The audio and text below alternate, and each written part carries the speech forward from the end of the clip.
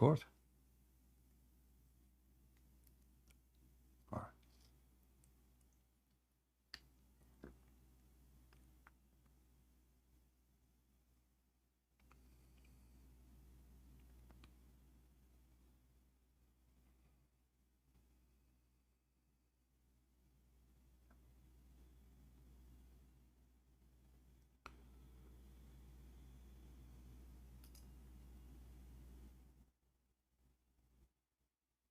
Hmm, waiting for. All right.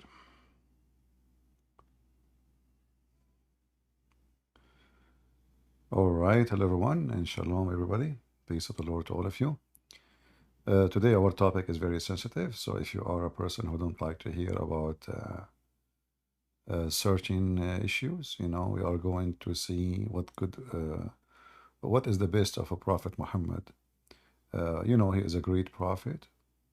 He have a lot of prophecies, uh, and he's the best of mankind.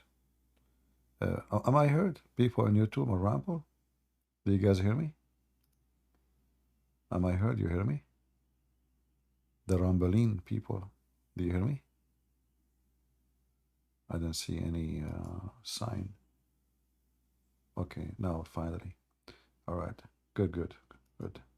So today we are going to discuss the best about Prophet Muhammad, and I hope some Muslims will join us. In front of us, we have a competition with the Prophet Muhammad. His name is Power Austin. This guy, no woman can resist him. You know, it's proven. We have it in videos. We have it in videos. So this guy is very well known. That the second women they see him, they collapse. You know. So like maybe you don't believe me, but we have something authentic. This is Sahih Austin, not Al Bukhari. Sahih Austin. You know. You know what I mean?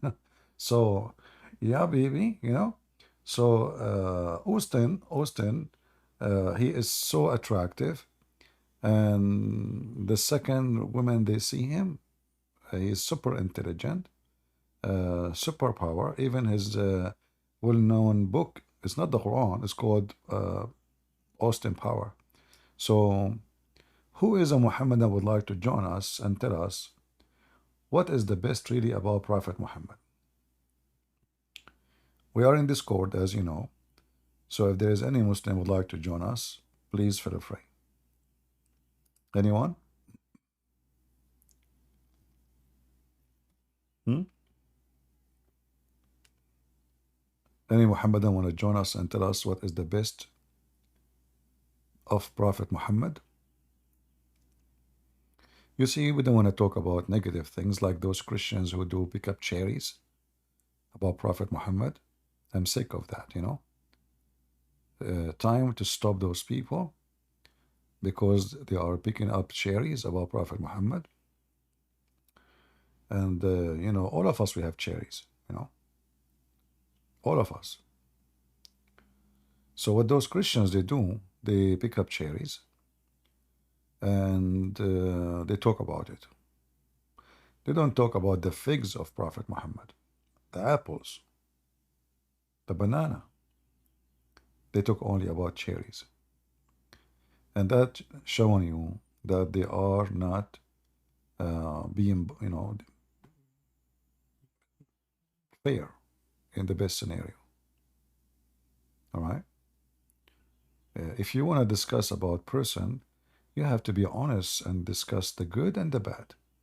But today, to give Muhammad his fair side of the story, we will talk only about the good. Any Muslims?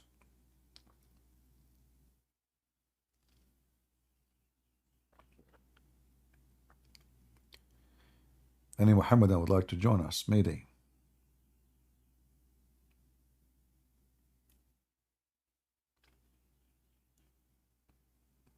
Anyone?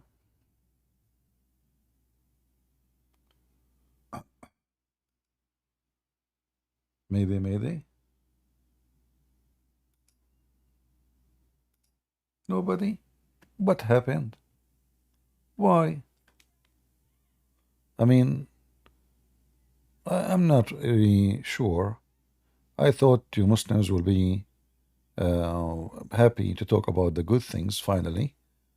Finally, the Christians they want to talk about the good things about Prophet Muhammad, and they are not talking about the bad things. So this is your opportunity. Hassan, Hassan, he can debate me easy, but Hassan, he don't like to waste his time.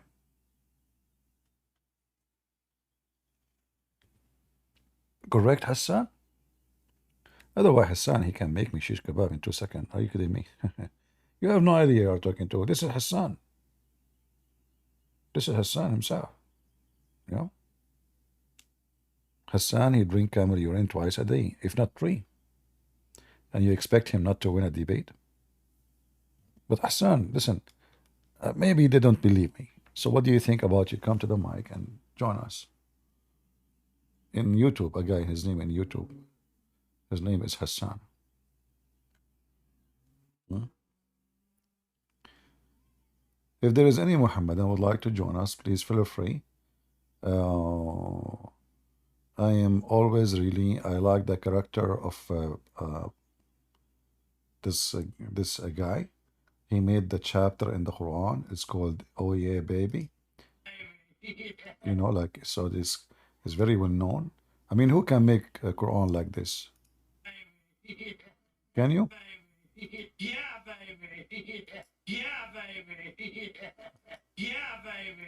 I challenge any Muslim to make verse like this. How come we don't find such an amazing verse in the Quran? When the Quran challenge us to make verses like it, for sure we can show you how even Allah is copying what the ant she said. But this is the most funny, silly, stupid challenge to make a book like it. Oh boy, yeah, baby. Any Muslim? Hmm? We want to know what is really good about Prophet Muhammad. I don't want to talk about anything bad. Hmm?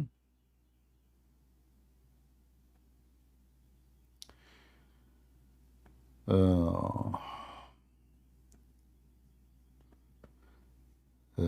أنتم ملح الأرض. Well, we have a topic, salt of the earth. We prefer to keep you on our topic. Maybe some other time you can remind me. Do we have any Muhammadan would like to join us?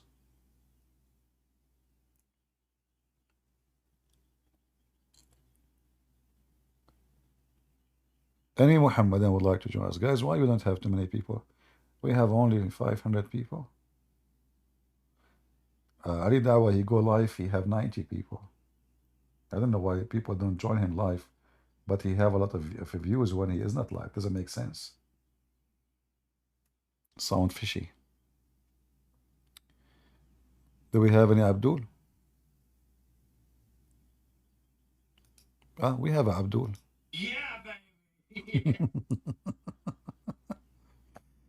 Who is a Muhammadan would like to join us and tell us who is more powerful?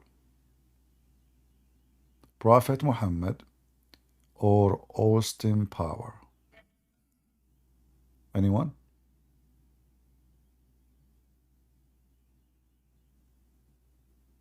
Austin Power, based on witnesses.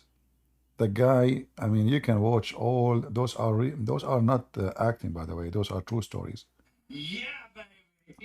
I'm telling you. The second he said this word, women get melted. And he's attractive for sure, and he have a lot of hair in his chest, like a lion. So women, when they see him, like they don't, I mean, they cannot even talk about what I mean, we have to spoke about it in like an R rated program to cover his qualification. So who is a Muhammadan would like to tell us why you Muslims trying to prove Muhammad that he is a prophet of God by speaking about he have an upscaled sexual power? Any Muslim?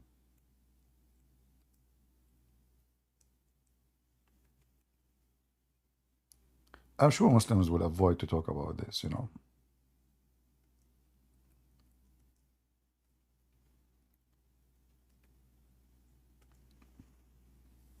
Anyone? I want to show you what Muslims and their Muslim website they do, talking about their prophet.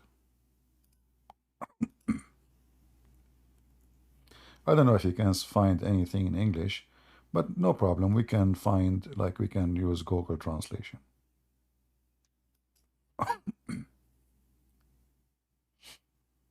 All right. The ability of the prophet, peace be upon him, to have frequent sexual intercourse is something extraordinary. Any Muslim would like to join us? We want to talk about the extraordinary Lipham prophet.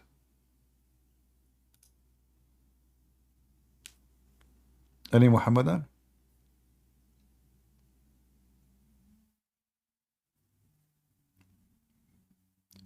Have you ever heard of any religion they speak about their prophet in such a way?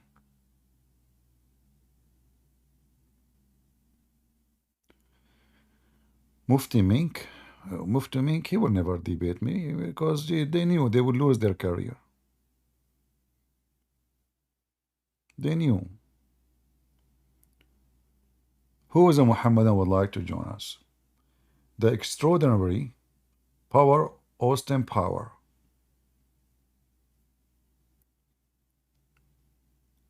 Are you serious, Muslims? Your prophet have extraordinary ability of effing, yet he could not make babies?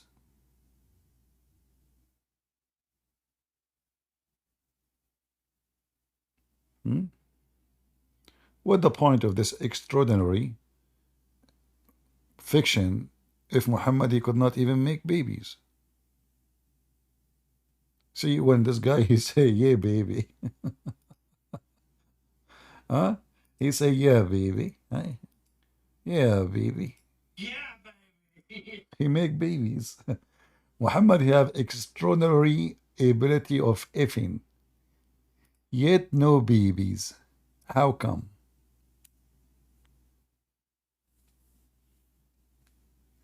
He was doing what exactly?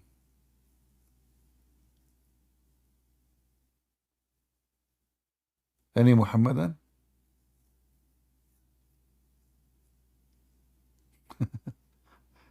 They can try, but they fail? Ah, okay. Any Muhammadan would like to join us?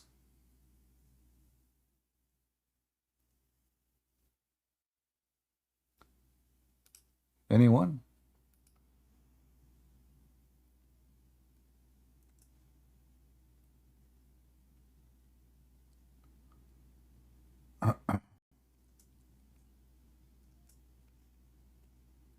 Let us see.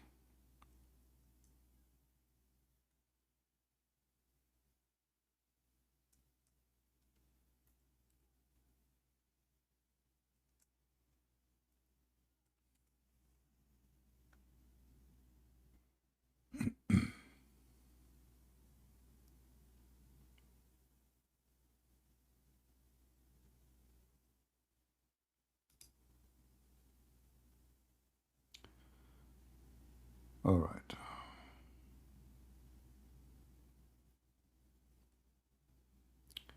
You know, some people, by the way, they have wrong information about Muhammad, about how many wives he have. Uh,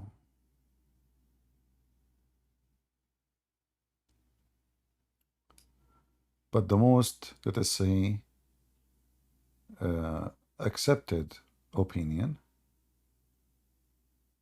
uh, let us say, the one the Muslims they agree upon, that he have ifed 18 women. Some they say 25. But I will go with the 18, you know. Yet from those 18, which Muhammad he did boom boom, he could not make one baby. Let me show you some reference. Who want the reference? Anyone want reference? Let us show you this one. I will post it in Ramble first, because in Ramble we can post links easy. You see it, guys, in Ramble? Can you see the link in Ramble?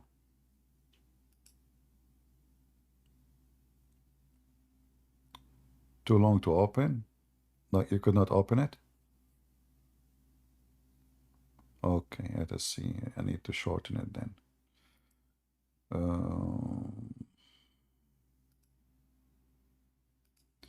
All right, no problem. Shorten link.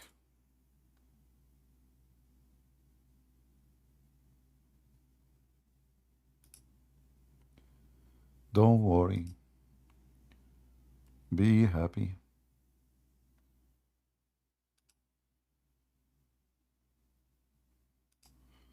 All right, what about now? Let us see. And we will post it in Ramble and in YouTube. Is the link now working?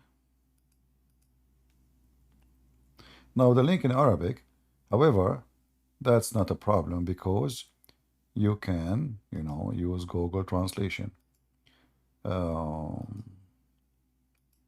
Let us go here.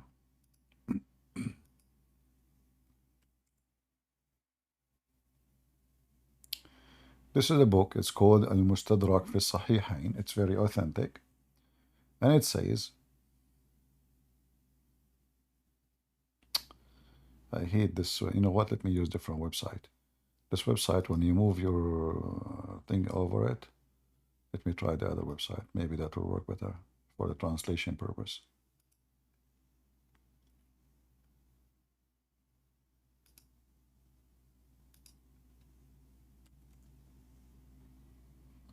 Maybe this one will do better.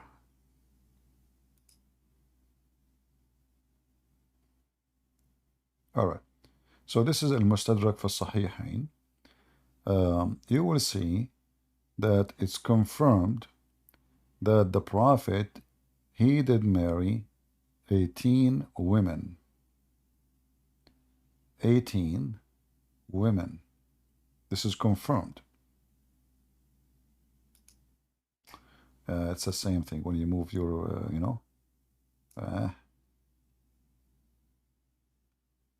what we will do with this thing, how we can do it. The second I move my mouse over it, this things, the software do this. Okay, maybe I should.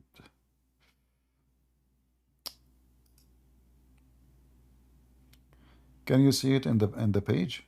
The number 18? Are you able to see it? People on YouTube and Ramble?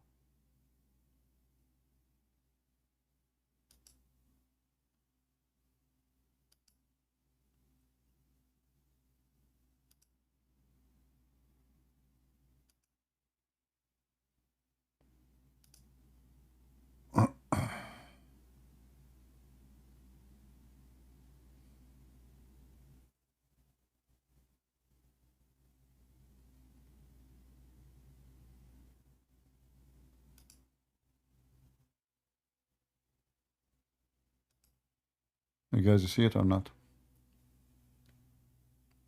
Point at it. Yeah, you see the issue here. The second I try to put my mouse over it, the translation software take over and show the Arabic, which is very annoying. But maybe if we do this here,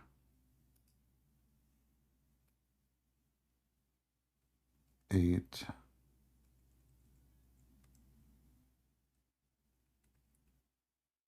18 women. You see it now? I highlight it in green. You see it? All right.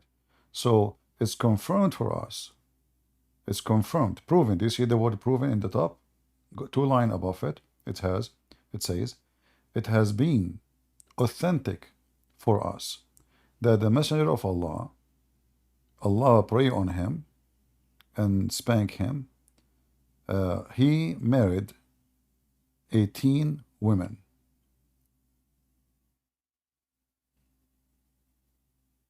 Any Muhammadan? 18 women, yet he could not make babies. Sex slaves, nobody can count really. I'm going out of the topic, and I'm not. I want to ask about Christianity. Is it fine? No, we have a topic. No, sorry. Are you Okay, sorry. are you a Muslim? No, no. Yeah.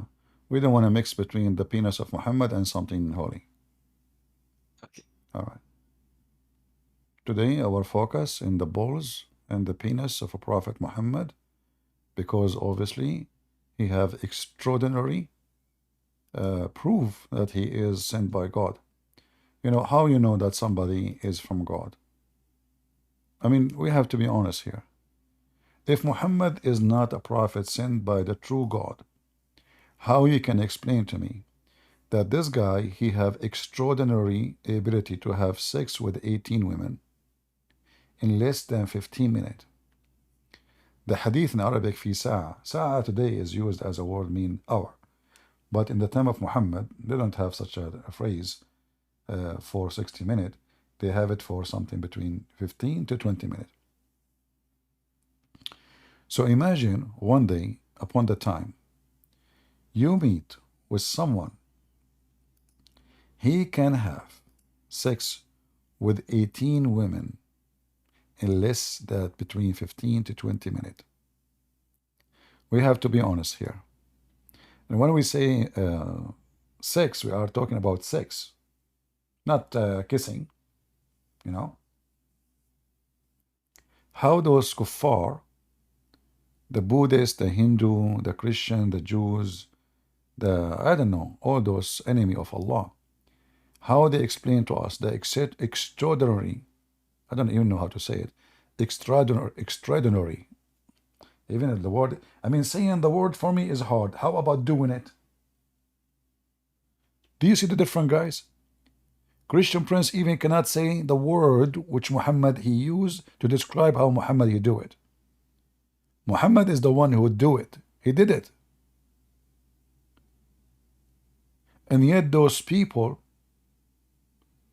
they keep saying that Prophet of Allah is not a prophet. And then, look here what it says, not only about 18 women.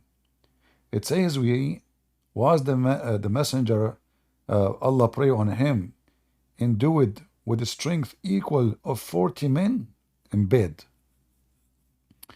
You know, like if you want to buy a motorcycle, they say to you, this is like 100 horse, 60 horse.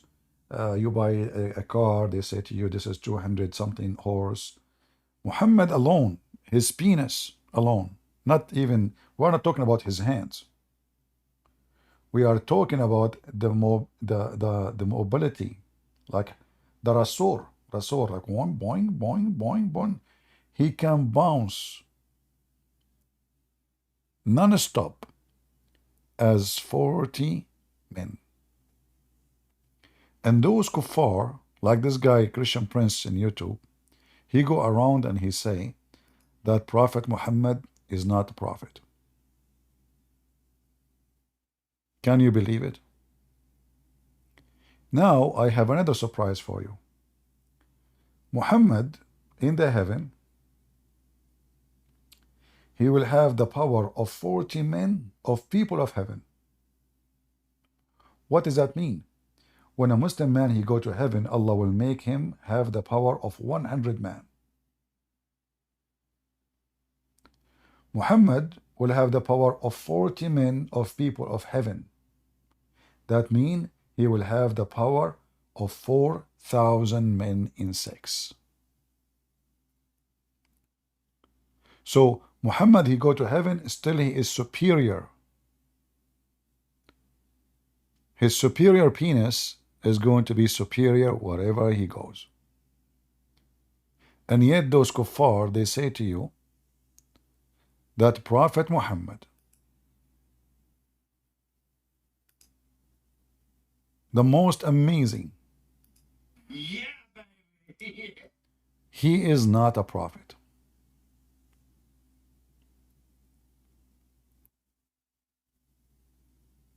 Any Muslim would like to join us? No, no, not 13. You know, it's confirmed that he have 18. Actually, I can show you a hadith saying 25. But yeah, we are just going with the 18, you know. Like, to be fair, like, you know, maybe 25, maybe 24, I'm not sure. And they are saying to them, one of them, she ran away and she left Islam too. One of the wives, she ran away from Muhammad and she left Islam and she became a Christian.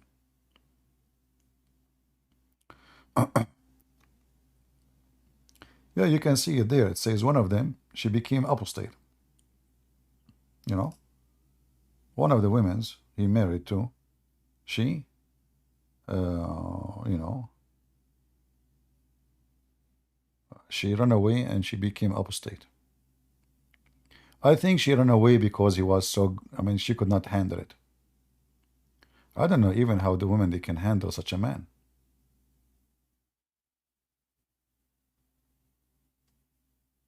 What do you think? Huh?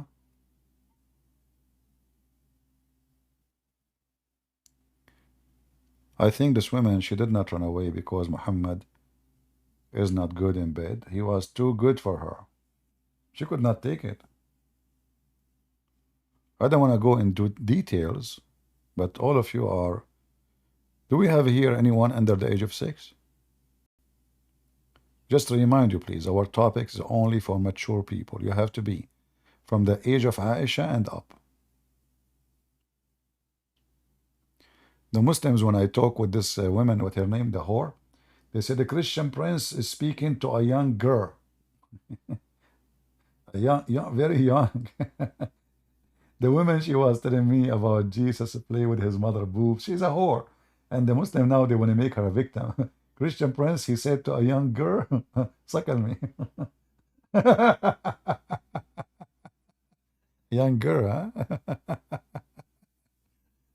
Oh, nation of hypocrite cowards. Young girl, when we ask him about Aisha, they say, oh, she was at that time. Do we have any Muhammadan?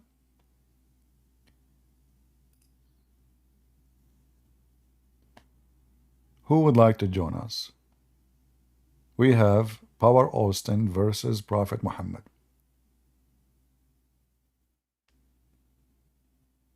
Anyone?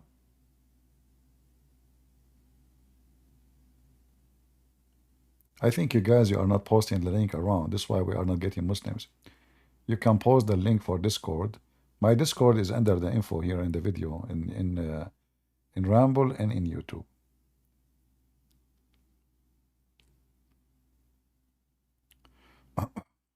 Who is a Muhammadan would like to join us? If you don't like the topic, we can talk about any good qualification you have, not necessarily his penis power, because you know we have to respect. At the end of the day, I mean, Allah, obviously, He gave Muhammad from everything a lot. Intelligence, a lot. Penis, power, a lot. I mean, everything. We can talk about his wisdom too.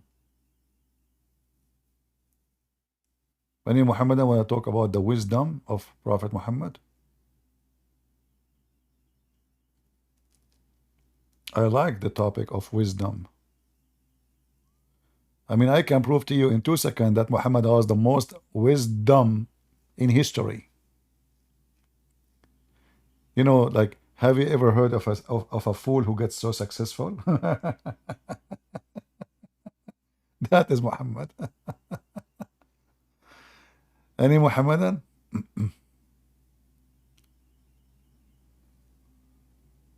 Uh, you want to know about Muhammad gay adventure? Well, Muhammad, he have a special adventures in that field, in the, in the Gayism society. I don't, they say, you see, my English is not good. I learned you say you add lism at the end, you make it like something like socialism, vandalism, whatever. So when it's come to Prophet Muhammad and Gayism, we have a story which is, I find it extraordinarily beautiful. That a group of men who they are black and they were totally naked. They were what? Totally naked. I see. What they did, they rode on Prophet Muhammad all night long.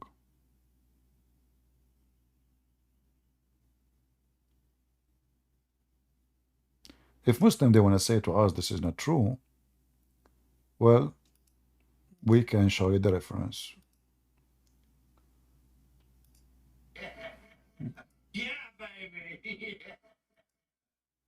Let us see the reference. Yeah, baby.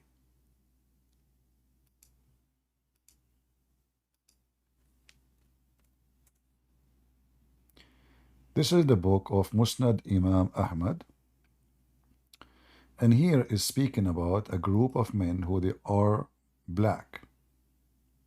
Maybe the translation will not come in good. Uh, so it says here that those men they have no clothes on them; they are totally naked, and but because they are so dark in the night, you cannot see their penises. But because their penis is dark too. I mean, I think this is normal, right? Like if you are, oh, we have a guy. His name is a Christian Slayer. If. That's deep. We have a guy in Discord. His name is a Christian Slayer. I invited him to the stage. He is going to slay us all. Maybe he will use the dick of, oh, sorry, the penis of Prophet Muhammad. Excuse me. I said that word by mistake. I apologize. Hey, the Slayer, where are you? I invited you. You did not show up. You can, I mean, you can use all the weapon but we want, but please don't use your penis. What happened to you? Huh? The Slayer, huh? Christian Slayer? Are you sure? So here in the story, that a bunch of black, and they are tall, and they are totally naked, and they came to Muhammad at night. Actually, they come like after by the sunset, and they were riding Prophet Muhammad all night long. Muslims, am I lying? This is the reference. Musnad Imam Ahmed, variant number 1, page number 399. And this is the hadith, 3778. And it's reporting here that when Muhammad was going out at night, he met with a bunch of people from a Zot. Zot here is a description of how black they are. You see here it says, the stupid, software make me sick. I can't even highlight the thing. Oh boy. Okay, hold on. I'm really sick of this thing here. Let me see if I can find different method. Um,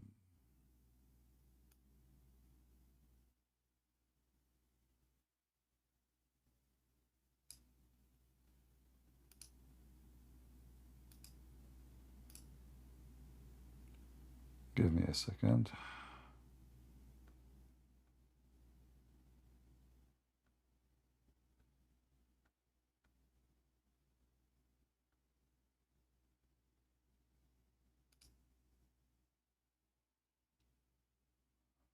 Okay.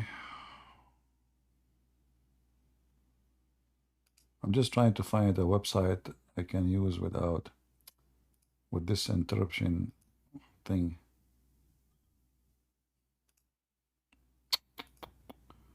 What's wrong with this page? That's it. I need to find something else. Hold on.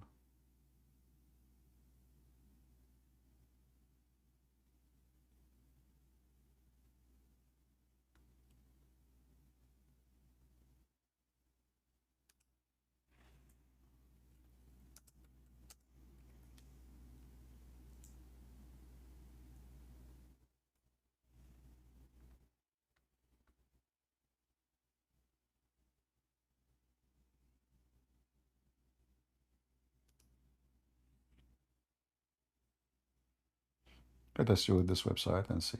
Maybe that will help. But anyway, if you want the reference, this website, the good thing about it, you have the reference. So this is the hadith number. This is the volume number 1, page number 399, hadith number 3778. You can take a screenshot. Actually, let me post a link for it, and maybe you guys in Discord can share it with those who they are in Rumble and YouTube. Let me post it for you to Rumble. YouTube need to shorten it. Maybe somebody can shorten it for me. All right. So I will use other website so we can read the story together.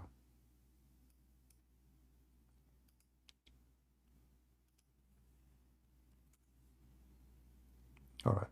I'm not going to use the whole page translation. I will translate only the part.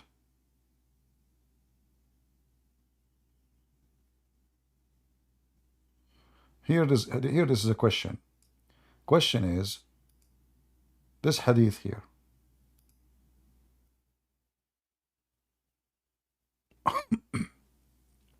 It was mentioned in Musnad Ahmad 6/332 to 334. Aram and Ethan narrated to us, saying, Mutamar narrated to us, saying, my father said, Abu Tamima narrated to me, on the authority of Amr, perhaps he said, al-Baikali, narrated by Amr on the authority of Abdullah bin Masood. Amr said, Abdullah said, the messenger of God, may God bless him and grant him peace, followed me and said, so we set off until I came to such and such place, so he planned a plan for me, and he said to I, be between my back to this woman and do not leave it, for if you leave, he will perish.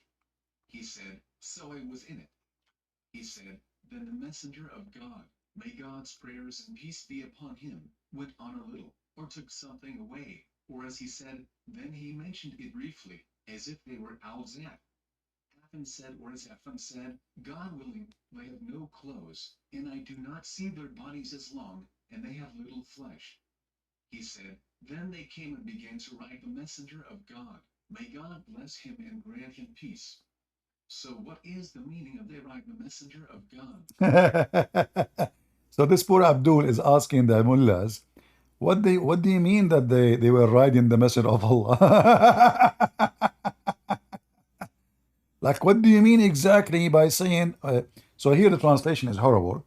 The الزط, قوم من الزط, is a group of people who they are very, very, very black. And they are very tall. And they are very skinny. And they have no clothing on them.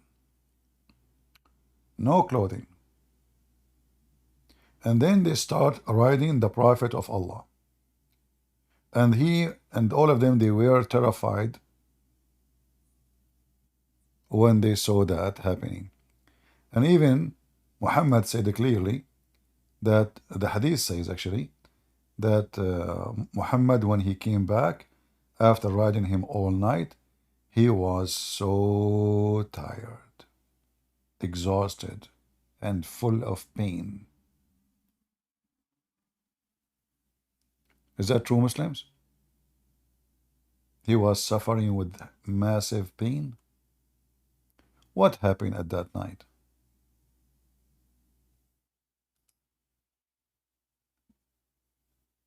Any Muhammadan would like to join us? Mayday, mayday.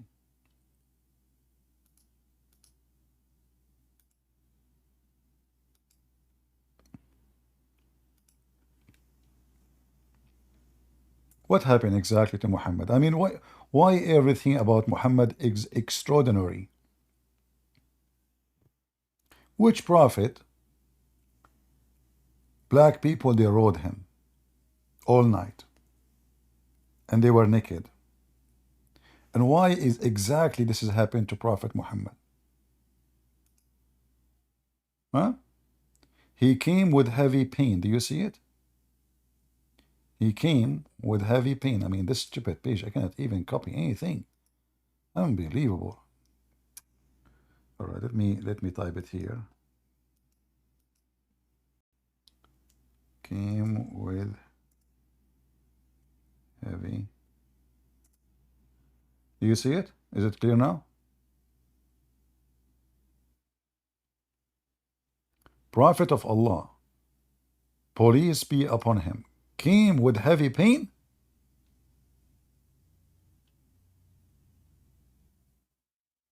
And a bunch of black men, they were riding him.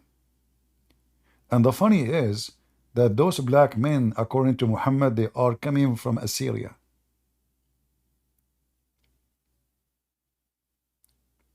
Assyrian, they are black?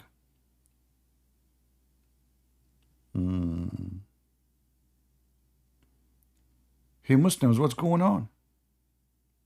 Why everything about your prophet is extraordinary?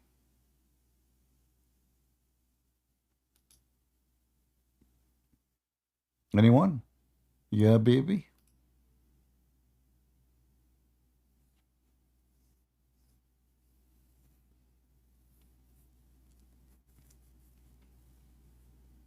Who wanna join us?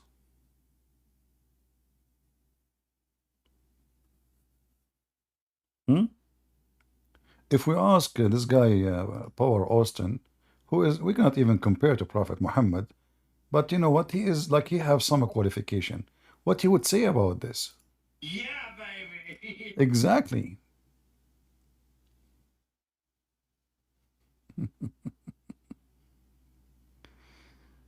Any Muhammadan would like to join us? Hmm? So if we do autopsy to Prophet Muhammad after he been rode by those black men for all night long. Do you know the song? Like all night long. Oh yeah. Oh yeah. So what happened? The man who can if his wife, the 18 of them, in less than 15 minutes. How those men, they were able to control him all night long and ride in the top of him. I want to know. What happened to his power? Like, does that mean that Prophet Muhammad, he had power over men only? Like he is like Power Austin? But in front of men, people ride, men, they ride him? And where was Allah all night long while men are riding Prophet Muhammad? Where is Jibreel? Where was Jibreel? Hold on. We have a Muslim. Get some prince. First of all, I'm going to get you busted. Zakir Naik, for the sake of the shin of Allah, can you leave me alone? You are like ultimate fart. You keep calling me, I spank you. What's wrong with you? Get some prince. First of all, I never call you. And the voice that you make, this is not my voice. What? So this is not you? Exactly. So why the Muslim, they are saying it's you? First of all, you make my voice and people think it's me. But first of all, it's not me. And I can prove it for you. Go ahead, prove it. How you can prove that this is you, which is not you? Very simple. As an example, Allah peace be upon him, he put Isa peace be upon him on the cross. But it was not him. So it is him, but not him. Okay. So therefore, I am saying to you that me is not me. Oh. So you is not you, Isa is not Isa, Jibreel is not Jibreel, and Dahya al-Kalbi is not Dahya al-Kalbi. Everybody cloning everybody. Do we have anyone? قوم من الزط? يا بنو زط أيها الزطي المسلم أين أنت؟ عليك اللحمة. Any Muslim? يا بني زطين أهلا بكم في حطين. Do we have any Muslim? Hey, come on, Zot. People of the Zot, they were riding Prophet of Allah. The Christian slayer, he would like to speak. Put your hand up. Invite him immediately.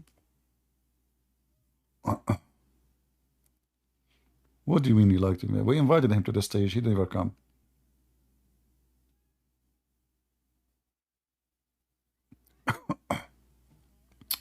Ultimate Fart? Oh, don't we Ultimate Fart? Ultimate Fart, he is from Africa, so he was one of those, they were riding the Prophet of Allah. And his penis, ding ding, was coming in front of the mouth of Muhammad. Imagine they are saying that those black people, they are so tall. Mostly they are from Senegal. And I am assuming that their penises is so long too. So if they are riding Prophet Muhammad, the penis, the ding ding of those men was where? Any Muslim can tell me?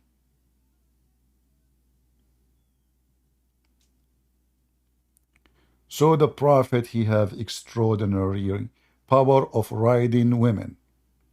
Then we find that the Prophet have extraordinary ability that black men, naked men riding him. How he can handle it?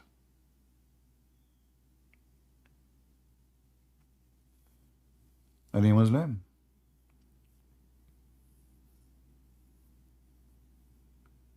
How the Prophet of Allah, he can handle all those naked men? Right? And the Abdul, the poor Abdul is asking, what does that mean? They rode the Prophet. What does that mean? And you know, the second you show them the story, they will say to you, this is da'if. Look, what the heck? It is in this book and it's da'if? Are you sure? Musnad Imam Ahmed is a da'if book?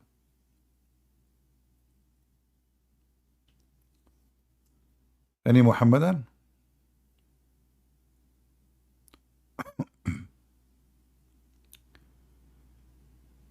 Who is a Muslim would like to join us? Why did it ride the Prophet of Allah? Well, you as a normal human being, you will not understand unless you are like a person like Power Austin or Austin Power. He attract all kind of creatures. They could not resist him. He was so white. As the Muslim, they wrote many articles about how white he is. You know, there is a video in YouTube speaking about how sexy Prophet Muhammad is. Even the guy, when he described Prophet Muhammad, how white he was like so emotional. I mean, really emotional.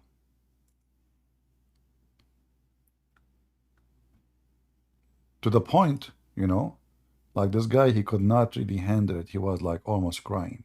It's not easy. It's not easy to describe the Prophet Muhammad, how he looked like. Seriously. Let me show you. Just to give you an idea. I hope women, they will not now get tempted, you know. Remember, disclaimer, married men, if your wife around, please mute the speakers. I am not responsible if your wife, she got tempted by Prophet Muhammad and how white he is. He says, I came out one night, it was the full moon night. And do you notice the music in the back? Because supposedly this is holy. Do you notice like the Muslim they say like they play music always like this, sometimes that kind of like the hum the hum team, the hum band. What the heck is that? I thought the music is haram. But they cannot talk about Prophet Muhammad without a background music. And look at the background of the video. They put the moon right away there. He says, I came out one night. Came out one night. It was the full moon night. Disaster. He cannot even continue. He cannot even describe it for you. Look what happened to his face. Just think about it for a second. He is describing the real prophet of Allah face.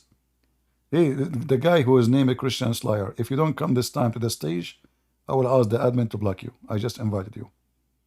Admins, if you did not come, all right, go ahead, a Christian Slayer. Ultimate Yo, part. Matthew 21:11. Explain that. What, Matthew 21? Yep, Matthew 21:11. Okay, what about the topic? Explain it. I will explain to you anything after we finish the topic. What do you think? Says he's a prophet, so explain it. Well, you know, he's a prophet. The only true God is a prophet too, because all the prophets is coming from God. All right, so Okay, he's okay, God, I answer Son you. of God, Yes, yeah, and a okay. prophet. People they call him prophet. People they call him master. People they call him Jesus. People they call him, but they call him God too. But now I'm asking you, what happened? No. I'm asking you. Can God be a prophet? The only true God actually is a prophet is God, because all the prophecy coming from God. Men who deliver prophecy, we call them prophet, for they deliver prophecy from God. So the first prophet ever exist and is God. All prophecy is coming from God. No prophecy comes from man. Fine, prophet. Prophet cannot prophesy of his own. Prophet is somebody, he, in description of religion, is somebody tell you about the future. So the only one who knows the future is God, and that is Jesus. Now let us talk about your prophet of future after what happened. When a bunch of black men, they rode your prophet, what happened? Source.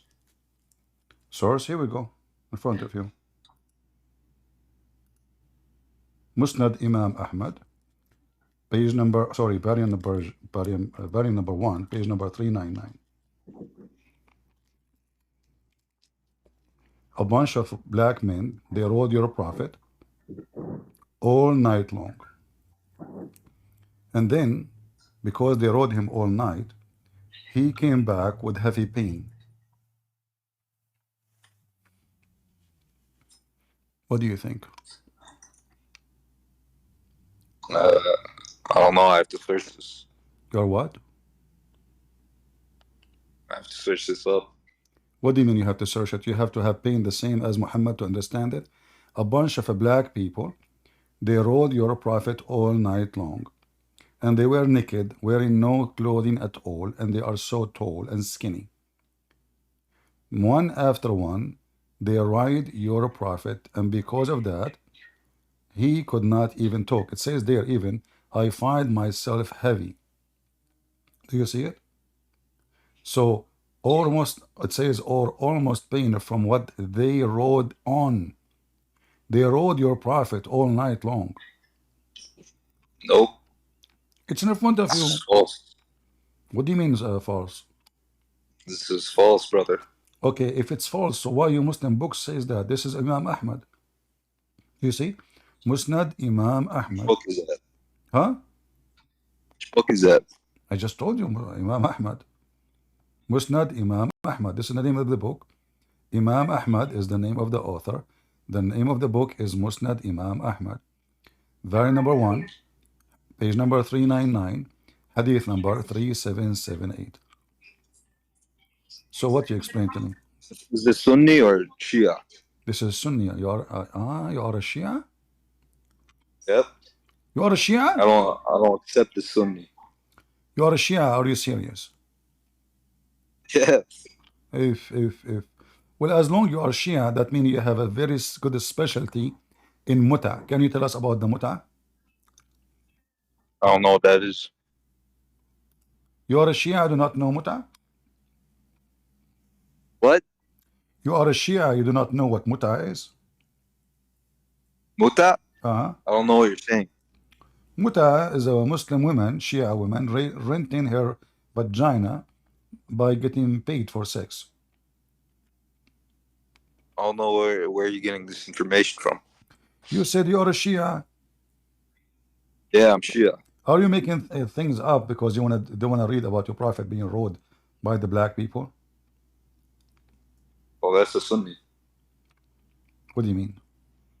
I'm The saying, Sunni. so I'm saying, you claim to be Shia to run away from the topic about your prophet. Bunch of black people, they are riding him all night long. Here we go.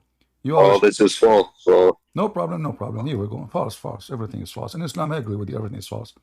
Here we go. This is your no, Shia. that's false. This is your Shia website. It says that the Muslim That Shia women, Bible is false too. Muslim Shia Who women. wrote the Bible? Hold on. Muslim Shia women, they rent her vagina. Read it. Hold on. Who wrote the Bible? Read it. Read it. Allah. In the Quran, it says Allah sent down the Injil. Listen, I'm not a Sheikh, so let's talk about the Bible instead. You're not Shia? A second ago, you told me you're Shia. So what are you? So you are a Sunni. We got to talk about the Bible. So that means you are a Sunni. Let's talk about the Bible. That means you are a Sunni. Let us Teach go me the back. Bible is the Let word us go of God, back. Okay, I answer I'll you. be I answer about the Bible. And I answer you. You said to me, who wrote the Bible? Allah. Isn't it the Quran? Allah says Allah sent down the Torah and the Injil. What's wrong with you? Convince me the Bible is the word of God, and I'll be Christian. Abdul, isn't Allah, He sent down the Injil? Yes or no?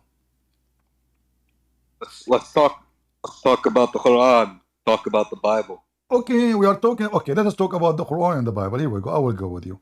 So what's wrong with the Bible? Where do you go? Every Muslim is a liar until he proved the opposite. In the beginning, he denied to be Sunni so he can escape the Prophet being ruled by a bunch of black guys. And their penises was coming in front of his mouth. And imagine that a black man is riding you and he is so tall and his penis is so long. And the penis coming in front of your mouth. At least Muhammad bite his penis. I mean, you will cause a lot of pain for him. He would jump from pain. He can save yourself. Why you became so submissive? And those black men, they are riding you all night. Look, it says, he came back with very heavy pain. He can't even walk. And you call yourself the Christian slayer. You did not even dare to stay in the stage 60 seconds. I did not even use any bunches. Potato. In case you do not know, Islam is a very holy religion. And this is their website explaining how Muslim women, they practice muta. In some work, in a special term applied to women who participate in muta. In Arabic, the word mustajara, which means or rented women. Muta is considered as a kind of rental because in general, man basic aim is this kind of marriage. This kind of marriage, they have many kind of marriage, is sexual enjoyment of a woman. And in return for his enjoyment, the women receive certain amount of money or property. And they call it marriage. The religion of prostitutes. And they wear burqa. Please, we don't shake hands. How much you pay an hour? Very decent women. They cover their body. For $10, she will open her legs for you. Very holy. Holy. Holy moly. Any Muhammadan?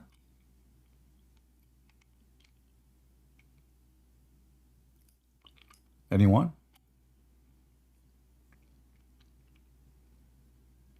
Anyone from the religion of the holy moly Muhammad?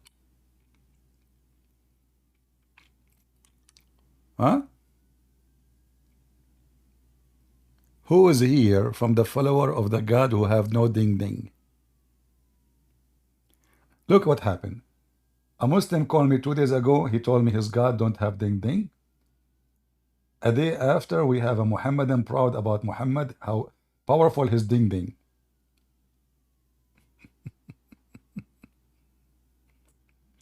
So who is here from the religion of the ding ding, the powerful ding ding, and the very not exist ding ding? Allah don't have ding ding.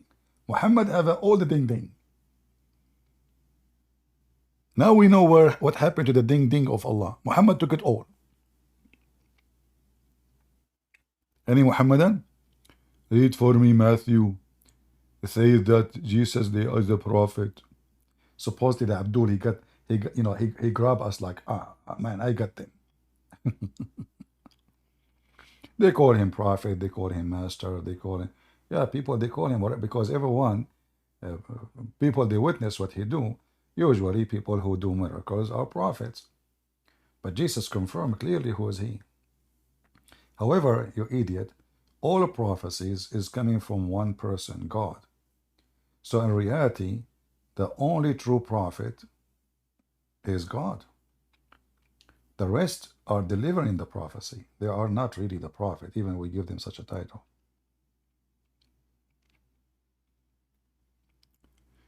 Any Muhammadan?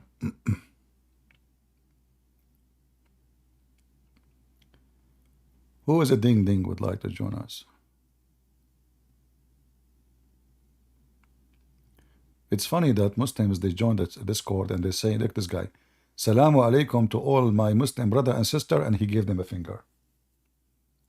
One of the funny things about Muslims, they are the only ones in the world who they are so proud about their God don't have ding ding, and their prophet have super ding ding, and then when they witness to Allah, they give Allah a finger. Ding ding is everywhere. Any Muhammadan? You will see a Muslim guy, he is doing jihad. Suddenly he put his finger up. Ashhadu la ilaha illallah. Yeah, because they told him, if you don't see it, you don't go to heaven. What's wrong with you? So now, if he say it, he go to heaven, that's it. Put your finger up. That's deep. You know what? I got an idea. The day I'm going to die, I will be sure to be horny. At least something will be up and I will go to heaven of Allah. I mean, doesn't make a difference if it's a finger or something look like a finger. Let us be honest here. Anything look like a finger work. Any Abdul? Who is a ding ding here? Rented women? Prophet, he F-18 women in 20 minutes? A bunch of men, they are riding the Prophet? And yet you are telling me he is not a superstar?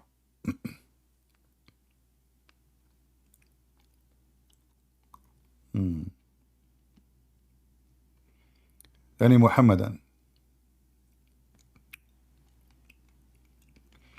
Yeah, you know, one of the things about Muslims, if you start wiping the floor of their prophet in the ground, they say to you, is that how Christian people talk?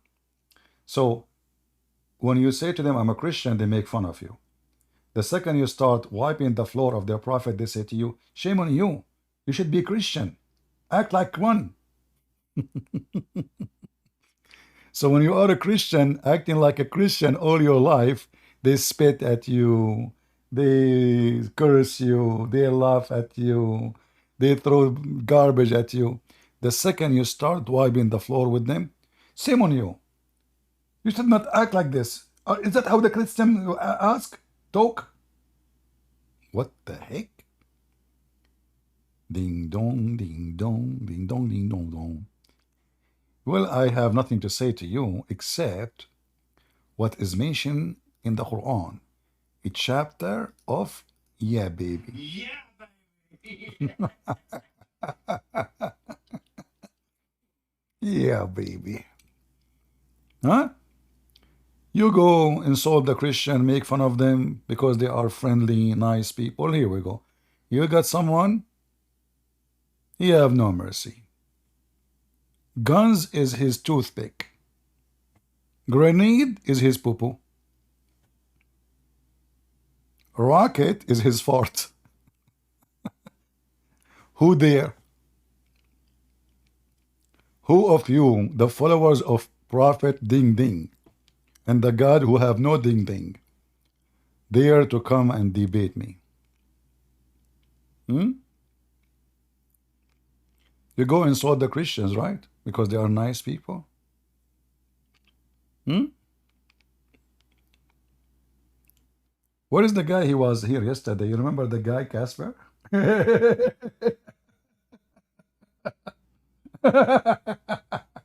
The guy, he came so excited. He was like, I could not even stop him, man. He have no brakes. The guy, he can destroy you in 2 seconds. He's very well armed and he speak Arabic and he want to teach me how to read Arabic. And man, oh man, I was all over the place. You know, like I spent like 10 hours after the debate gluing myself back, especially that part. I'm talking about my nose. Any Mohammedan? If you did not watch the debate yesterday, you are missing half of your ding ding life. Because it was a very good ding ding debate. Any Abdul?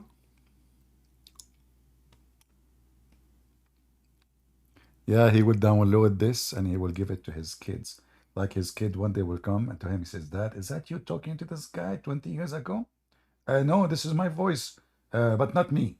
AI, then they make a voice like me. You know, the AI these days, they can make your voice easy. But that, you know, it look like it's you. You know, it sound like you. You stupid, I told you this is AI. A Muslim saying CP is behind his PC. I don't know. What do you want me to stay? Where are you now? You are in the top of it? Abdul decide to be smart, so he come to a conclusion. CP behind his PC. Trust me, if you see me, you will make poo-poo in your pants. I don't even look at the mirror. I get scared for myself. I have no mirror at home.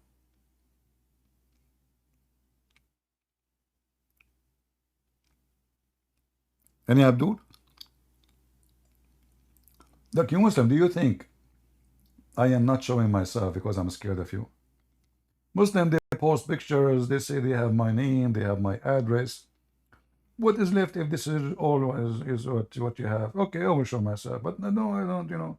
For me, if I want to show myself, I'm going to be doing it if I want to do muta. Because I cannot do it without showing myself. If there is an opportunity for muta and you can afford it, like you can rent a woman for me, a Muslim women, decent women, then I will be ready. Otherwise, what for? I mean, here we go. Sitting here, enjoying myself. Muslims cannot answer. Christians are laughing. They are laughing at our Muhammad, learning how to answer Muslims, defeating Islam without going anywhere. Look, I'm sitting here behind my PC. I have a couple of thousand of people watching in different locations, and Muslims cannot answer. How good is that? If I go in the street, what I will do? I will bother people. I will be annoying, making noise. And there's no point. Like 5 people, 10 people will listen to me. Here we can show reference. Here we can have Quran. Yeah. As you see. So here we can show it in the screen. If somebody says to me, you are lying, I can right away show it. What do you want me to do? Go in the street? And then a Muslim girl, she will say to me, he asked me to breastfeeding, like Muhammad Hijab, he did. He said he was asking her to suckle me. I mean, I was doing it in the internet and you Muslim make a big noise about it, scandal. What if I say that to a woman in the street and she is a Muslim, she was insulting Jesus, and I read for her what Muhammad said, suckle me. Huh? Any Muhammadan?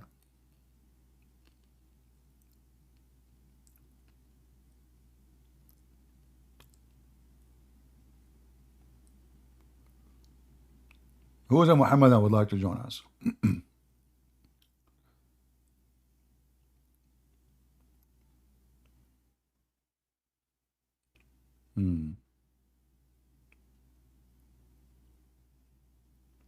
No Muhammadan?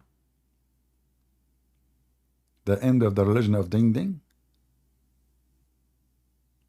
The Ding Ding prophet cannot support his Ding Ding religion? Do you know that Muhammad, he said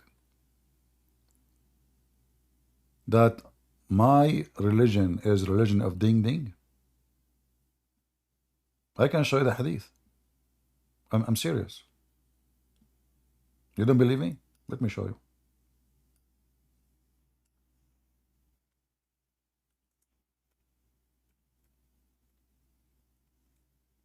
I'm typing in English.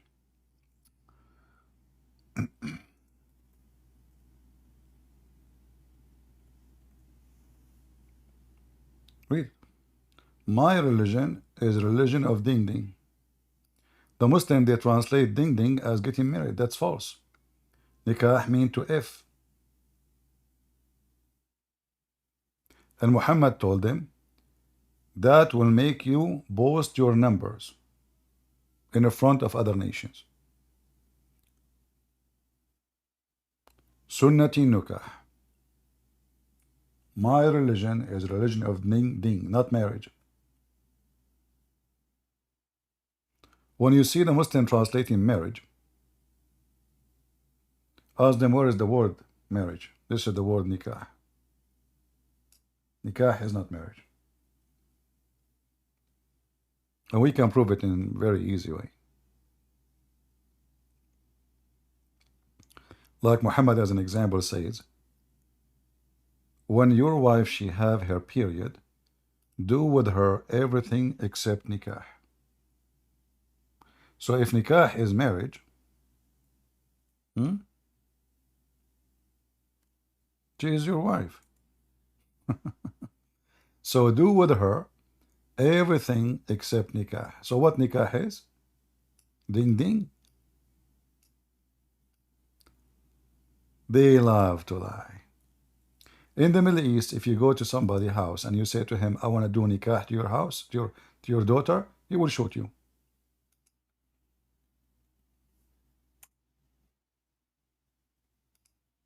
Read it. The Prophet said, do everything except nikah. You see nikah? They translated the word nikah as sexual intercourse. Do you see how they lie? This is the word nikah here in Arabic. Huh? See it? Isnaw in Arabic mean do. Let us go here. Hold on a second. Do. Isnaw. Kulla shay. Kul mean every. Shay, thing. Illa, except. El nikah. Effin. So when your wife she have her period, do with her everything except effing. And when he say everything, what he mean? He mean you can play, you can boom boom, but not in her vagina.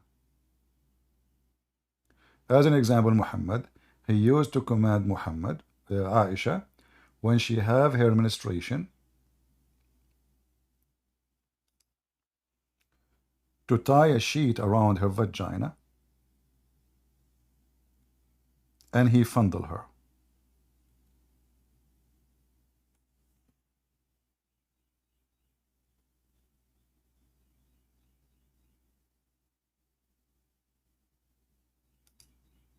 Do you see it? And blood used to be covering Muhammad's body. The Prophet I used to wash from one vessel when we were both sexually defiled, and when I was menstruating, he used to order me, menstruating, he used to order me to warm myself up, and he would embarrass me. And when he was observing prayer, blah, blah, blah, blah, blah, blah. Okay. Yeah. So Muhammad, he fondled her. Let me show you more, because the translation is not really coming accurate.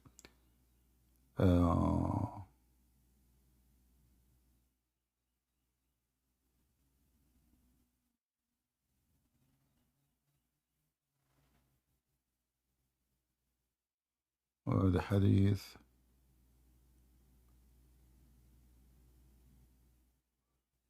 I mean, look, we type just the word period and look what we find.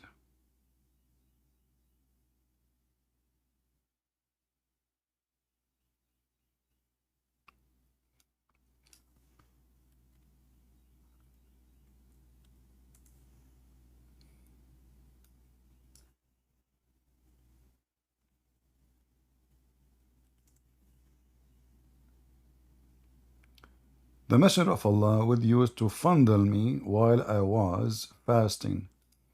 This is another ding power of Prophet Muhammad. So now Muhammad, he claimed that he is fasting, yet he is fondling his wife. Is that how you fast? So what the purpose of the fasting? It's a few hours, and you can do anything you want. Why Muhammad is fondling his wife? Shouldn't the time of someone is fasting is time to pray to Allah? No, he's fondling. The fondling prophet. Here, look at this. The prophet used to embrace me during my menses. This is false. It says in Arabic, yubashiruni. He used to F her while she is in menstruation. False translation.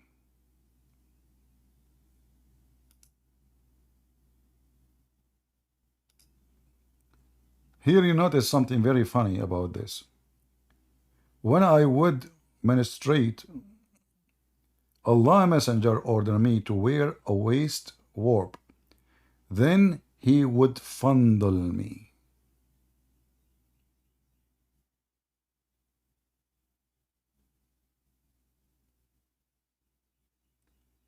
Do you see how amazing Muhammad is?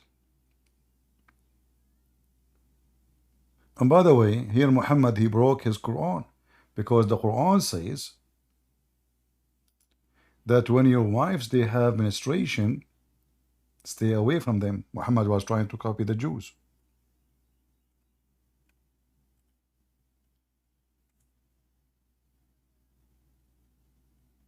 You see it? It says stay away from them.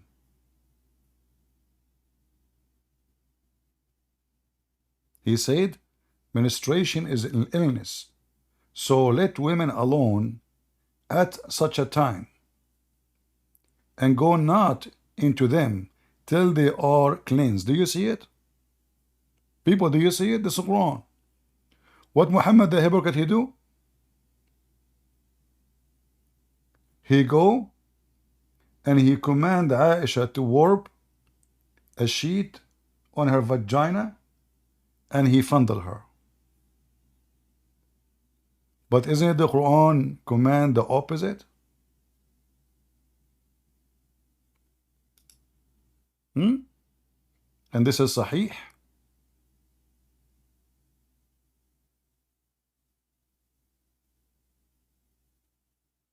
Any Muhammadan from the religion of Ding Ding?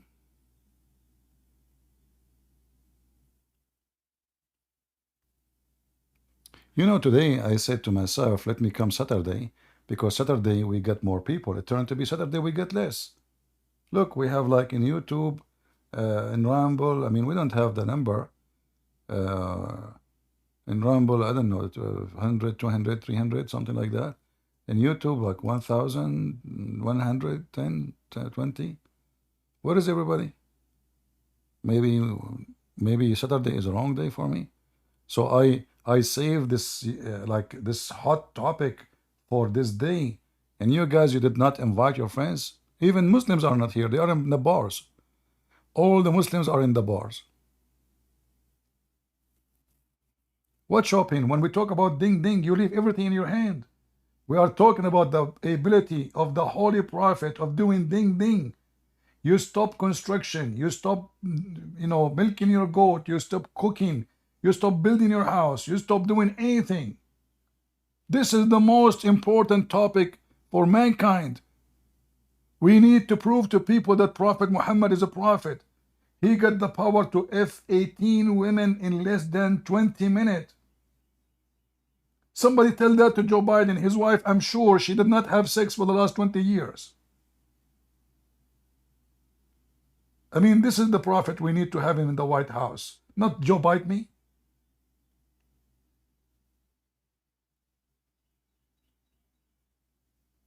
You guys make me upset, really. You stop everything. Prophet of Allah, and he looks so good, and he's so white. When a Muslim, he described Prophet of Allah, he cry. Emotion. He says, I came out one night. Oh. I came out one night. It was the full moon night. Look. Look at his face now. Emotion. This is real emotion. This is not an act. You know. Now he's talking about his face. He's going to cry. Look. He can't talk. He's out of words. He's out of words. Can you imagine the situation? I mean, can you seriously imagine the situation? He is going to talk about how white Prophet Muhammad and those people, Free Palestine, they say Hamas are not white. And the Israeli are white supremacists.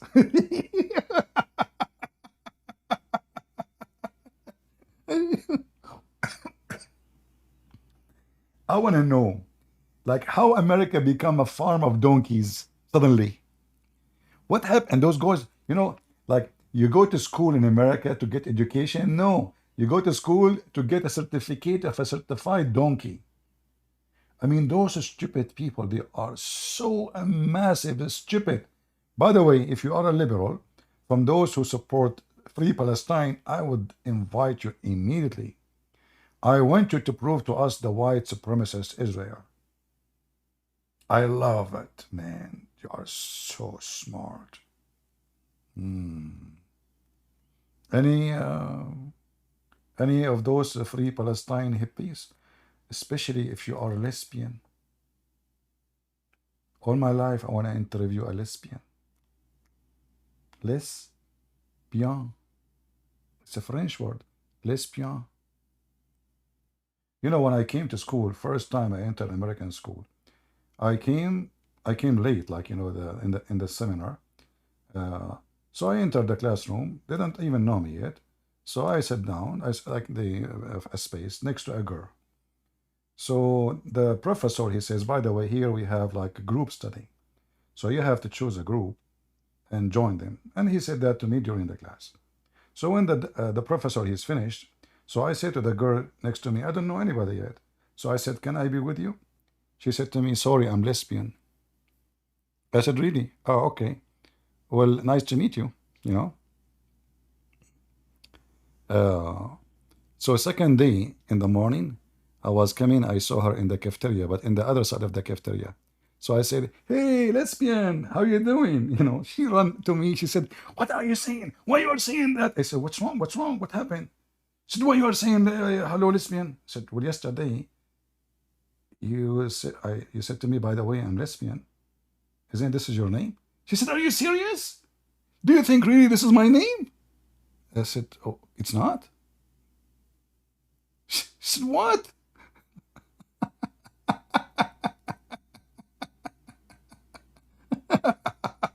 Don't mess with CP. Don't play with him. You stupid idiot. I asked you to join the group. I'm asking you to join the bed.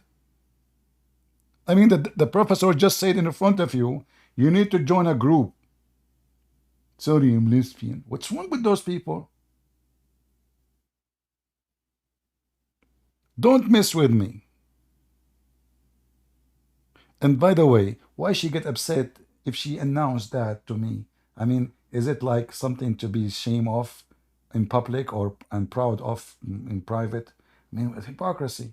Anyway, so if you are from those who support Hamas, you have Mohammed. How are you, Mohammed?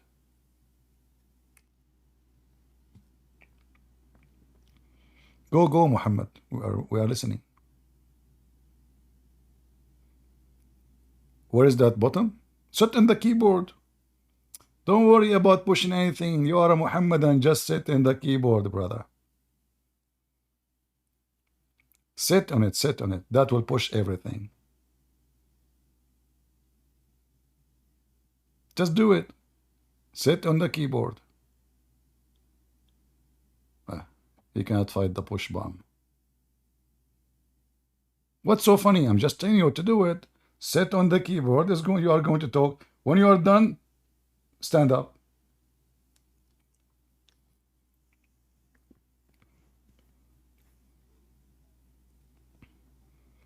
All right, go. My friend, it's not enough to push. You need to talk. You need to do two things in the same time. Are you multitask person or one task at the time? Like when you push, you cannot talk, or when you talk, you cannot push. Hello. Oh, yeah, now it's working. Here we go. We hear you. Go ahead. الإنجليزي ما أقدر أتكلم الإنجليزي أنا بس شوية. You don't understand English?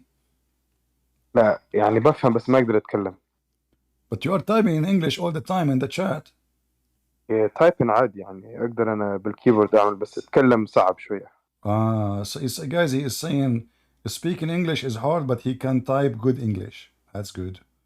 How you قاعد can أتعلم type? اللغة. How you can قاعد type أتعلم good? اللغة الإنجليزية. قل لهم تتعلم اللغة الإنجليزية. قل لهم what? أنا قاعد أتعلم اللغة الإنجليزية. He is learning English. He is learning English. Okay. So, what do you like? What do you want to do? You want to speak in Arabic only? People don't speak. لا. Okay. ما يعني ما في أحد يسمع عربي هنا كذا يعني أحسن أنت تتكلم أنا أكون في الكيبورد. No. I want to hear you. No, you speak English. Don't worry. People, guys, don't you understand him? It's very easy. You know, when I went to France, I speak no French. In France, an Arab guy, he advised me, my cousin, his name is Mohammed. He said to me, listen, you put before any word in Arabic, lu. So I went there. I said, lu falafel. They brought me falafel. I said, lu hummus. They brought me hummus. I said, lu, etc. And then one day, the guy, the waitress, the waiter, gets so like he cannot take it no more. He said, Lou, I am Lebanese. Lou, you will eat shit from the first time you came here. Excuse me. Okay, so Muhammad, so what we will do now? Just add Lou now before any Arabic word. It's going to work. إيش قلت؟ اسكت. He's saying to me, shut up. إيش قلت؟ إيش قلت? Are you sure you speak Arabic? What إيش قلت? What is that? Which accent is that? إيش قلت? أنت ما تتكلم عربي. أنت من فين؟ أنت من فين؟ نعم. أنا اللي وحدي. أنا بكيت ولا اشتكيت. من أي بلد أنت؟ Speak to me in English. Come on. What إيش قلت? Which language is that? إيش قلت? Are you from the... he left. He said to me, إيش قلت? What the heck is that? إيش and قلت? Together? That's a lot of ishing.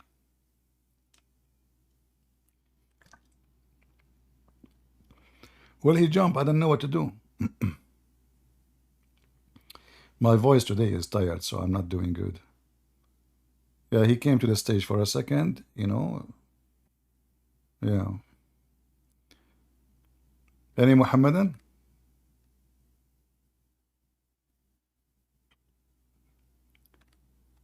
Yeah, Abu Hafs. Let us go back to the video describing the beauty of Prophet Muhammad. He is so sexy, I cannot find really someone like him, close to him, even close, except Power Austin. Yeah. I'm telling you. This is explain why nobody can resist the beauty of Prophet Muhammad. He says, I came out one night.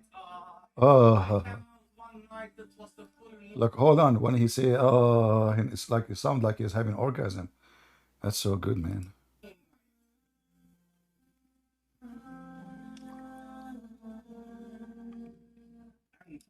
Look, emotion, look. He cannot talk, man. Emotion, very sensitive topic.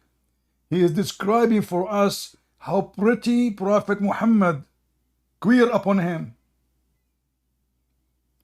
I mean, do you notice how he is so...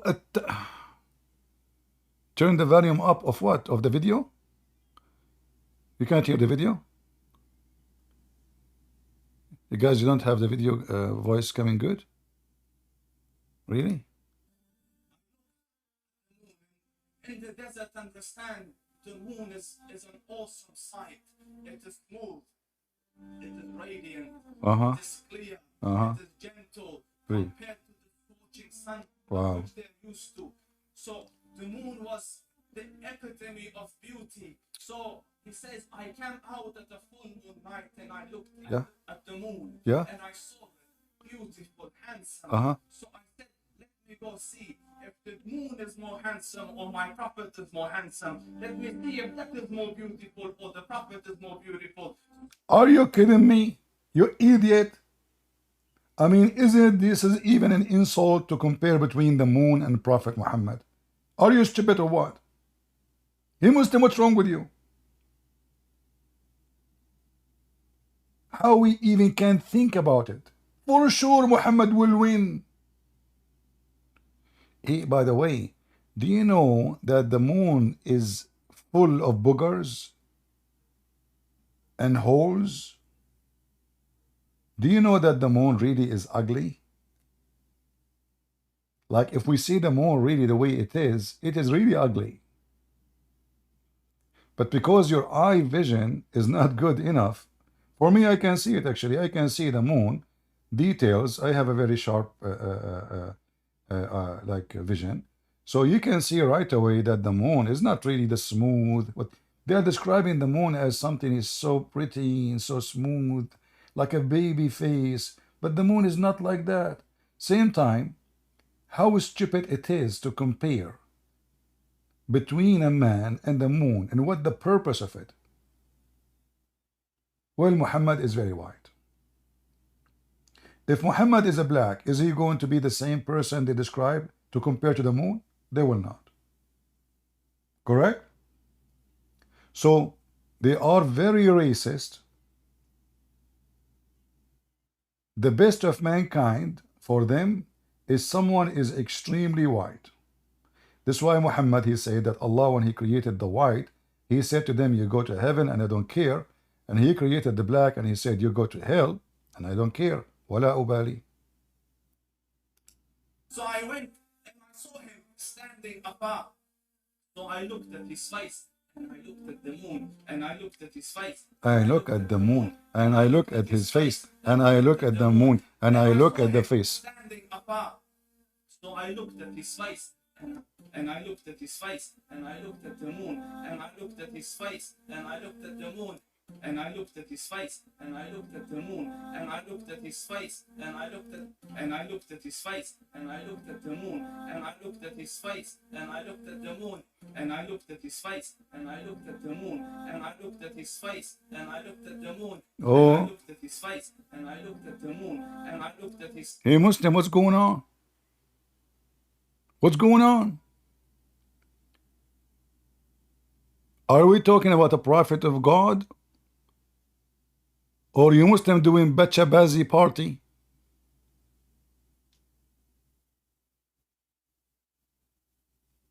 The nation of Ding Ding.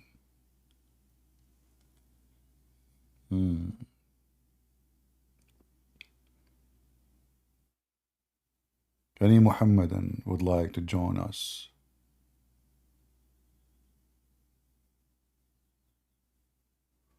Where in the Quran it says that? It says what?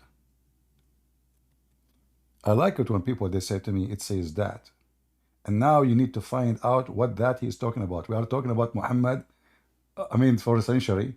Where can you find that? Where? What that? Where? What that? Make a sentence so we can understand. The white and the black? Oh, this is not in the Quran. This is in the Hadith. Cas 1982. Go ahead.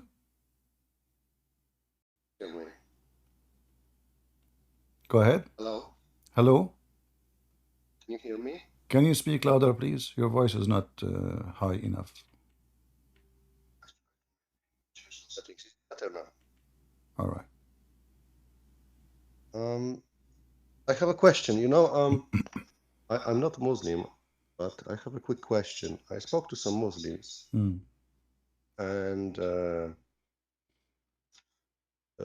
they said they don't like dogs or some owls, some animals, like they saying they're like coming from Satan or something like that. Can you say something about that? Because I'm not very familiar with No that. problem. First time I heard that. I will give you a question. I will give you a question to Muhammad Noor. We have a Muslim with us. He can answer you. Muhammad, can you answer him? Why your prophet, he said, as an example, the black dog is the devil? Go ahead, Muhammad Noor.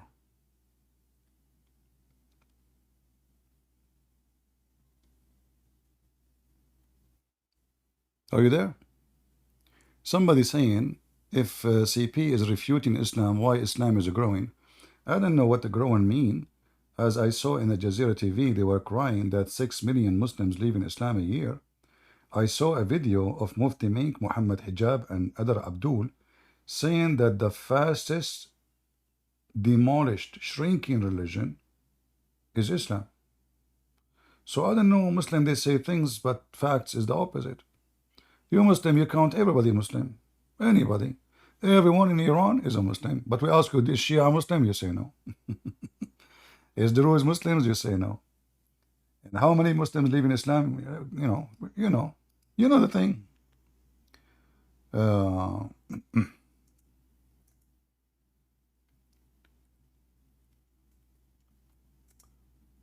If I am you, I will join here and I will show everybody how Islam is growing. I know. What I saw is different story.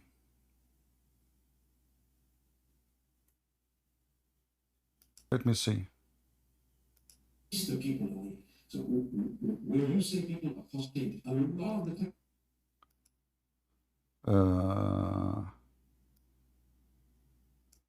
Let me see if I can find better video. This video here sound is not good. Give me a second. I will show you a video of Muhammad Hijab and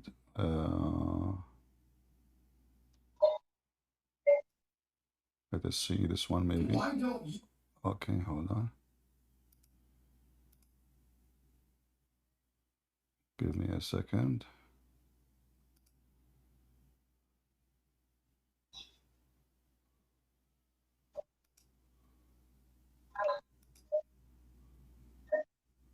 Hey, Muhammad Noor, your voice is coming out and on. All right, I think this one is good. Let us use this video and see if Islam is growing or not. Those your potatoes, the one supposedly is famous between you Muslims. Look what they are saying. This is not my Christian prince. Don't tell me I paid them to say that. I'm going to tell you something that I've studied. It's the religion with the large number of defectors, the largest number of defectors. Islam is the large religion of defectors. Was the sound good, guys? Was the sound good? For some reason, the sound is not coming clear. Let us see here if I don't know why the mixer here is not good. Okay, hold on, give me a second. Property. Okay, let us see default. Maybe that will make it work. No, this is not working. Let us see this one. That doesn't mean the number. Yeah, for some reason my software is not linking the audio. Let me try again.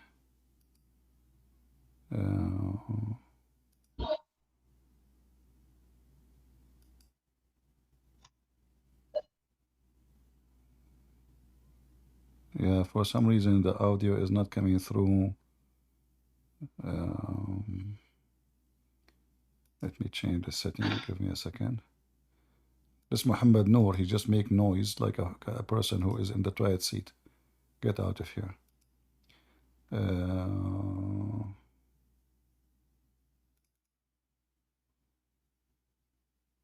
Give me a second just to change the sound setting. Maybe that will help. All right. Of defectors is more. Okay, now the sound is better, but I cannot hear. Maybe now. Let us see now. Than the number of those who enter, but from all other. Okay, now it's better, right? Now you will hear it better. All right. Let us hear from the beginning. Where is the guy? He said to me, Islam is growing. Listen carefully. As much as we say Islam is the fastest growing religion in the globe, I want to tell you something that I've studied. Okay. It's the religion with the large number of defectors, the largest number of defectors. Guys, does it say the largest number of defectors? Islam is the largest religion of defectors. Even lower voice now? Seriously? Really? That's weird. Okay, hold on. Why is that? I don't know why.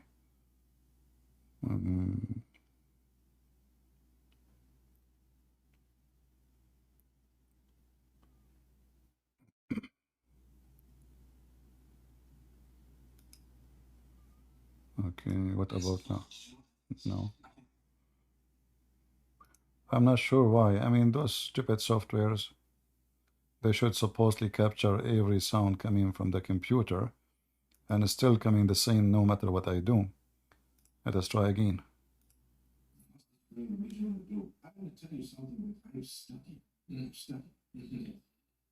It's the religion with the large number of defectors, the largest number of defectors. Did you know that? I can tell you. That doesn't mean the number of defectors is more than the number of those who enter, but from all others, those who are leaving, you don't know, people are living in your home, it's second, third generation in the Western world, they're not even Muslim. They're not even Muslim. They don't care about Islam, but their name is Muslim, and you think they're Muslim because they're in the situation. I did a little survey of Salatul Eid. So do you see it, Muslims? The largest religion of defectors is Islam, and those are your, you know,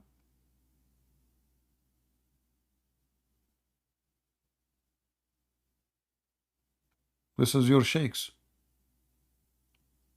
Are they lying? So look like Christian Prince work is working so good. Did you see those girls, the Muslim girls from Afghanistan? They are going in the street to free Palestine, and almost I can see her vagina. I can search for the video. She have surgery for her lips. They become like a frog. You know, like once I was in a train. You know, there's a woman in front of me. I changed my location. So the guy, the ticket guy, he came and he says, this is not your place. You should not change your place. I said, well, the train is empty. You know, he said, your place is there. And yeah, I know, I was there. There was a woman in front of me. She have a surgery for everything in her body. Her boobs, boing, boing. Her mouth is like a duck. You know, it's like, you know. So I said to him, I know, I was next to the duck. But I don't want to sit there. So Muslim girls in USA, go and see what they do. Just go and see what they do. You bring them from Afghanistan. Just yesterday they came from Afghanistan. She was wearing the burqa. Nobody can see her face. Second day she is naked in the street. Oh boy. Yeah, and then the guy, he said to me, sorry, you have to go there. So what's wrong with you? The train is empty. If somebody came, I will move. Nobody. The train is empty. Why you want me to make me sit in the front of this duck? You know. Anyway, do we have any Muhammadan?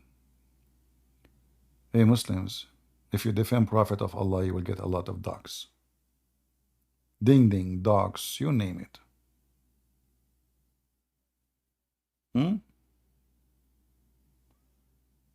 Any Muhammadan?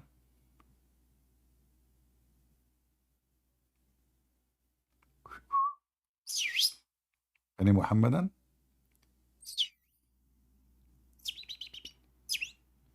By the way, this is the Prophet David, Sulaiman, sorry. Allah, he taught him the language of the birds.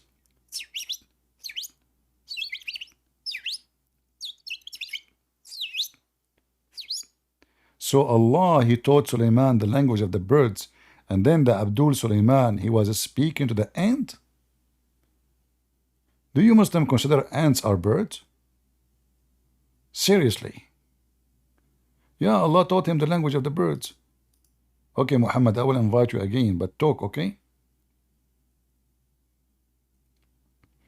Yeah. Like this icon in Discord, the yellow thing. When I was in Korea, there was thousands of people that come in to take picture with it. Can you believe it? Honestly. Thousands of people, they are coming to take a picture with yellow duck balloon. I mean, this is how silly a human being is. So long line of people. I say, what happened?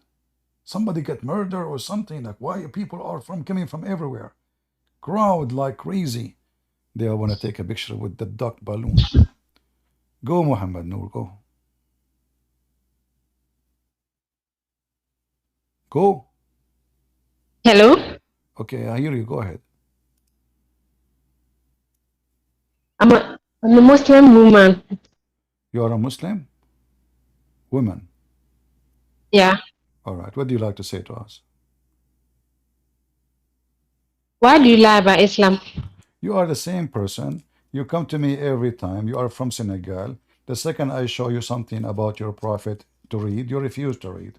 So why you keep coming? Okay, I want to show you something about... I don't... But if you lie about my religion, I have the right to defend it. You ask Muslims to come, but why do you cut people if you know that you have the truth? Why do you cut people off? But you don't want to read. If I talk about religion... I read. Okay. If you claim to be a scholar, why do you debate with kids? That was what you said. You debate with kids. They should go bring their parents, right? How old? You don't have the nerve to go and debate with the scholars. You hide behind computer to debate with kids. Are you a kid? And you lie a lot. Are you a kid? You said it. I am not. You said it. So if I call, why do you cut me off? Okay, here we go. You're a prophet. You are a Why do you cut me off? You are a black person. Just be a man enough. Yeah. Because you don't let me talk. You take the mic, you start shouting. This is what you do. Here we go. Be my witness, people. Here, I will give you a chance. So here we go. We have a story in front of us. You're a prophet. He been hijacked by a bunch of black people. They are so tall and they are naked, and their penises was dropping in the top of his mouth. And the story in front of you. Tell me, what kind of a prophet, black people, they are riding him? The mic is yours. And they rode him all night, and he was so much in pain. Go ahead. And this is the reference. See, my prophet was a noble man. I think he is better than you. If you live 1,000 years, you will never achieve what he has achieved. Because, listen to me, let me finish. Big mouth, big mouth. I gave you a reference. You say to me, your prophet is noble man. Noble man, men will not ride. He will not allow men to ride in the top of him. There's no way he will accept that. In the top of that, they are naked, totally naked, and they are black. And you are a black person. So now, can you ask your cousins? He was a noble man. Please, can you ask? Listen, big mouth. Can you ask your cousins why they did that to Prophet Muhammad, peace be upon him? The reference in front of you. Musnad Ahmed, volume number 1, page number 399, hadith number 3778. Don't give me a speech. Black people, they are riding the Prophet, and they screw him all night. They could not even talk. The guy, he came back, he says, I am in heavy pain. I can't even move. And the story in front of you, here we go. She will give me a speech now. She will say Muhammad is better than you. She will say you are stupid. But she will never read and she will never answer. Read and answer. Why? No. Okay, let me respond. I never insulted you. You insulted me. I never replied. Please. My religion teach me to respect elders. Okay. No, your religion. So I've never insulted you. You've been insulting me. I've never insulted you. Your Don't religion, lie to me. I've never insulted you. Yesterday you insulted me. Did you see? I've never insulted you. So don't lie, please. Your religion doesn't Let me allow respond. you are a liar. Your religion does not allow you to respect anyone. Yeah, the Quran, Surah Nisa, it says don't insult your respect your parents, respect the needy, the poor, strangers, Really, travelers. the Quran says those are you. Hold on. But if your parents are Don't not, lie to me. if your parents are not Muslim, you insult them and you spit at them. You want to show? You want me to show you? No, it says that if your parents are worshiping other gods, you respect them, but you don't follow them. If your parents are worshiping other gods, So now answer about. Don't change topic. Our that's topic what it today. says. Our topic today about Muhammad and his ding ding. So here, a black people riding Prophet of Allah. How you can refute this issue here? Why Allah allowed black people from Africa? They are so tall from Senegal, riding your Prophet all night, and they were naked, and their penises was dropping in top of Muhammad's head, and Allah did nothing. Jibreel did nothing, and Muhammad was so much in pain. I'm listening. Don't give me a speech. Answer. Go ahead. Okay, let me respond. You know why you like this hadith? I don't blame you fully because the Arabs, Allah describes some of them as hypocrites in the Quran, and that's what they've written down. Comedy books. I don't go with comedy books. The hadiths are comedy books, and that's what you sell for your audience. The Quran says that Allah dislikes immorality. So what you are reading, they are comedy books written by some of the Arabs, and Allah describes them as hypocrites in the Quran.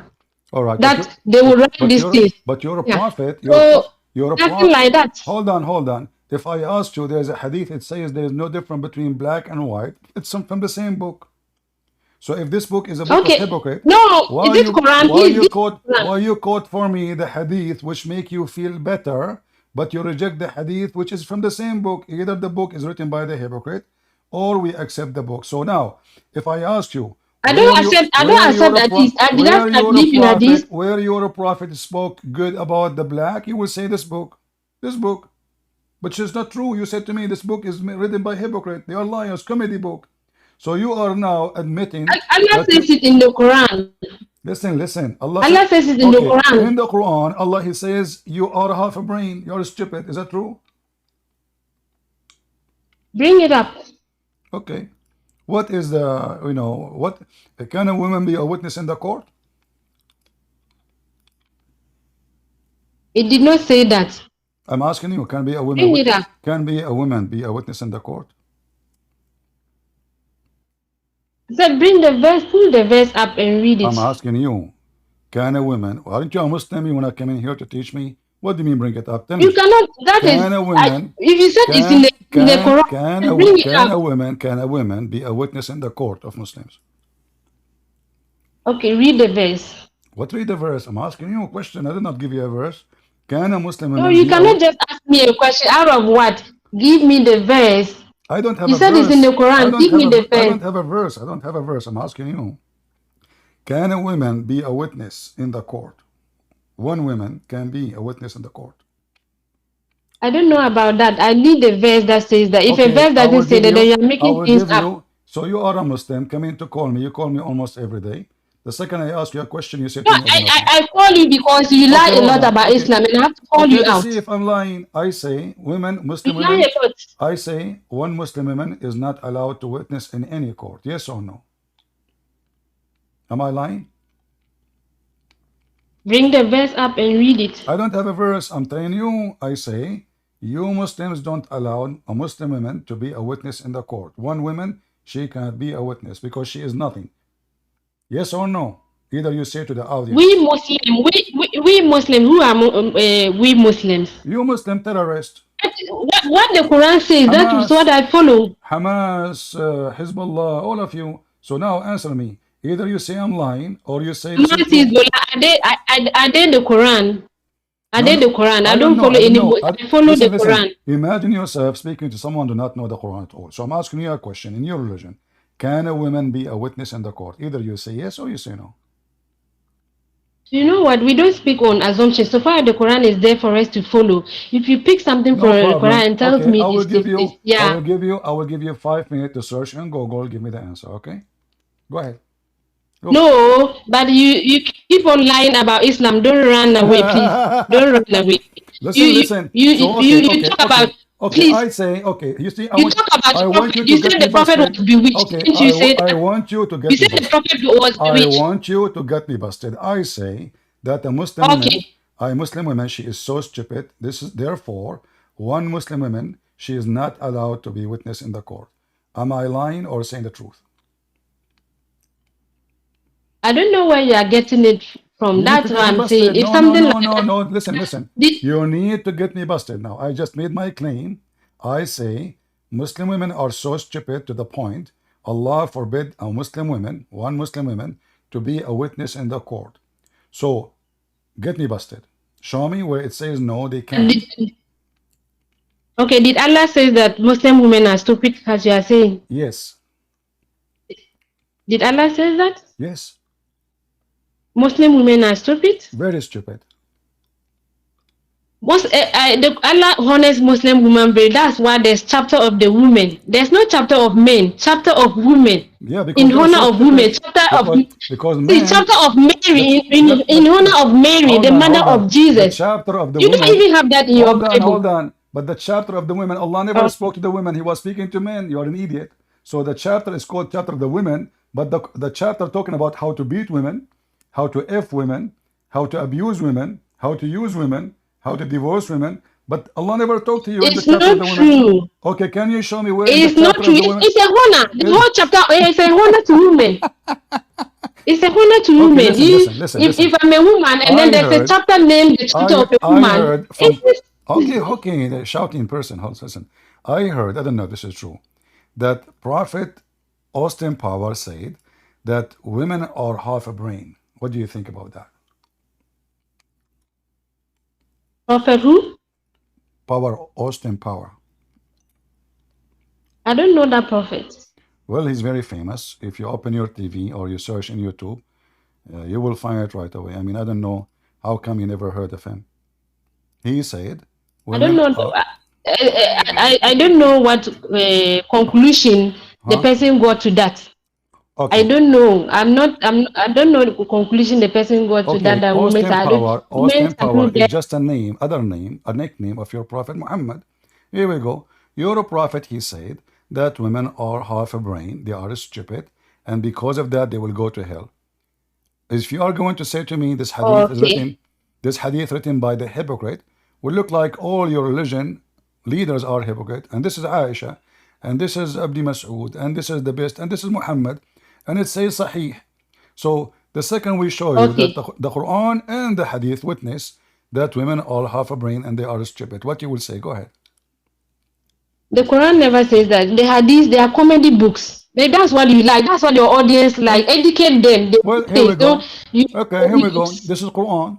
This is the Quran and the hadith in the same time. It says the Prophet. Okay, bring the verse up. The Quran verse up. Read. Bring the Quran verse up. Read with me. This is your Prophet. This hadith. This is Sahih. This is Sahih. Stop being stupid. Sahih. You see, it says Sahih. Authentic. Okay. Okay. Okay, let me respond. Okay, read it. Go ahead. Okay, let me respond. So those who write it and say Sahih, why did they choose and pick? What suits them? If they know, can they do that? And they cannot do that to the Quran. You say I hang up on you. You never read anything I show you. Read it.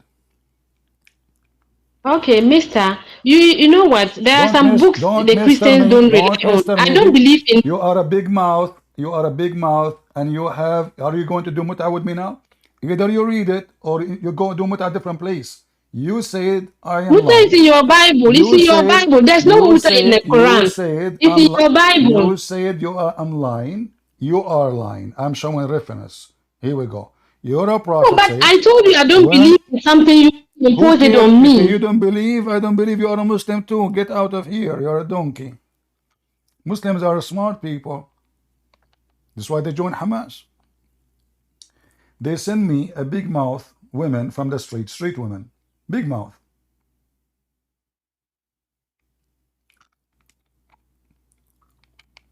Each time she call me, I show her reference, she refused to read.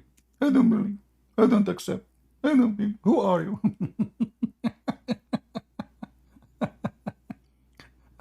And you know, in fact, you know, if you read the stories of Muhammad, you will see how donkey he is. Look, the hadith saying that women are stupid And then it says that a woman who is very wise said,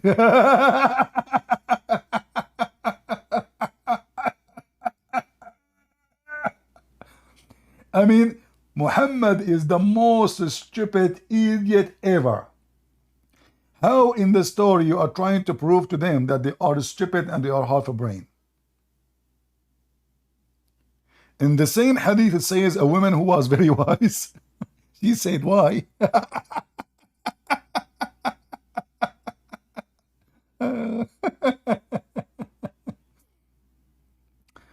Oh boy. So the testimony of women are not equal to the testimony of man, and they have to be women, two women only in the case of borrowing money.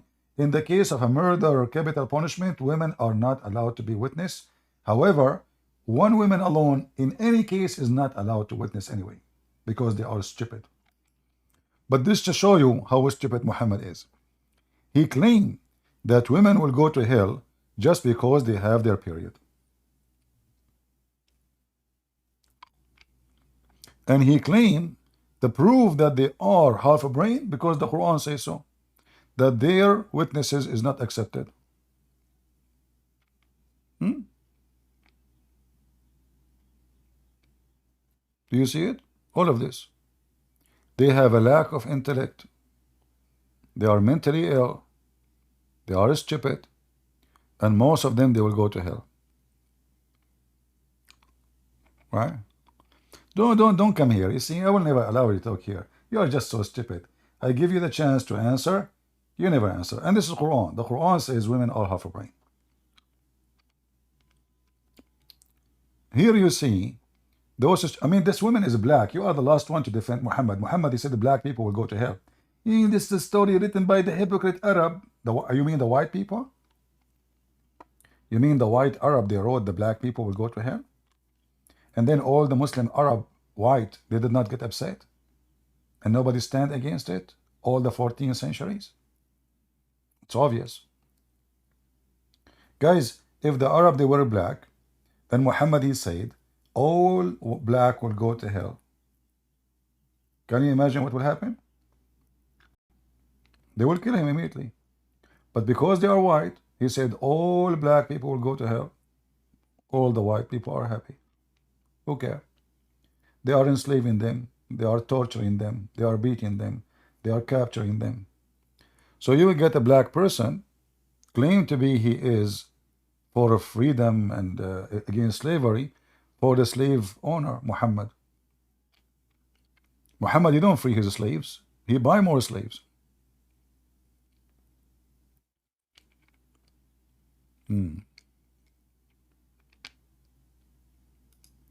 The whole idea of Muhammad telling women that they will go to hell is to take their jewelries. As an example, this is the story. Muhammad, he said to them after the prayer, he says, women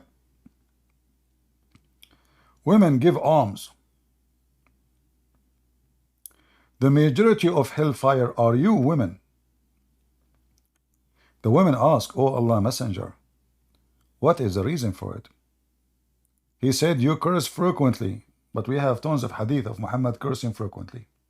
And he made it clear that he cursed and he beat people unjustly. And he claimed that Allah made it a condition that the one who he cursed him or beat him unjustly will go to heaven. Can you believe it?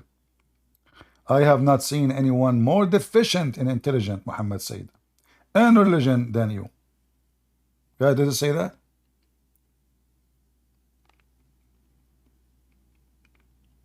Do you see it? More deficient in intelligence and religion than you. Okay, so now women, they will go to hell. What is the solution? Give me your jewelry, you will go to heaven. Read it. That's why he's saying give alms. If women, you see, he is not saying repent. He is not saying change your behavior. He is not saying be smarter. No, he is saying give alms. Do you see it? Give alms.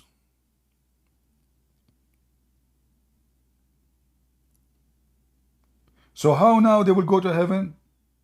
If they are bad and they are the most deficient and they are the one who curse frequently, how giving alms will make them go to heaven.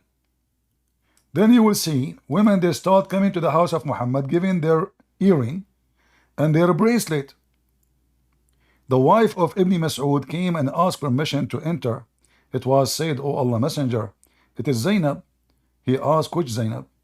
They replied, was that she was the wife of Ibn Mas'ud? He said, yes, allow her to enter. She admitted, and then she said, O Prophet of Allah, today you order people to give alms, and I had an ornament and intended to give it as alms. But Ibn Mas'ud, he said, and his children deserve it more than anybody else. Ibn Mas'ud is a close person to Muhammad. Actually, he is the one who wrote the Quran for him. Muhammad here, because this is Ibn Mas'ud, he said, okay, your husband, he said the truth. Keep it. Give alms. He scared the hell of them. Give alms. If you give alms, you will go to heaven. And the women, they start giving their earrings.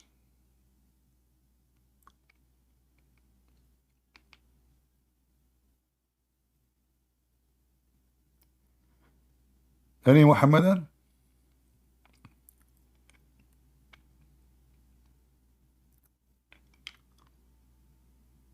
Anyone? All of those reference about half a brain. You women in Islam, half a brain. And then we ask Muslim men to debate us, they send me a half woman person.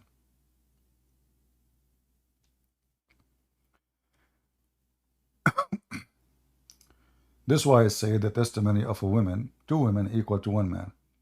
And this is only in the case of borrowing money, which means 1 woman is never accepted. Never accepted.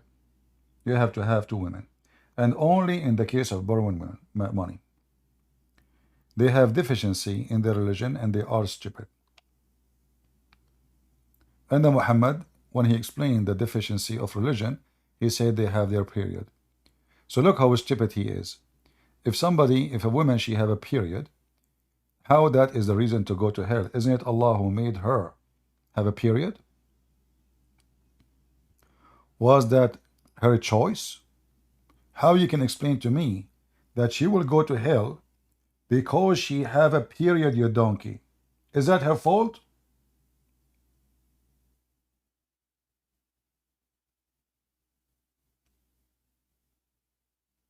Any Muslim can explain the stupidity? Is that the fault of the women that she have, let us say even she have deficiency in her brain? Is that her fault?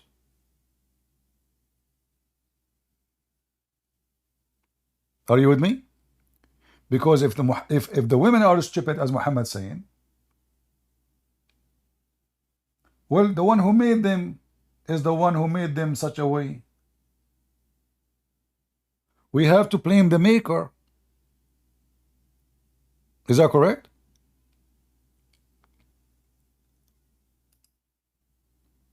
If somebody have a defect, can we blame the one who have the defect, born with it, or the one who made him this way? So what a stupid religion. You are saying they will go to hell, give it charity. Give me your earring, give me your rings. And how giving earring, a ring, and gold will make them good now? And both things, they have deficiency in their intelligence, and they have deficiency in their body. They have a period, according to Muhammad. Both things, if we blame, we have to blame the maker. And this is how you know that Muhammad is mentally stupid. And he is the one who have a low IQ. You see, this is a proof that the Muslim men have low IQ. Muhammad have low IQ. For the reasoning he gave is a reasoning of someone have a very low IQ. According to Muslims, Allah created women without menstruation. Then Since the time of Adam, one day, the children of Adam, 70 men and 70 women, they have a mixed gender party. So Allah, He command women to have periods since then. Look how stupid Allah. Why you don't command the men to have period too? Do you see the stupidity of those stories? If it was a mixed gender and both are guilty, how come you are punishing the women by having period? What about the men? Hey, Abdul, Mohammed, Allah, stupid idiot. Both they are in the party. Shouldn't you punish them both?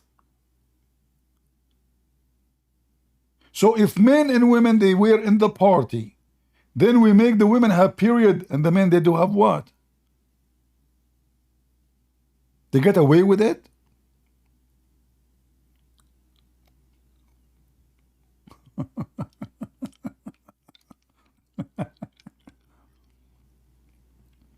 So what we say, Islam obviously is just a stupid idiot cult.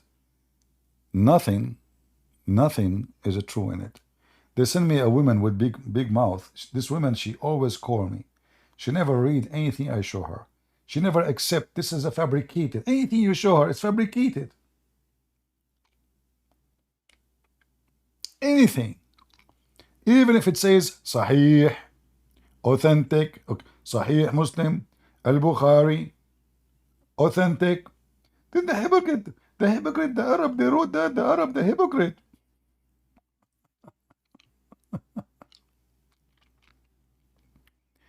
Do we have any Muhammadan? I want men, I don't want women with half a brain.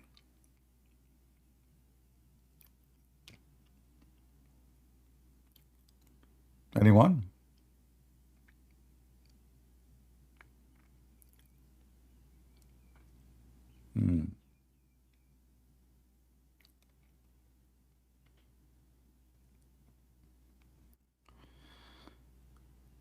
Any Muhammadan would like to join us? Mayday, Mayday.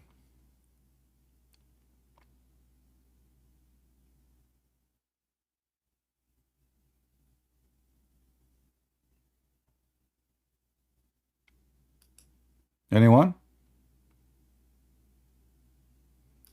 Who is a Muslim is so proud about his Prophet Muhammad?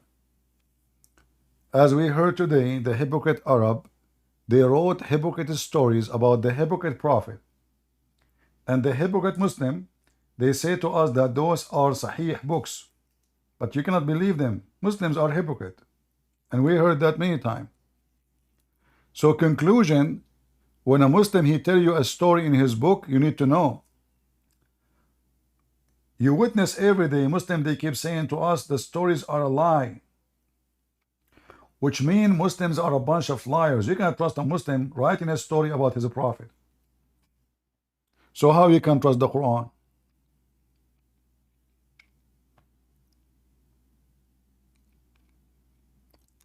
Any Muhammadan?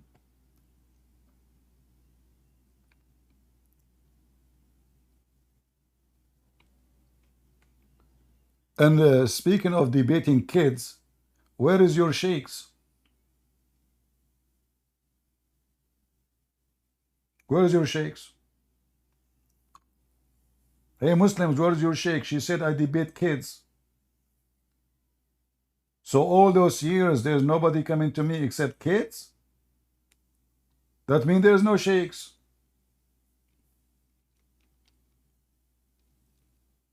And when you ask her, what do you mean by kids? She will not mention to you that you have to be 7 years old to be mature or 6 years old. Isn't it Aisha, she married at the age of 6? But you ask her, what do you mean by kids? She never answered because she knew how sensitive the case.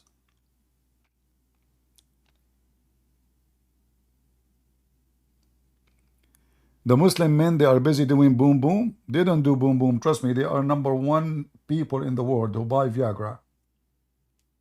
Most of them, they are unable to do it, starting from Muhammad. In fact, those who speak too much about their sexual ability is the one who they are trying to cover something. They are trying to cover, but they don't have it really. Especially if you talk about it in public.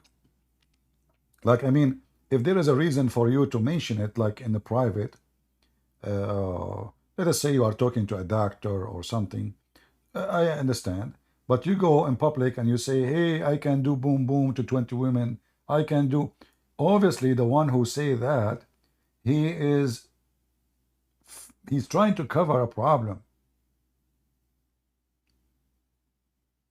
Because why even this is a concern of his to talk about it? How, you know, how the Muslim they knew that Muhammad, he if 18 women in 1 hour. Why you need to mention that? How the Muslim they knew that?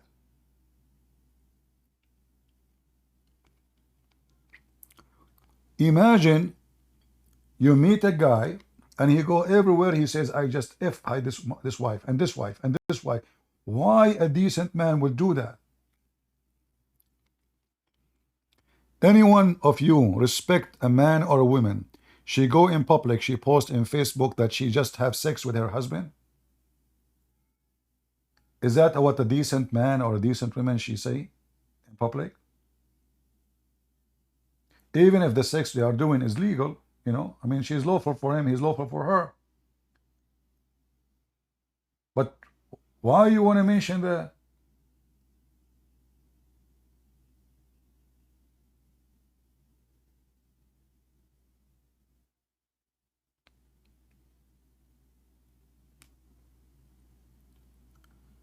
So when Aisha she go, imagine Aisha now she have TikTok.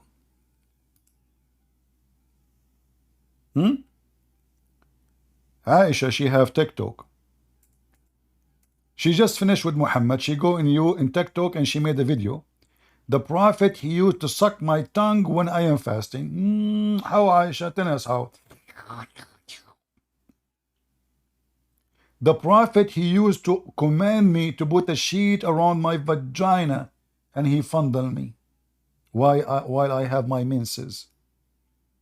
TikTok. Give TikTok to Aisha. Aisha now she have a new post. Breaking news. The Prophet, when I have menstruation, he ordered me to wear a waisted robe and then he fondle me. What is this? This is the wife of a prophet or this is a whore?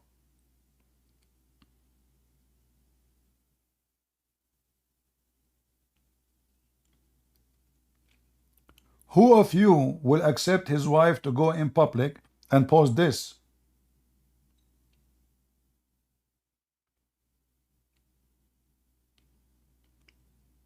Obviously, as the Shia they say, she was a whore. Any Muhammadan?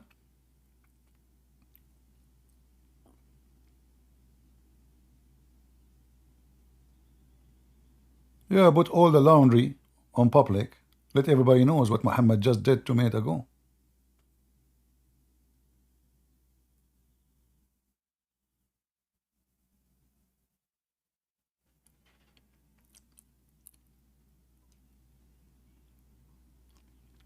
Any Muhammadan? Mayday, mayday. Where is the Muslim sheikhs? They don't dare to join us. They are afraid that we will fondle them. Is that the scenario? Huh? Yeah, baby. Where is the Muslim sheikh? Do I know who is going to join me next? I don't know. Bring me your sheikh.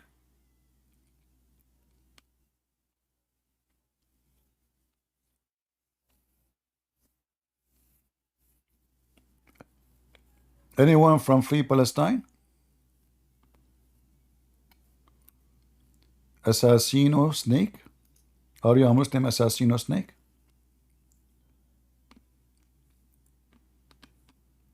You just joined?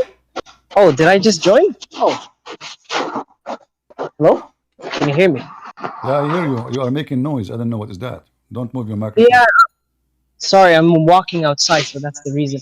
Um, Actually, no, I'm not a Muslim, but I grew up in a Muslim country, and I just wanted to ask you a question, if you don't mind. All right. But it's on the side note, so forgive me, okay? Okay. First of all, sir, I'm a Christian that was basically born in Saudi Arabia, in the what do you call it, the hell of Islam, and I escaped. But they always try to basically force me through either violence or even abuse to turn me to become Muslim, and I didn't. But anyways, my question is, as a person, as a Christian, you're saying that we should support Israel. For me, I didn't care either way, but you changed my mind on it. So I wanted to ask you, do you think that this Israel is like, we have to protect it because of the religious aspect, or is it because of the fact that we have to we take care of them, or is it that they are our brothers in the belief and worship of God? Number one reason that this is their land. No, that I know, because you told me, and I saw the Israeli. No, hold on. If the Israeli are occupying the land of, let us say, somebody, Afghanistan, we will say this is not your land. You have no right to be there. So we will go. Then we will go against Israel. But this is Israel. It's always Israel. It was Israel, and this is the land of Israel. They have no other land. So we are not standing in them because they are my cousins or my friends. In fact, we know that the Jews even they insult Jesus, right? They reject Jesus. They insult Jesus. In the Talmud, they have nasty things about Jesus. However, they call us Gomoy as well. Exactly. So we as a Christians, we take side with the truth, not with the person. You mean justice, then? It's correct justice, because that land is there. So this is the truth land. And justice. Yes. The one who owned the land, he take the land. He believe in Jesus or not, this is his business with Jesus. God will come in the day of judgment. Those who deserve to go to hell, he will send them to hell. They are Jews, they are Muslim, they are Christian. It doesn't matter. Those who deserve to go to heaven, they will go to heaven. But the land is the land of the Jews, and there's no question about it. And we have tons of reference, even from the Quran, chapter 5, verse 21, says it clearly that this is a land assigned to the Jews. So, in the book of Muslims, the terrorist Muhammad, in our Bible, in the books of history, even in the books of the Egyptian historian, even in the book of the Greek historian, who before Christianity, they confirm that this is the land of the Jews. So, if you are a true Christian, you stand for what is right. Now, if a Christian person, he go to the house of a Muslim guy and he steals the house from him, I will be with the Muslim against the Christian. Of course. Even though the Muslim, he consider me an enemy, because my Christian brother, he did something wrong, and the Bible command me to rebuke him when he do wrong. So I am rebuking the one who is doing bad, regardless who is he. He is a Christian, he is a Jew, he is a Hindu, he is a Muslim, it doesn't matter. So this is how we can be Christian. Otherwise, if we side only because of a bloodline, because of he's my friend, or because he paid me, then we are no Christian. So if we ask anyone, where is the Israeli from? Obviously from Israel. I mean, it's obvious. This is their land. They have it before all those people. And they are from there, from the time of Abraham, not from the time of Moses. So from the time of Abraham, this is their land. So how they can say to them, get out of here? How those they say free Palestine from the river to the sea? So I got you. Yeah, go ahead. Anything else? Yeah, I was just there is a couple other questions. Because I grew up in Saudi Arabia, in Riyadh, I don't have a firm ground in Christianity, and it's a weakness of mine. But it's just I'm trying to find my way. Other than that, the other question that I have is in regards to this. What do you call it? When they say that he is Abrahamic, I know now because of the videos you showed that he is not Abrahamic, but because of the fact that everybody keeps repeating this lie over and over again, everybody inherently believes it now. So what do I say to a person who tells me that Islam is Abrahamic? What should I say to them to Well, rebuke them? Because it's wrong. if we go to Genesis 21:21, Genesis, Mhm. your mic is making bad noise. Yeah, sorry about that, because I'm outside and it's windy. Hold it a second. Okay. So if we go to Genesis, 21:21, it says that Hajar, the mother of Ishmael, she married Ishmael to an Egyptian woman. So if the man, his mother is an Egyptian, his father is an Aramaic, how he is the father of the Arab?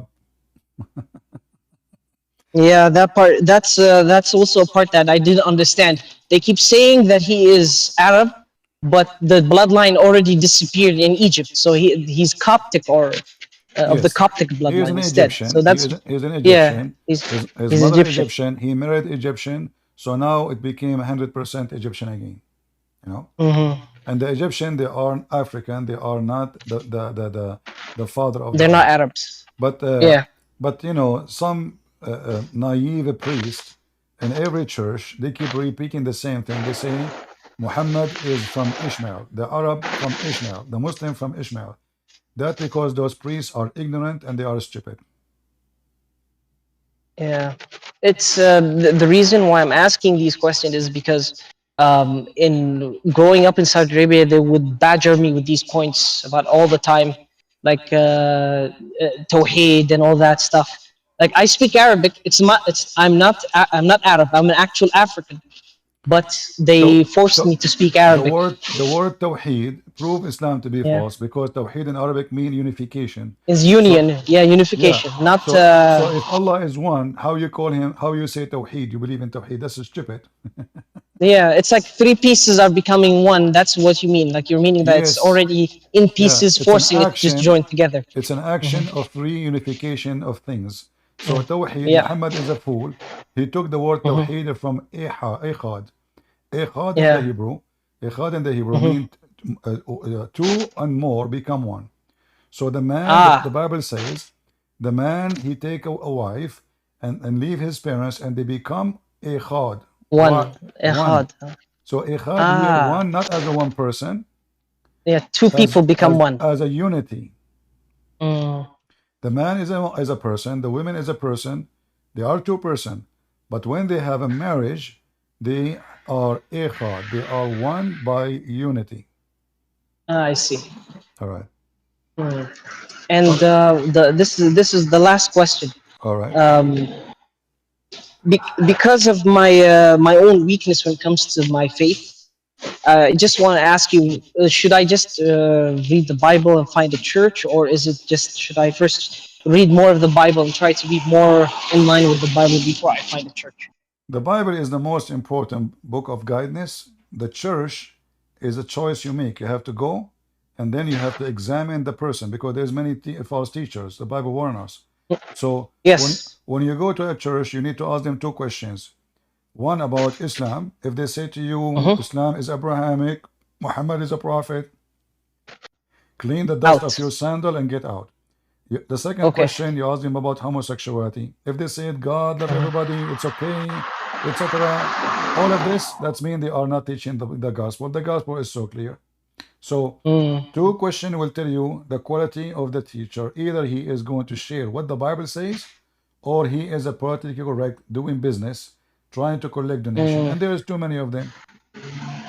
Yeah, because like in this, people won't know this a lot though, but growing up in Saudi Arabia, like there is so many homosexuals, and they will like literally rape. Where are you born in Saudi Arabia, if you like to say? Of course, I can say no problem. I was born in Riyadh. Oh, okay. Yeah. Yeah, I was born in Riyadh. Yeah, I Riyadh, lived. In the city of Riyadh, you will see that a bunch of guys they make a party, and the party is a sexual party of men only. This is why you will see they bring a lot of homosexual from specific countries, like they go, let us say, to Philippines, or they go to Thailand, or they go to Bangladesh, or they go, but usually they prefer the one with whiter skin, and then they choose specifically a lady boy which is a homosexual person, and if you ask them why, they will say, I trust only him to be with my wife. But the reality is, he is choosing a boy to sleep with because he will not give him headache. So he cannot go to the police, report him, and in the same time, Yeah. because then he will be killed, the guy, the Filipino or the Indonesian Yeah. or etc. Same time, he will not have a baby after 9 months. So if he Of sleep with the course. women, he will have a problem, but sleeping with the boy will not have a problem. Yeah, but there is also something you might not know this, but they still do rape women and stuff. They kill. Like for example, one of my nephews and cousins was actually kidnapped. I had to basically fight a couple of guys to save the child, but it was prevalent before I left, and people keep telling me, No, we oh, know, oh, we this know. really, If yeah. we, we there is a very well-known video in YouTube about the National Day of Saudi Arabia, how they were, assaulting women in the street, and the police was watching. Thousands of Muslim Saudi attacking women in the street, even they are Muslims. So we know what kind of culture it is. Yeah. Yeah, I've left like for the last 7 years, so I didn't know about that part because I was around when there was basically the. Forgive me, I might speak in Arabic for a bit because I don't remember what's the name for them All right. in English. تعرف أساس الهيئة Yeah. مركز الهيئة للوقاية من الفساد الأمر بالمعروف. الأمر بالمعروف. Yeah. Yes, الأمر المعروف. Uh-huh. They were harassing women who were wearing abayas and everything with sticks, and there was even like they actually were even assaulting my mother with one of those sticks. I had to actually fight them, and they would tell me that you can't do this. We are religious police. Yeah, they You can cannot arrest you. touch They it. can arrest you. Yeah. That's true. But I can show you tons of videos on YouTube about those same people, the Hay'a, the Yeah. Al Ma'ruf. They themselves, Yeah. they are drinking whiskey, dancing. Yes. They go overseas. Look, all those videos about sexual harassment in Saudi Arabia. All of this, Yeah. all of this. Yeah, of course. Yeah, of Yeah. course, of course. The thing is, because I've left that area, the geographic location, I'm not seeing any of these posts anymore. So that's why I didn't know anything new about it since the last 7 years. Yeah. But to be honest with you, it's an honor and a privilege to talk with you. Thank you for taking the time to talk to me. You're welcome. God bless you. You as well, sir. God bless you, and may the Lord be with you. Thank you.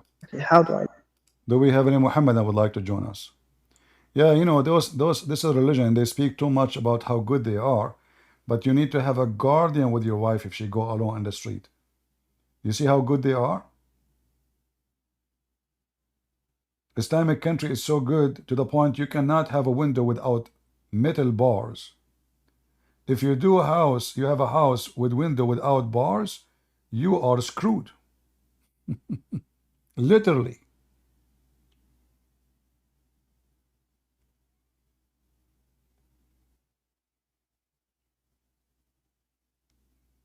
If I play for you the videos, you will not believe what you will see.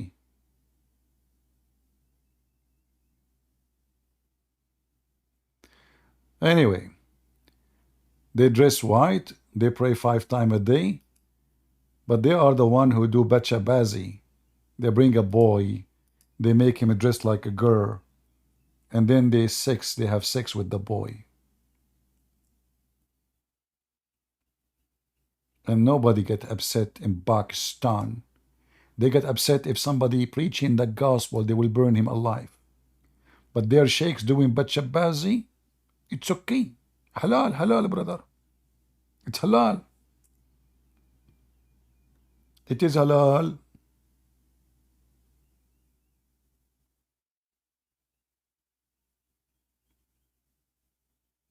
There's tons of videos. Look, even YouTube,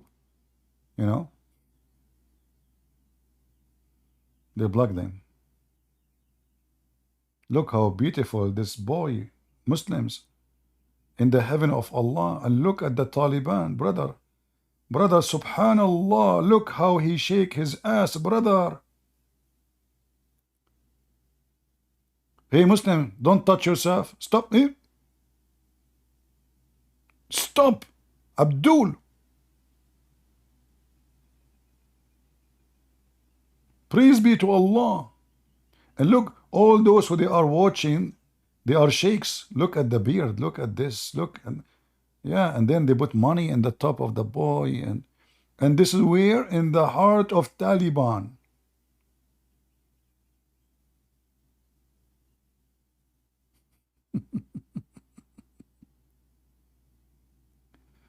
Oh boy.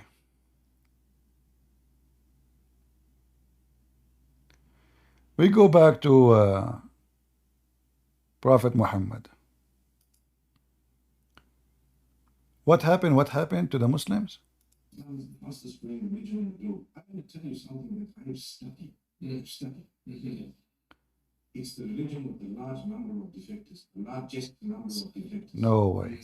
You know, I can tell you, that doesn't mean the number of defectors is more than the number of Muslims, but from all others, those who are leaving, you don't know, people are living in your home, like the second, third generation in the Western world. They don't care about Islam, but the name is Muslim, and you think they're Muslim because they're in the situation.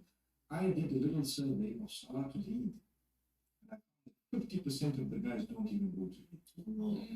They don't even go to it. Brother. Horrible.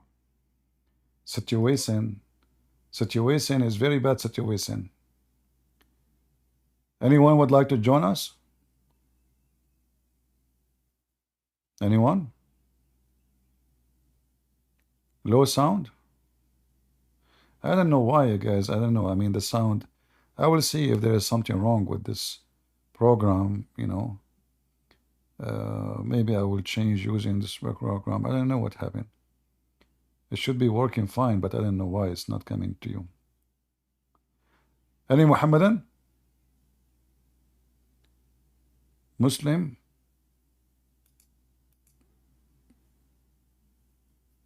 We have a Muslim. Let us see.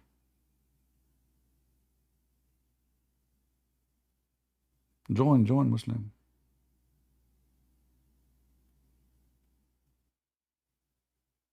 What happened?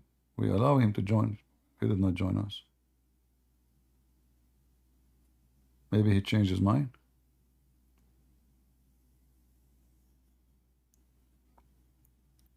Any Muhammadan would like to join us?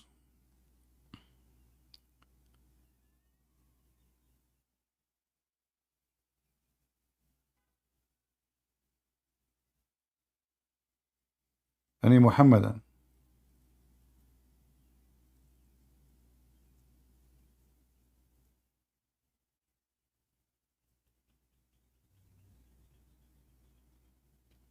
So to conclusion today, we have to admit that Muhammad have a privilege above all other men. Like as an example, he is the only prophet who black men, they rode him and they are naked and they have big penises and they were riding over him all day long. And he was so much in pain. Look at the patient of this amazing prophet. He did not even complain. Do you see how nice he is? A bunch of black men, naked men, going in the top of him, riding him all day long. Did the prophet even say no? No. Did he even ask them, what are you doing? Not even once. How you can explain that unless he is amazing? You know, Jesus says, if somebody, hit you on your right cheek, give him the other one. But this is different. This is what a cheek. Those guys are naked riding Muhammad, and he's a prophet of God all night long. And when we say naked, that means their penises is in the top of him.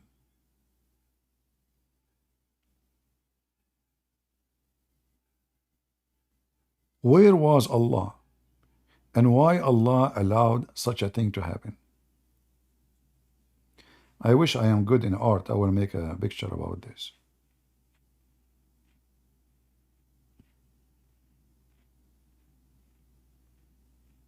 Any Muhammadan?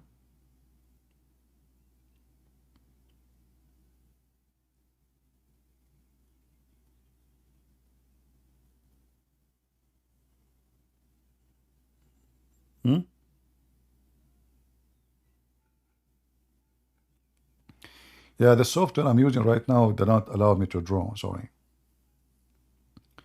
Okay, Muslim, he is with us. Go ahead, Muslim. What do you want to say?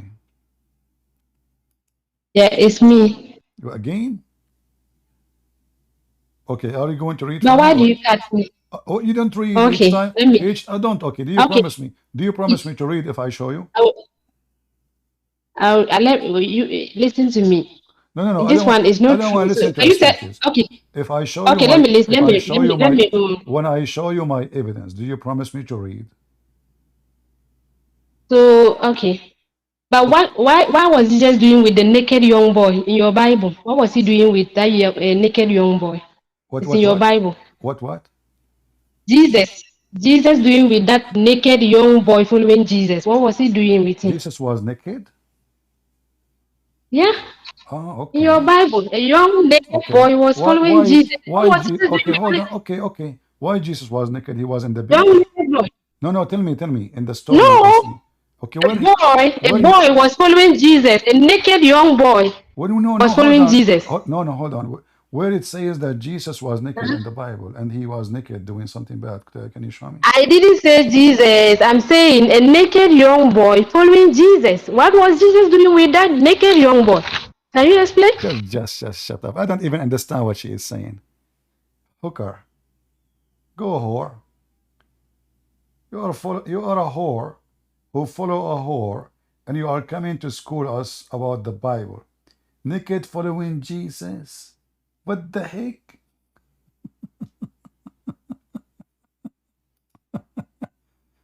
Get out of here, potato.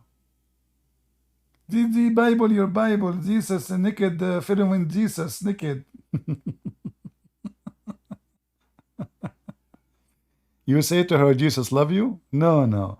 You see, I'm sick of those Christians who keep saying Jesus love you. No, just Jesus don't love them. Where you got this from? Where in the Bible it says Jesus loved the wicked men and women? Where? What's wrong with people? Jesus will never love those people. Those are wicked, evil. They insult Jesus every day. In fact, all of Islam is based on insulting Jesus. Those Christians who keep talking about Jesus love you, this is far away from the truth. They take some verses from the Bible and they imply it on those wicked people. No, it doesn't work. Jesus will send them to hell.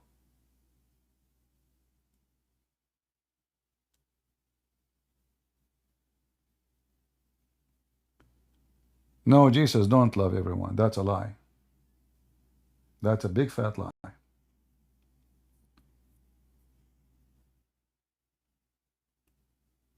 Even when Jesus spoke to the Jews, and they are Jews, he called them sons of serpent. So do he love those who they are sons of serpent? Do he love the wicked ones?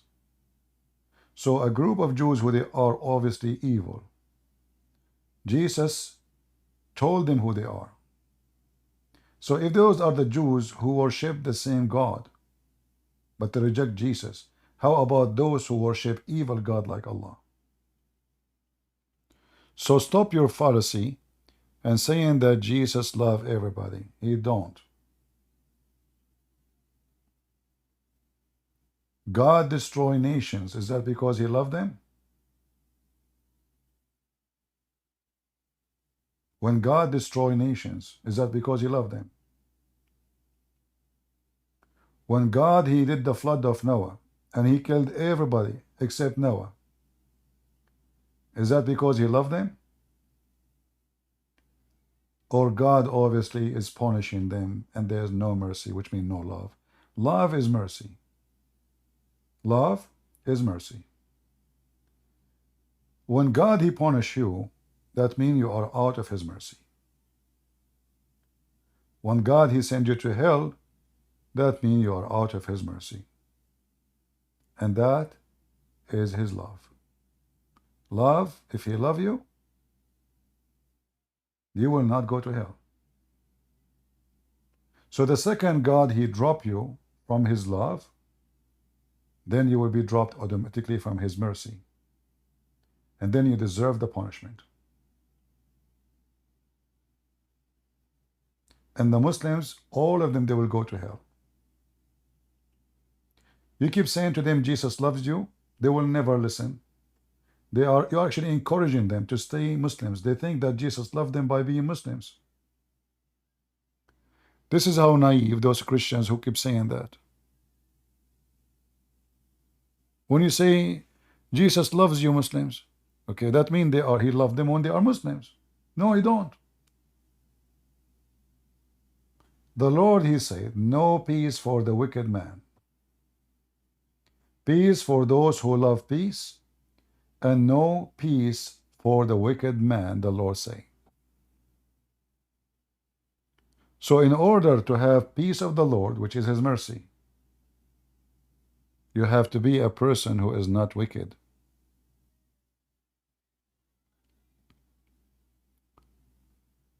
Many Christians, they try to present Jesus as a hippie person. You know, hippie. He give hugs to everybody.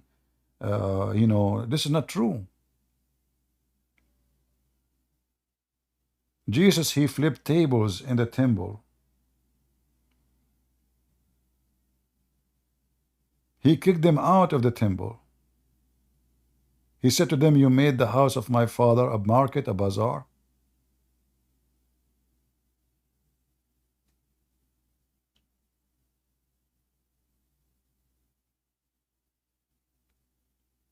Do we have any Muhammadan? So I say to the Muslims, you will be destroyed unless you believe in Jesus. Jesus don't love you if you stay wicked. When a Christian, he say to you, Jesus love you, he mean God love to save you. But Jesus don't love your wickedness. And your wickedness will take you to hell. Any Muhammadan?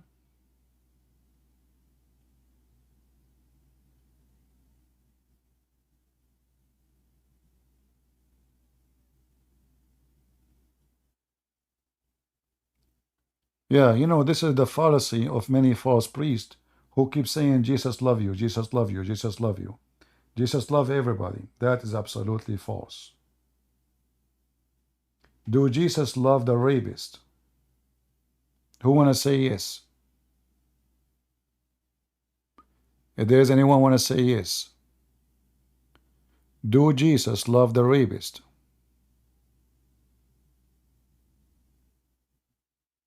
Do Jesus love the pedophiles? Do Jesus love the killers? Kidnappers who ask for ransoms? Do Jesus love the thieves? So why they keep saying Jesus love you?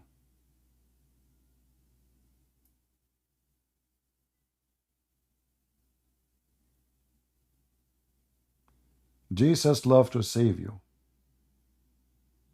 but he don't love you with your sin.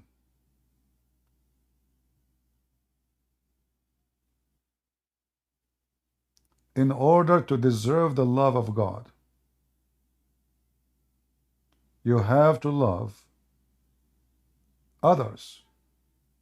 You see, even when they asked Jesus how to pray, Lord? When he told them to say our Father, you will notice it says, forgive to us the same we forgive to others. So what is the condition of forgiveness? That you forgive, that means you are not the one who is doing bad. You forgive even those who do bad to you. So imagine now we have, not only we are not doing bad, we are going to forgive the one who did bad. So we can deserve forgiveness. So what about the one who do bad? He will forgive who?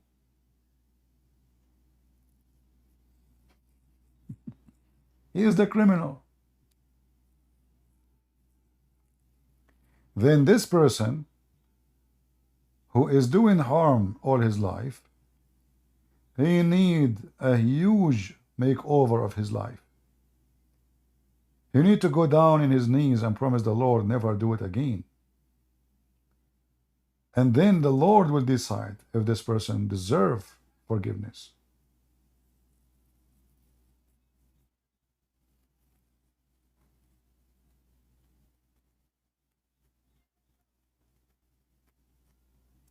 Human being, he do sin anyway. So when we forgive others, doesn't mean we are not doing wrong, but we are doing wrong. But there's a huge difference between wrong and wrong. I can say, oh, I was walking in the street and I saw women and my eyes tempt me. That's very wrong. But I can be the same person who my eye tempt me and then I rape the women. That is very ugly wrong.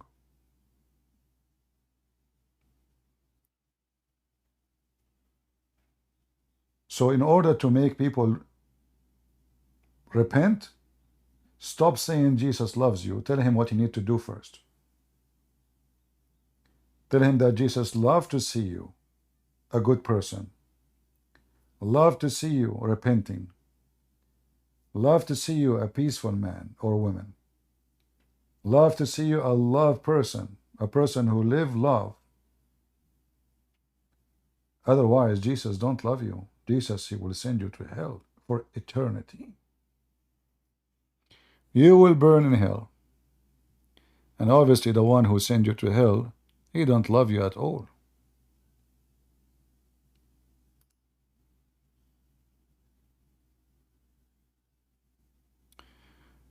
Someone saying sin is sin, nor great sin. No, there is a great sin. That's false. That's false. Sin is sin, this is true. That will make us not qualified to be in heaven. The sin, doesn't matter how big it is. But there is a great sin. Isn't it Jesus says that the one who insults the Holy Spirit will not be forgiven? Is that true, people?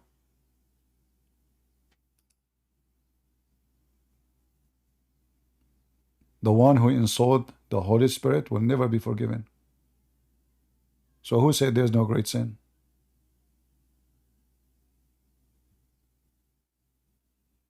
So don't give me a speech about sin is sin. We know that sin is sin. Water is water and snow is snow. And gas is gas. When you commit sin, you are not qualified anyway to go to heaven.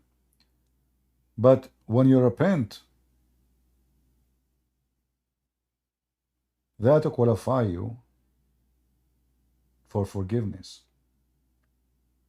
If you mean it. Otherwise, there is a great sin.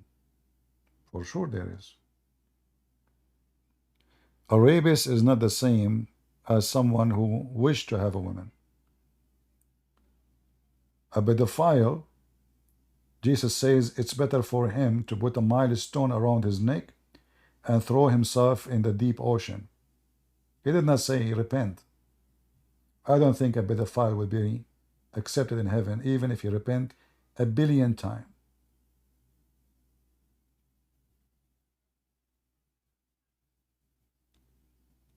Do we have any Mohammedan?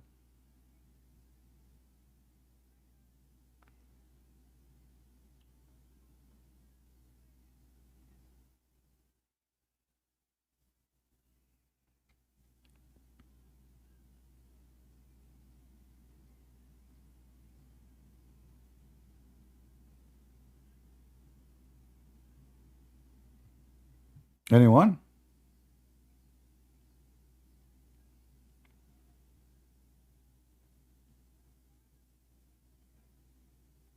No Muslims?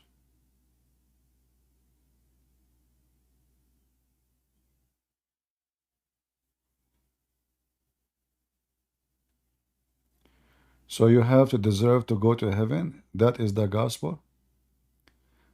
When we say deserve, it is not about you deserve, let's say, because all human beings are sinners anyway. So if we want to say deserve, you don't deserve anyway. This is not about deserve. This is because of God's mercy. By the grace of God, He will forgive you. But you don't deserve. But we can say, by God's grace and mercy, then you are qualified to go to heaven. So you can use the word deserve if you want. Because God, He is the one who says, okay, let him get in.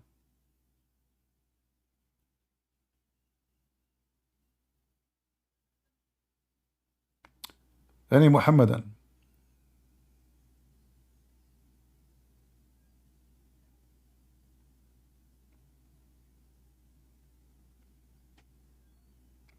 So I advise the Christians, when you speak to Muslims, mention immediately, don't say Jesus love you and leave it there. Jesus love you to be saved. Otherwise, you are going to go to hell. Don't say to them, Jesus loves you, Muslims, alone. Because that will make them believe that they can be loved by Jesus and they are saved by staying Muslims. So what you did, you just deceived them. In fact, I met many Muslims, they say, oh, okay, you know what? We are the only religion who believe in Moses. So if Moses was right, we are saved. We believe in Isa. If Isa is right, we are saved. We believe in Muhammad. If Muhammad is right, we are saved. So this is gambling, you know. So don't do that. No, they are not saved. Give it to them from the end. If we are willing to say to someone he is a Jew, you are not saved unless you believe in Jesus. Why you don't want to say it to the Muslim?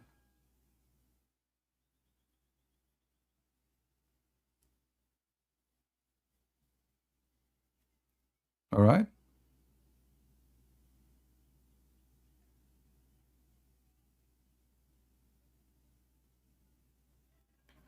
A pedophile who don't abuse anyone or a kid will go to heaven.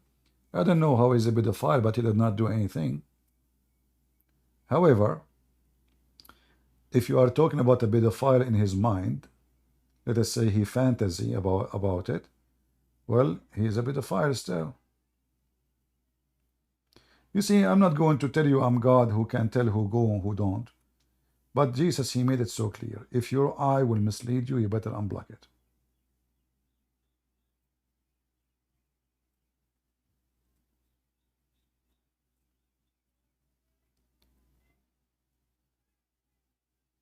And you will notice that Muhammad, he broke all the list of a great sin.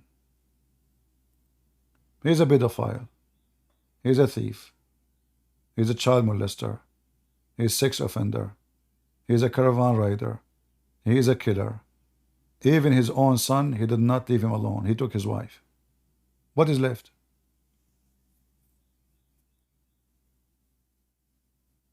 And not only that, he insulted the Holy Spirit, and he insulted Jesus, and he insulted our God.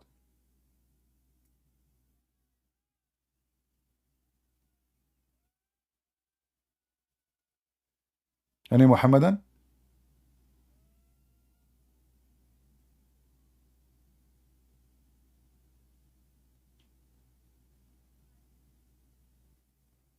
Who is a Muslim would like to join us?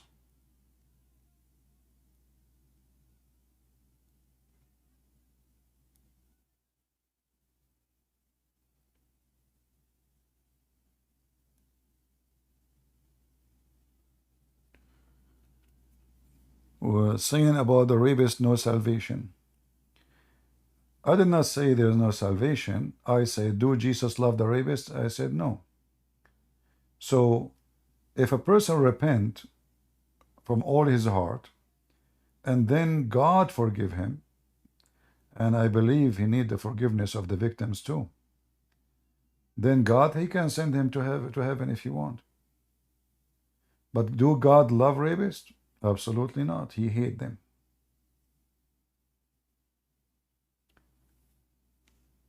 The Bible have tons of verses about wickedness.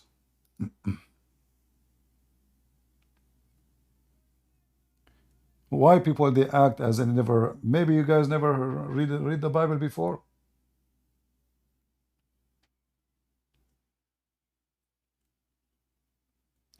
Didn't God destroy towns and cities because of wickedness? Suddenly, you guys, you do not know, you never heard, you never saw. So do God love those in Sodom and Gomorrah? Is that what you do to the people you love them? You burn them alive? So people, they come and they say things, I find it funny and silly. Right?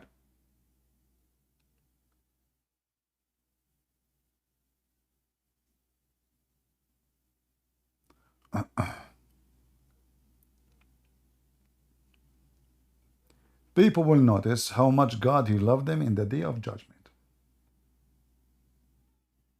And I'm talking about those who they are wicked and they enjoy their wickedness. Then you will know how much God loves you.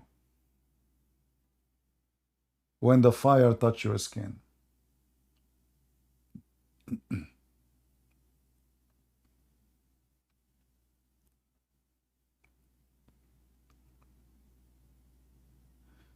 If somebody can post for me Ezekiel 33:11 in the chat.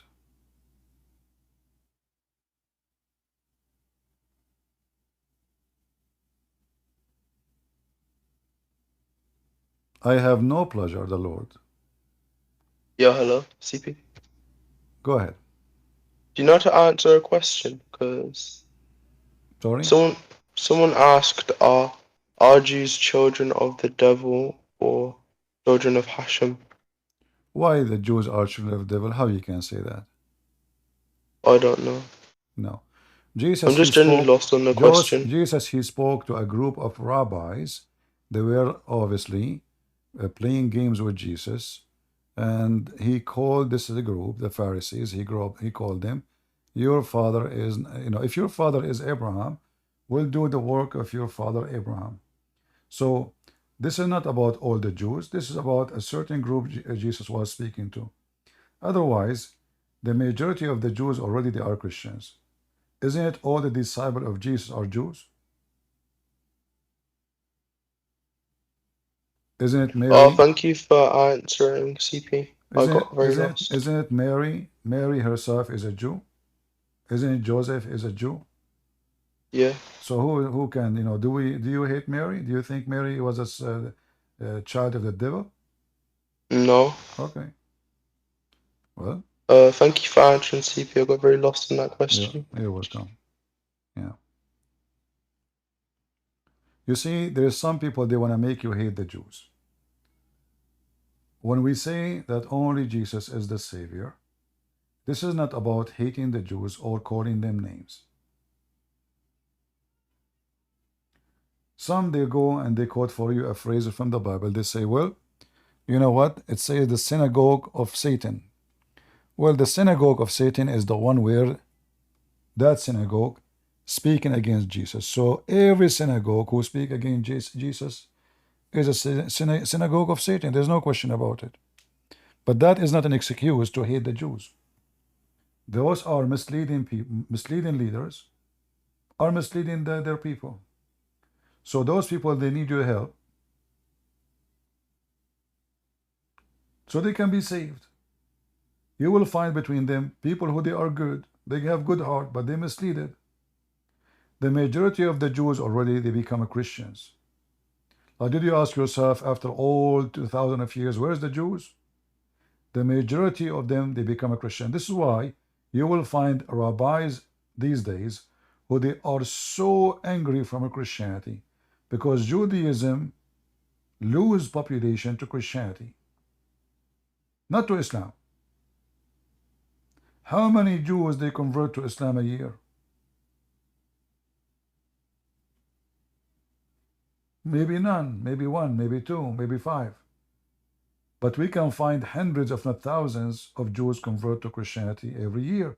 So those rabbis who hate Jesus, they consider him a reason for them to shrink. This is why they put a lot of hatred in their books. So whoever a rabbi teaching wickedness against Jesus, he is a wicked and he will go to hell. And whoever believes that rabbi, he will go to hell too.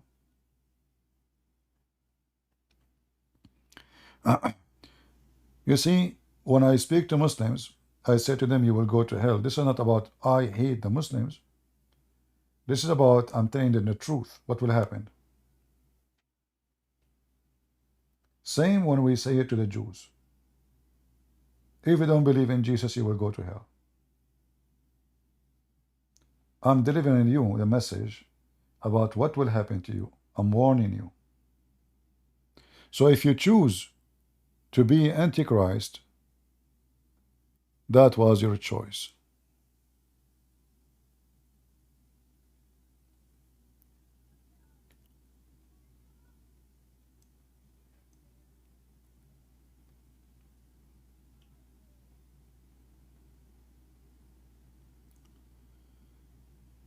Anyway, any Muhammadan? Have you debated Mormons? I don't know. I mean, yeah, I think so, but not many. But Mormons, there's nothing really to debate them about. It's just a silly cult. They are very much like Muhammad. A guy, two angels came to him, nobody saw them. They gave him a book, and then nobody saw the book, and then he translated the book, and then that book is the Book of the Mormon. Well, nice to meet you.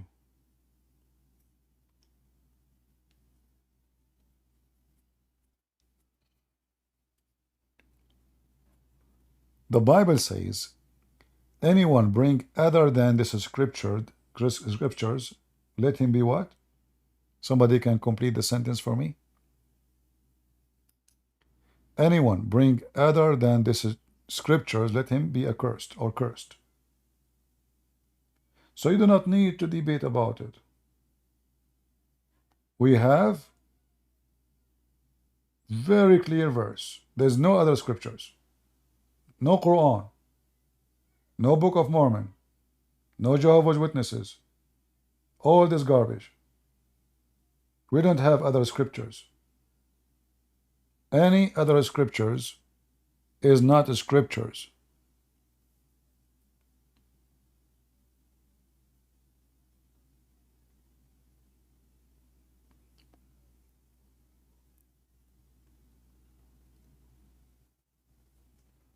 No, I met many Jehovah's Witnesses, and I always, I defeat them wherever I go.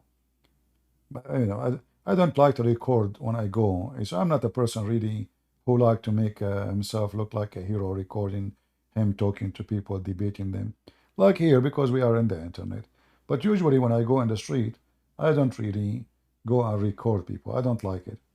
But the one in France, the one is talking about France, I wasn't really looking for those jobs. I just was walking, recording a video. You can tell if you watch the video from the beginning, I was far away from them. I mean, I don't even see them yet.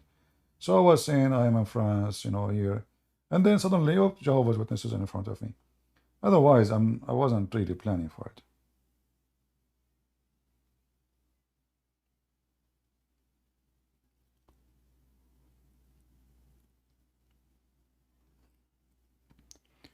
All false cults, they have a strategy.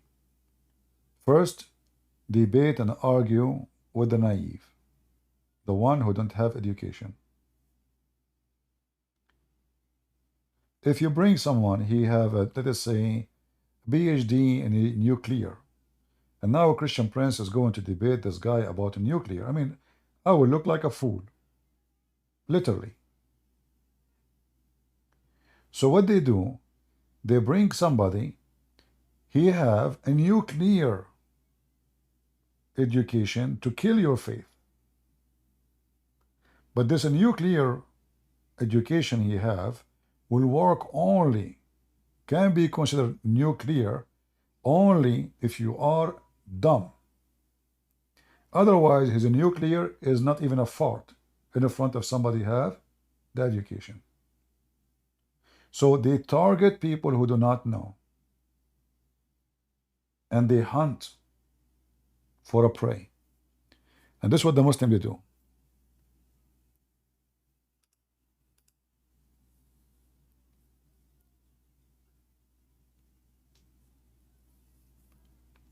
All right, we have Hatim. How are you, Hatim? You still a Muslim, Hatim?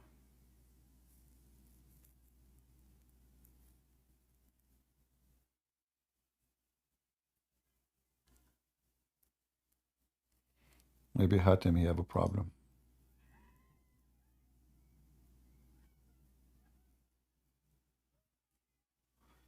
Any Abdul? Oh, hi, Prince.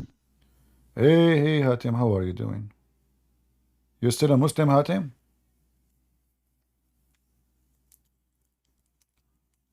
I'm very good, thank you for that. You're still a Muslim? You don't want to leave Islam yet?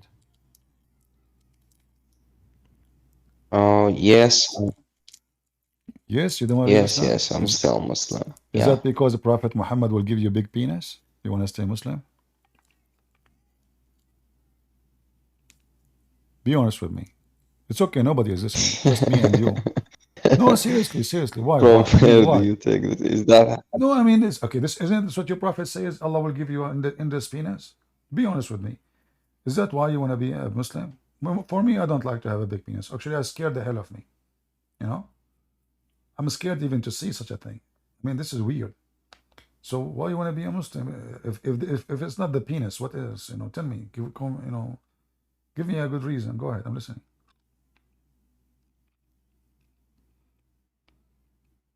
Do you like to tell them why your God, he promised you endless penis? What you would do with it if your wife is next to you in the bed? So why my penis is endless and my wife is next to me in the bed? we don't deny the other religious. We talk about religious now. I'm talking about deny that. No, you deny. I'm talking about your penis. Focus with me. Your wife is next to you in the bed, and your God will give you an endless penis. How you can use it?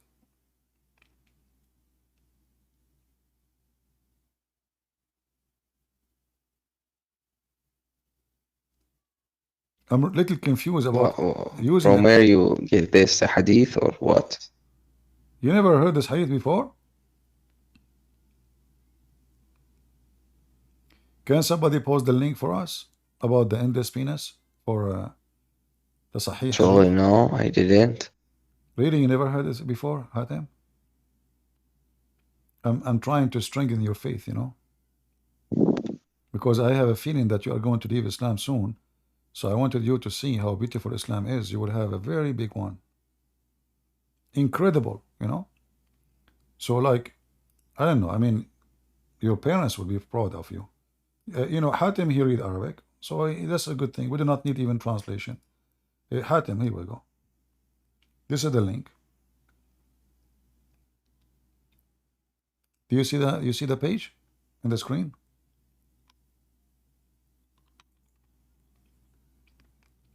Hatem?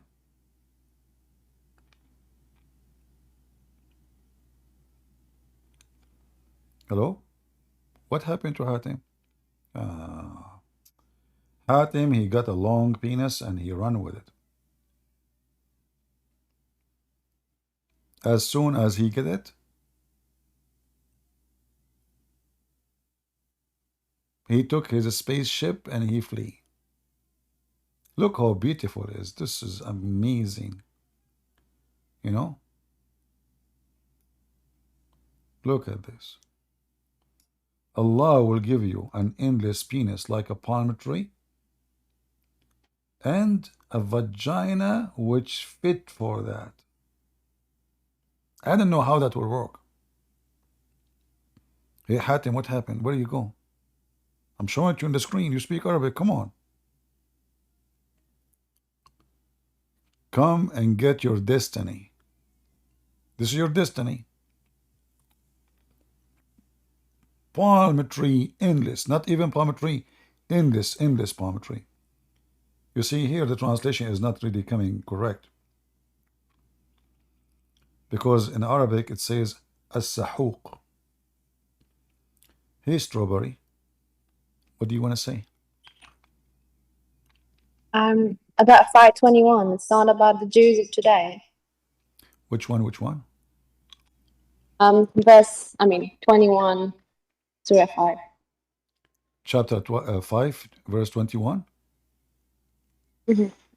It's not about the Jewish today? It's about the Jews of the time. So the Jewish at that time, they can kill the Palestinian, it's okay? Yeah, it's about the people that truly followed Moses. So why? We don't Okay. So what kind of justice you Muslims speak of So now, at the time of Moses, the real Jews, they can kill the real Palestinians? Why?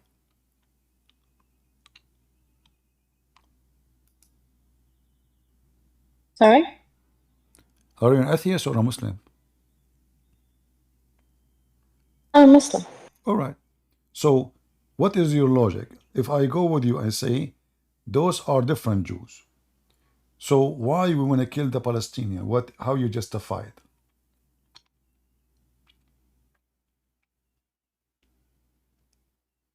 It was the land was given to the Jews of the time. I mean, well, So the what? Jews, aka we believe they're Okay, monotheists. hold on. We don't believe that. You know, I want to ask you, I mean, you Muslims are really funny. You add words is not there. Where the word at the time? Where it says at the time? It says to the people of Moses, like the people that Moses was talking Well, to. if there is other people of Moses in the world beside the Jews who they are exist today,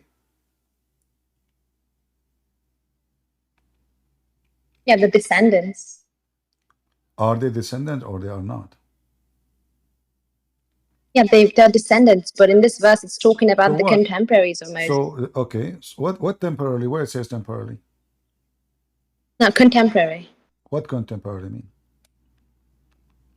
Like at the time. Where you got this from? Where it says that? It says assigned to you. This is a land assigned to you, ordained. It's a destiny. Yes, but it's conditional. It talks about them at the time. It says, No. Where you are adding words is not there. Where it says conditional. well, if you go to 23, it says, if you're true believers, only if you're true believers. No, that's false. Doesn't say that. It says that because the Jews, they refused to go and invade, Allah forbid them temporarily for 40 years from entering the land. Read it. So it was temporarily forbidden for them. What you are saying is the opposite. You are fabricating things is not there. So Allah, based on this verse, He punished them not to enter the land for 40 years. After that, the land is yours again.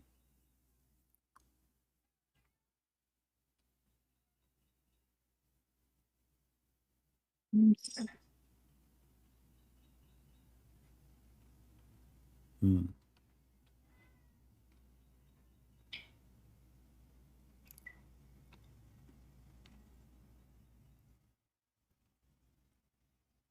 And Oh, if you look at 17:104, it talks about them again, but again it says it's conditional, only if they're you true see, believers. you are adding things up. So let me make it simple for you. Let us say, for the sake of argument, it was conditional. Don't you think you are being hypocrite saying that at that time Allah command to kill the Palestinians? And as long Allah command to kill the Palestinian, that means there's no Palestinian left. Allah command to kill the Palestinians. So the Palestinians today are not the Palestinians. Because if those are the Palestinians in the time of Moses, well, here we go, Allah command to kill them. Where is the true Palestinians? I want to play your game, that the Jews are the descendant of the Jews, etc., etc., etc. But here it says kill them. That's it. Kill them, take the land. So those are in Gaza. They are from where?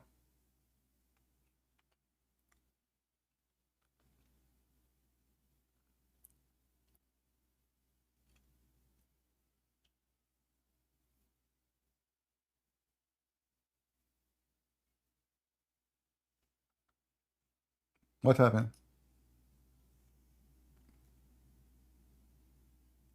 She left. Conditional, conditional. What a stupid, silly nation, you know. And remember, those Jews now are coming back home. They are not taking somebody home. No, they are not. And those who they are there are not the Palestinians. Those stupid Abdul, they are so confused and they are so hypocrite. So at that time, it's okay to kill the Palestinians. Do you see the hypocrisy?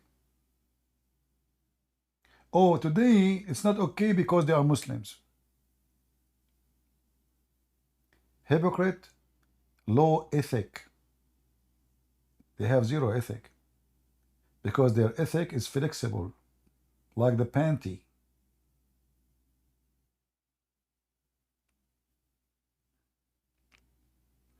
Either your ethic work all the time or you have no ethic.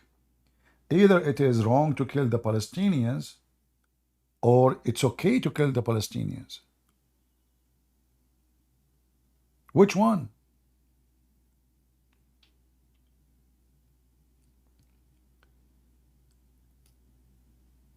At that time, Allah told them this is your land. At that time. Well, show me where it says expired. Same time, who care about your God who is saying this is stupid Quran, Muhammad making things up? We are just showing you your stupid book, evidence against you. This is not an evidence of history. Your prophet cannot be an evidence of history anyway. Like as an example, the stupid Muhammad, he claimed that the Samaritan, they would exist in the time of Moses.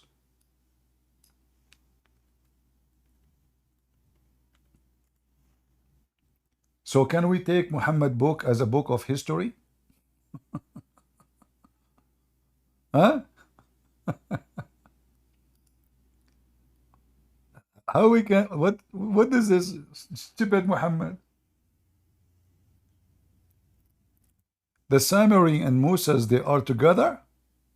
Are you sure?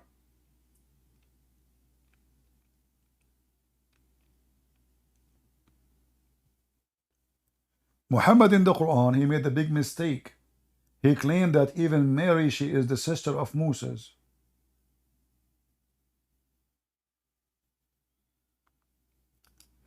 Then a Jewish rabbi, he came to Muhammad's house. Aisha was there only. He said to her, your husband, he said, that Mary, the sister of Aaron. And he said there's hundreds of years between them. For sure, way more than hundreds of years. But this is what the hadith is saying. Aisha, she said to the rabbi, you are a liar. Which means the prophet, this is what he meant. But look what happened. When Muhammad, he learned this, he tried to fix it. He says, oh, at that time, they used to call them by their great prophets. But Harun is not the great prophet at that time. What happened to Moses? The stupid Muhammad, he learned from the Jews that Aaron and Moses, they have a sister. Her name is Maryam. Exactly as it's written in the Quran. So the stupid Muhammad thought that Maryam, the sister of Aaron and the sister of Moses, is the same woman. And then it's too late to fix it. Why? You see, the Muslim, they try to refute, like they refuted about this, they answer opposite prophet, David Wood, but they cannot play the game with me. And I got them busted so easy. If you go to chapter, it's called Ali Imran. Al in Arabic mean, actually Al is not Arabic. Al is an Aramaic word, mean family of, you say the word Al before individual. Which means the word will come after it, but it have to be a name of a person, not a title. So Al Imran, okay, who's Imran? Suddenly Imran became the father of Mary, but Imran is the father of Moses. So now Muhammad can't fix it no more. Mary, the sister of Aaron, and she is the daughter of Imran.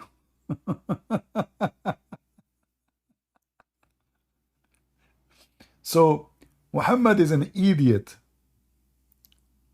Muhammad is an idiot. He made a chapter called Al Imran, and he spoke about Moses and Mary and Jesus in that chapter.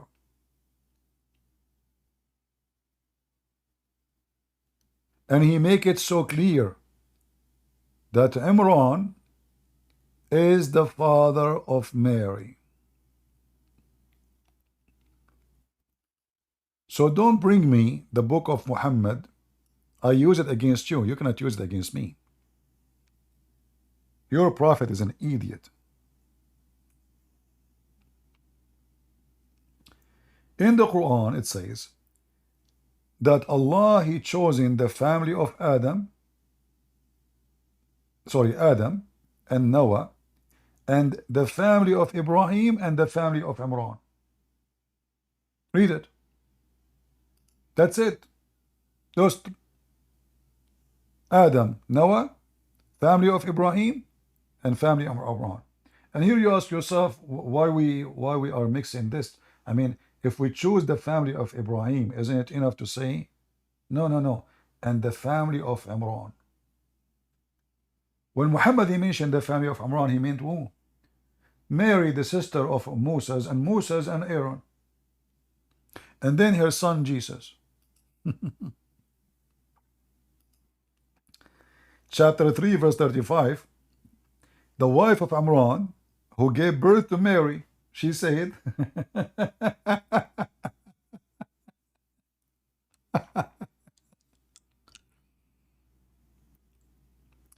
you guys in Discord don't hear me?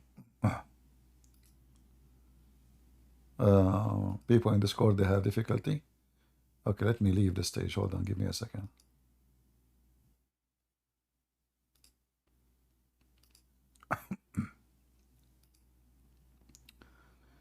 All right, people in the stage, you hear me?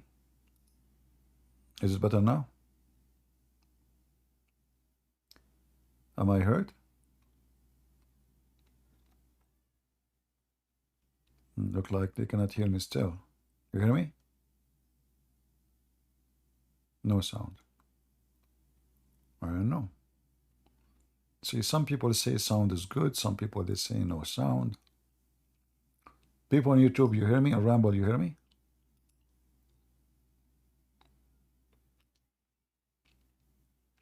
All right.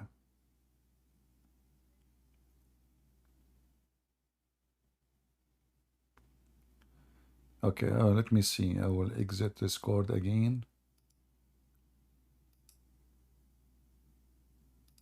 And join again.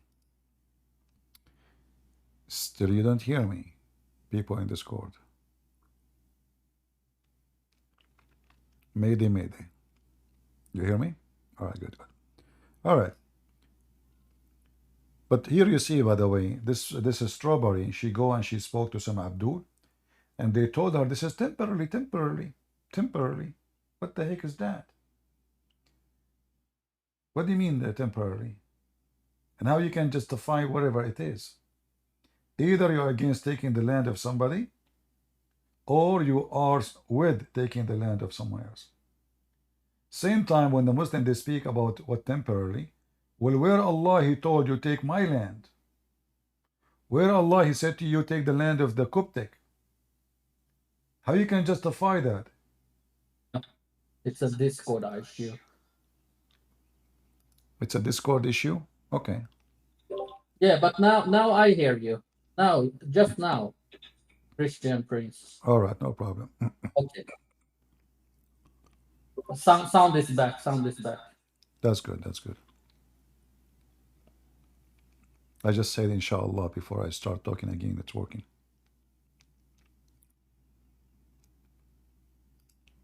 There's two things. If something not working with you, you need to do. You scratch your balls in case you have ones, but not all of you have ones. Don't even mention it. You know, I have. I cannot show you. Sorry. You know, you scratch your balls and you say inshallah. Everything will work. The only one who scratch their balls when they are walking in the street is Muslims. Itchik, itchik, itchik, itchik, itchik, itchik. Hey, Abdul, what are you doing? People are looking. What are you doing? You cannot find, if you want to know Abdul, look in the street who is scratching his balls. I bet you. Go to the mosque, everybody's scratching his balls. Because obviously it's so clean. Any Abdul?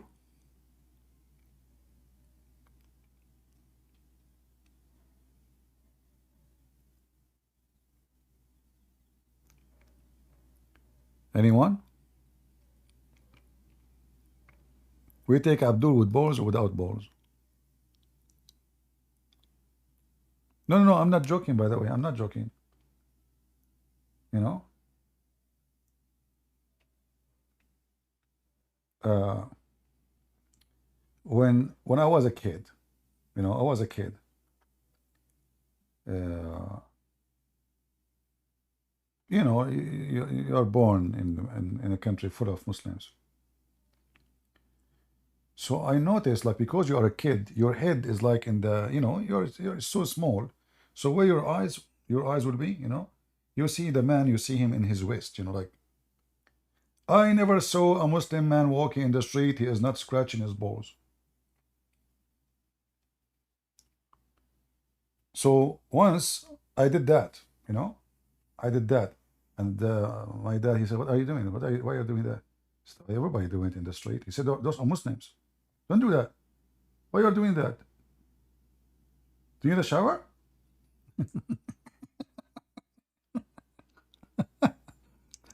I tried to copy them, you know. I thought like this is what like guys should do, you know. So I was like, what are you doing? Why? What? So why are you scratching your balls? That's not nice. Everybody in the street doing it. Those are Muslims. They do that. No. And then since then I learned that this is the bull's mark. The Muslim, they have the mark of the beast in many places.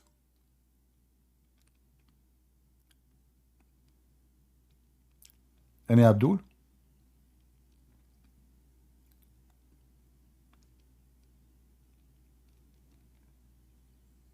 Anyone?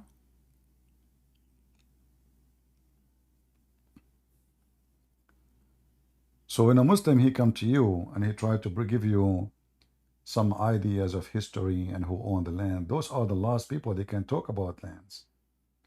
All the lands of Muslim countries is not their lands. Is Turkey the land of the Turkish? Is it? Is Egypt the land of the Arab? Is Iraq the land of the Arab? What happened to the Babylon and the Assyrian? History is there. Every land they have is not their land. The Syrian, their language is Syriac. Aramaic, they are not Arab. They are not people of the desert. In fact, all that area became really a real desert, especially after the Ottoman occupied the land. The thieves, the Ottoman, they cut all the trees. They stole everything. They take everything. They steal the animals. They steal the people. They cut the trees. They destroy the countries. Wherever the Ottoman goes, disaster happens.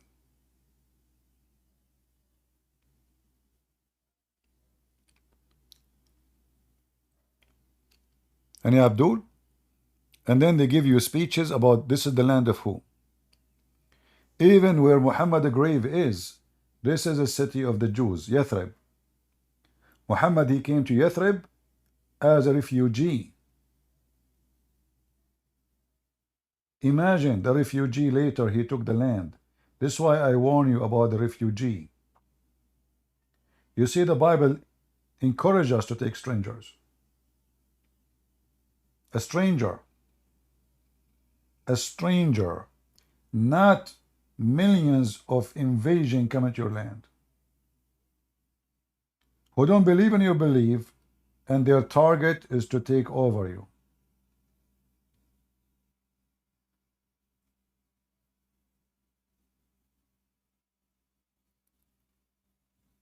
Any Abdul?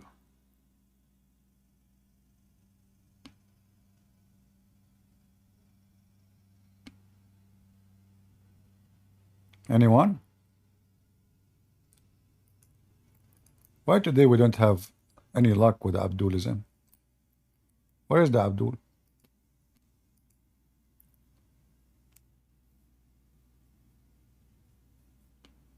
Huh?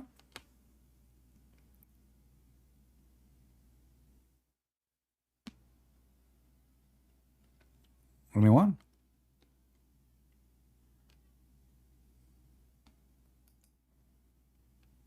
Okay.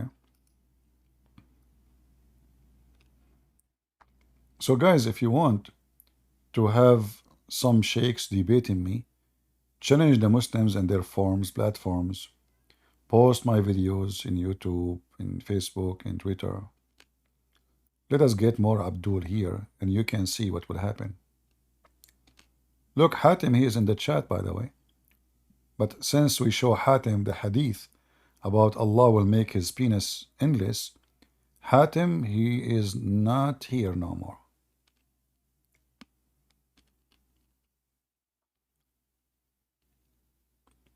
You know, I would love to see the Muslims after the day of judgment when they are in heaven. I want to see Zakir with endless penis, how he will look like. I mean, if the penis is endless and you are not, that means you are so small and your penis is so big, endless. Can you call mosque life? No, I will not do that. Because you see, they can accuse you of harassment. You have to be smart, my friend. If you call a place, if you call them, and you try to force yourself on them, they can play victims.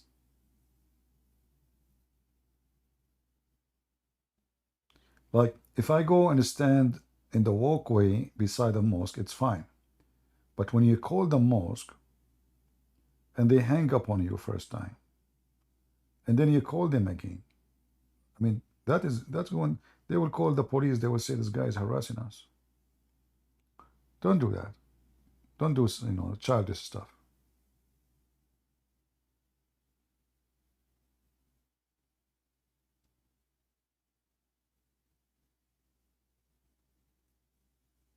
You have to be smart. Otherwise, they will play victims, and then you will look bad. You know, they do that all the time. Those, you know, they will do that. Like if I go right now, if Zakir Naik is live, I go to his you know, your internet is public. All right, this is different. But going to somebody or calling a phone, official phone of a, or even a person at his home.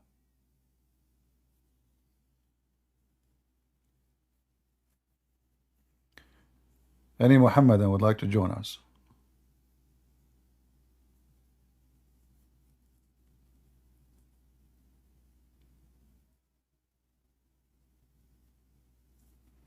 Yeah, always they will love to play a victim.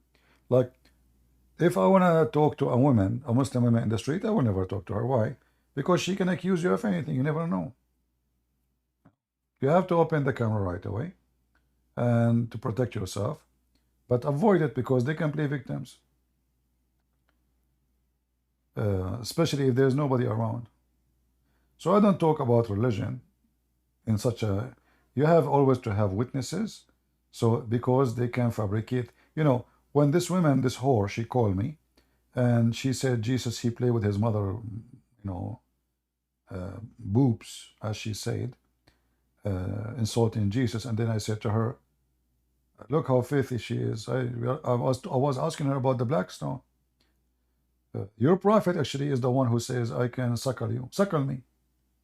The Muslim, they cut that part and they make a scandal of it. They try to frame you. They try to make you look bad. So if this is happening in public, and this is happening in YouTube, not in person, and it's recorded, and thousands of people or 2,000 watching, and yet they try to play a victims, what they will do if this is in the street?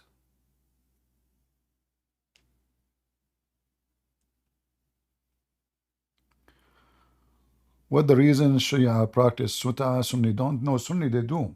Sunni they do practice Mut'ah, but they have a different name for it now. They do something called Zawaj al-Misyar as an example.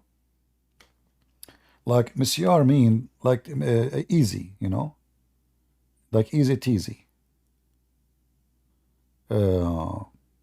So let us say you are going to a country, all right, and then you want to stay there for 2 months or even a week or even 2 days.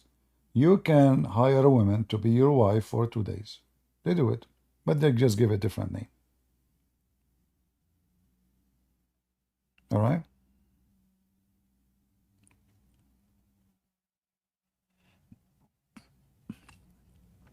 However, the word muta, supposedly the one who forbid it is Umar, not Allah.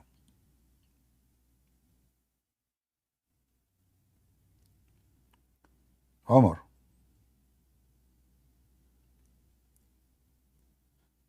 I think there's even a video made by Mufti Menk, I think, about the Misyar thing.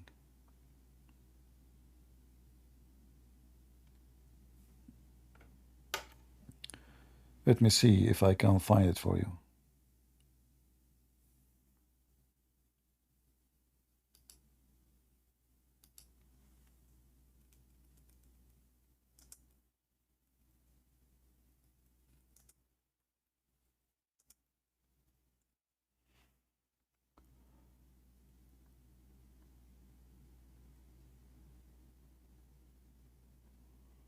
Misyar marriage. They have tons of sexual pervert practice, and they give it all name of marriage. The first question is a misyar marriage permissible? And this question is unfortunately a frequently asked question. What is misyar marriage? A misyar marriage is a normal contract between a man and a woman with the approval of her guardian, with the presence of two male Muslim witnesses, naming the dowry. So what's the difference between it and a normal marriage? In this misyar marriage, the woman forgives or let go some of her own rights due to necessity. For example, she says, I don't require that you come to my home every other night. If he has a first wife and she's the second wife, he's obliged to spend equal nights with both wives. But she says, I don't require this. Or she says, I don't require you getting me a house. I have my own house. I don't need a house. Or she says, I'm a rich woman, or I have a job. I don't require you to provide for me the food and to pay the rent. In other way, it's just a sex contract. This woman, this man, he want to F, she want to F, and this is the FF cult. There's no marriage really, you know. There's no need for a house. There's no need to, you know, we can meet in the hotel. You can come to my bedroom, you know. There is other marriage. It's called zawaj friend, which means it's boyfriend. So we meet like once a week when you are horny in the hotel. So all of those, in reality, they are not really marriage. Let me see if I can find you another video.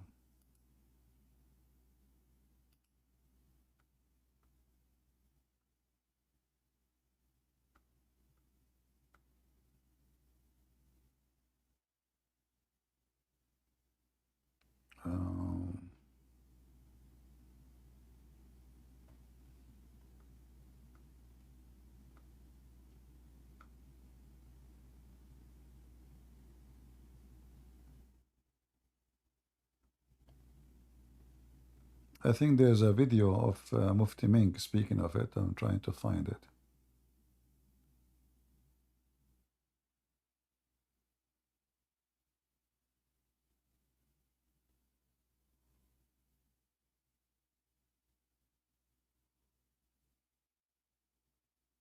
Yeah.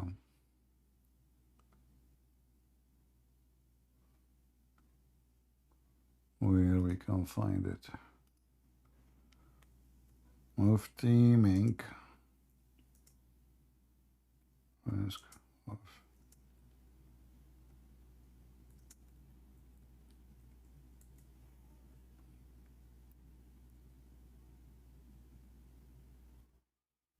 I found another video of Yasser Qadhi, but this one is long. Yeah, the dark side of Misyar marriage with the Yasser Qadhi. So there is many videos. All of this is just, you know, to... Misyar is a this is not... special type of arrangement in Islam that makes a mockery of what we call marriage. When we look at the lived reality of Misyar marriages, generally speaking, it becomes a disaster. And again, generally speaking, it is the woman who suffers. It's exploitative, it takes advantage of vulnerable women, and it's a loophole that allows men in Islam to not only have second wives, but to have second wives and third and fourth wives without any legal protection accorded to the woman. This is a big social issue, especially in Saudi Arabia. We're going to get into it. We're going to talk about the secret type of marriage that is not talked about very frequently. In fact, I didn't even know about it. I wasn't aware of this Misyar marriage until I started to look into it, and I read about it. It's so problematic that it continues to be a problem for these scholars. Yeah, anyway, if you have my books, Sex and Allah, you will find I listed long list of marriage Muslims and Arab they practice before Islam and after Islam. There is no marriage in Islam. Islam is just a sex contract. The woman is just a whore for them. She is just a vagina. And the whole idea is how we organized the business of effing. There is no marriage. You see, marriage is the value of it, that the purpose of such a thing is a family. In Islam, the purpose is not a family. It's not. This is why divorce is so easy. You can divorce her by text message. You can just say you're divorced. So it's easy come, easy go, for simply it is not a marriage. And if a woman, she stay for long with one man, usually because he is poor. Or maybe, let us say, he is like a different kind of a Muslim man. He is not, like sex maniac. But this is not the case usually. So marriage in the religion is not really a marriage. There's many words the Muslim they use have nothing to do with our definition of it. So when Islam says Islam is against fornication, well, you should know that this is the religion of fornication. They just change what is fornication. When Islam says we are against theft, well, this is the religion of thieves. As an example, Muslim, they can steal your money if you are not a Muslim. So you are a thief if you steal from a Muslim, but you are not a thief if you steal from a Jew or a Hindu or a Christian or Buddhist. Islam is against lying, but you can lie to your wife, you can lie to your husband, you can lie to your enemy, you can lie to your friends. So we have same words, but the definition of them is so different. So don't let the Muslim fool you when they speak about that. They don't believe, they believe that Islam is forbid fornication. No, it's just a change. Look at this. What is this? All kind of so-called marriages, they have nothing to do with marriage. Any Muhammadan?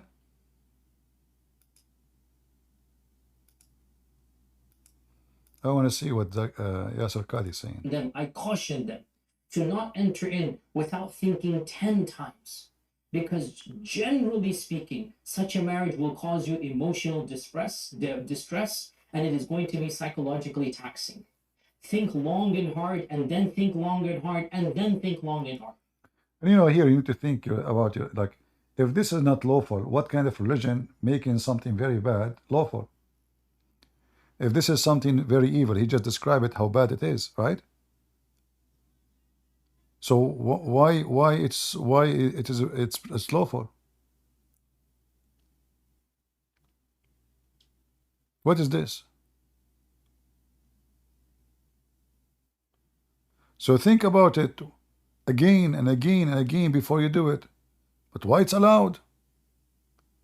If it is so confirmed to be bad, why we are allowing something bad to happen. Because, you know, it's for the benefit of the man. Nobody can forbid it.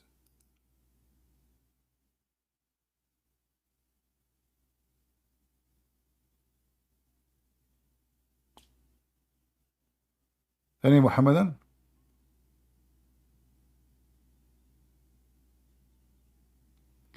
A person, his name is Yazi Block, he says, Christian Prince doing what he does best, which is never preaching Christianity, but always focusing like an obsessed person on Islam. Lul, thanks bro, you are doing our dawah for us. Well, Muhammadan, let us see how stupid what you just said. As long I'm doing the best for you, why you're upset? Same time, the bad news for you. Do you know how many Muslims left Islam and become Christians since me doing dawah? Tens of thousands. If you go right now and search, a Muslim left Islam speaking to Christian Prince, you will find thousands of videos. So I beat Muhammad, and you cannot refute me. The result of that, your children, they will leave Islam and they will believe that Muhammad is false, because I show them the proof and the reference. Same time, talking of obsession, well, what kind of a religion, your religion, is the religion pray 5 times to God, cursing Christian and Jews every day, 5 times a day? It is you who cannot even pray to your God without mentioning our name. Oh Allah, don't make us like the lost Christians and the cursed Jews. 5 times a day. I like it when a Muhammadan speak about obsession. Do you like to join us? You are not a scholar. Guys, he is not a scholar. He's a fly. By the way, speaking of the fly, your prophet, he mentioned your name in the hadith. I mean, your prophet, he mentioned everything. He covered everything. So he said, if a fly fell down in your soup, dip it, and drink it. You are not a scholar? A second ago, you have a big mouth. The second I mention your name, and I'm not a scholar. Christian Prince, I'm not a scholar. Since when you Muslims have scholars? Like, who is of you is the scholar? Oh boy.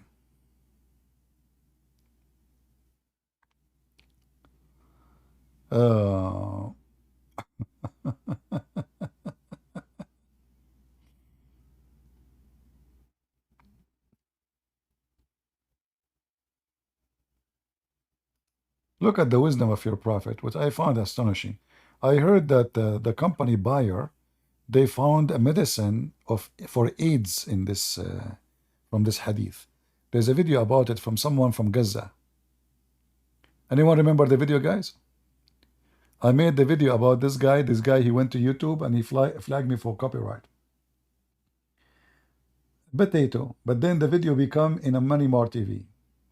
So he said that the company of buyer, they hire, sorry, not the buyer, sorry, hold on.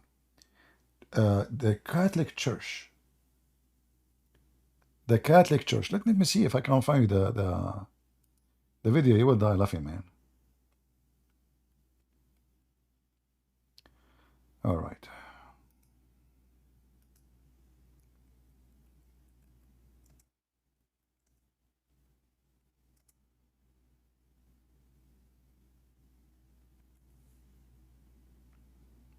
Let me see if I can find it.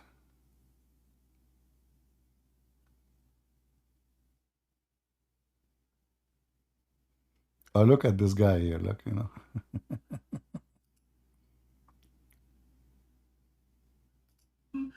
Please explain the hadith of the fly being dipped in a drink. I've done that before. I don't know why. I've done that so many times. I hope one of Ismail, maybe you can cut that last show, I think. But again, brothers and sisters in Islam, before we take on this text, whether the hadith of the fly or the hadith of the urine of the cat, these are authentic ahadith. Now, who told you to do that? Allah. That's it. On the tongue of His Messenger. That's it. Now, before and questioning the hadith and the commands. Do you believe that Allah is all known or not? Absolutely. Do you believe that Allah is all wise or not? No way. This is yes or no answer. That's it. Yes, you do that, then don't question his wisdom. Don't even question the wisdom, brother. You stupid idiot, you are questioning the wisdom and dumb of the Prophet of Allah. Huh? What's wrong with you? Why people are so stupid? This is yes or no answer. Yes, you do that, then don't question his wisdom here. Now, when it comes to that fly hadith, we found out later on by a non-Muslim who utilized his intellect correctly. Okay. You see, many people, they use their intellect to oppose the text. Right. But this guy who's not a Muslim, he said this, you know, this must mean something. Really? Because the revelation will not state something like that aimlessly. That's it. Without a purpose. So he did some research. He found out that the fly has a disease, or epidemic, in one wing, and the other wing. He found that? This guy who is not a Muslim, he found that. This guy. Who is this guy? Where? Actually, I'm trying to find the other video. You will die laughing. The other one is more hilarious. The other guy, he said, the Catholic Church, they hired two professors to debunk this hadith. And this is what the surprise they found is true. And then they told the guy, those doctors, don't tell anybody, keep the secret. The Catholic Church, brother. The Catholic Church, brother.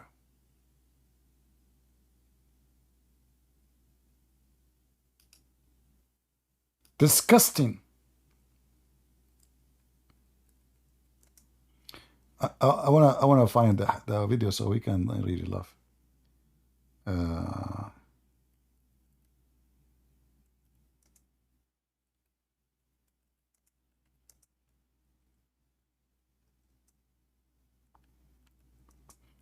And what make it more funny is from Gaza.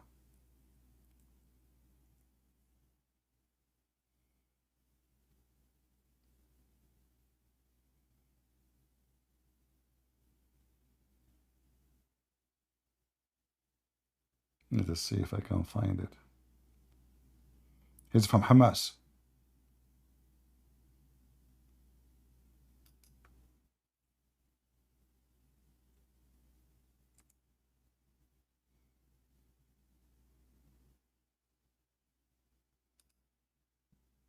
This video.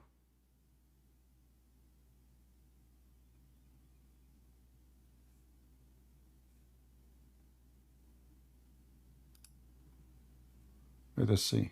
Yeah, I think these are the ones. Thank you. Yeah.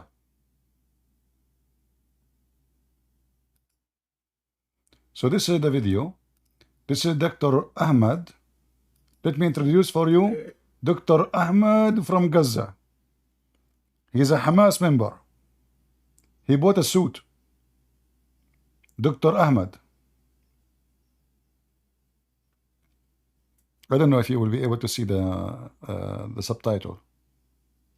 قال رسول الله صلى الله عليه وسلم إذا وقع الذباب في شراب أحدكم فليغمسه ثم لينزعه فإن في أحد جناحيه داء وفي الآخر شفاء. صحيح البخاري.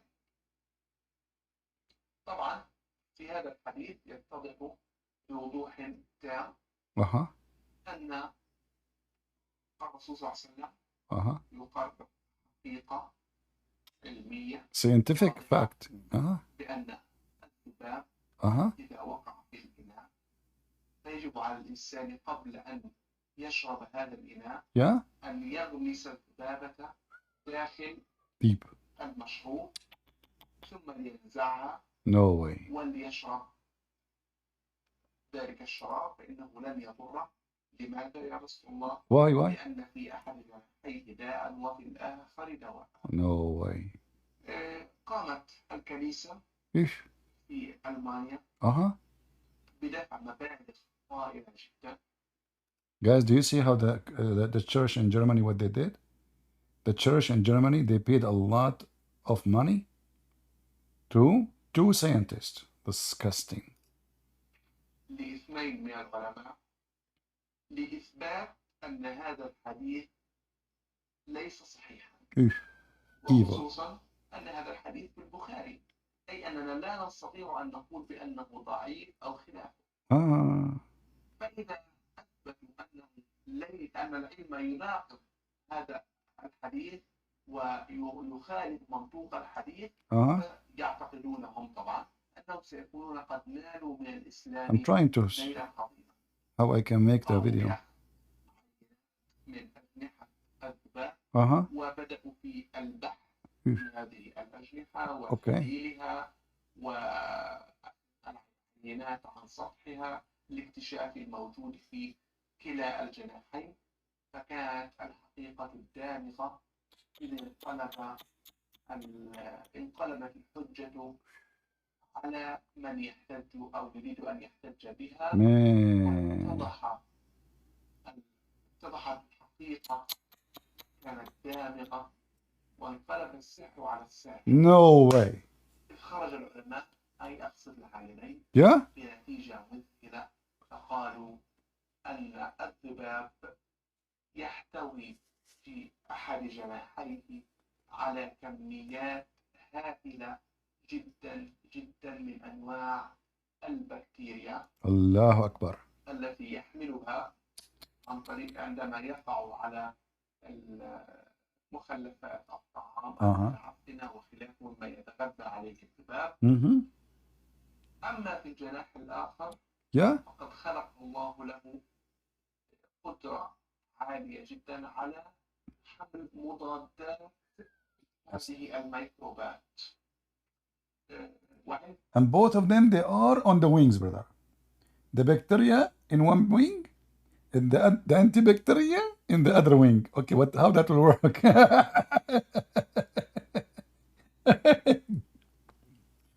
Like, if they say inside the body, I will, but Muhammad, they make it clear on the wing. He said in the wing. So they cannot now fix it. So, what's the point of antibacteria if it is in the wing?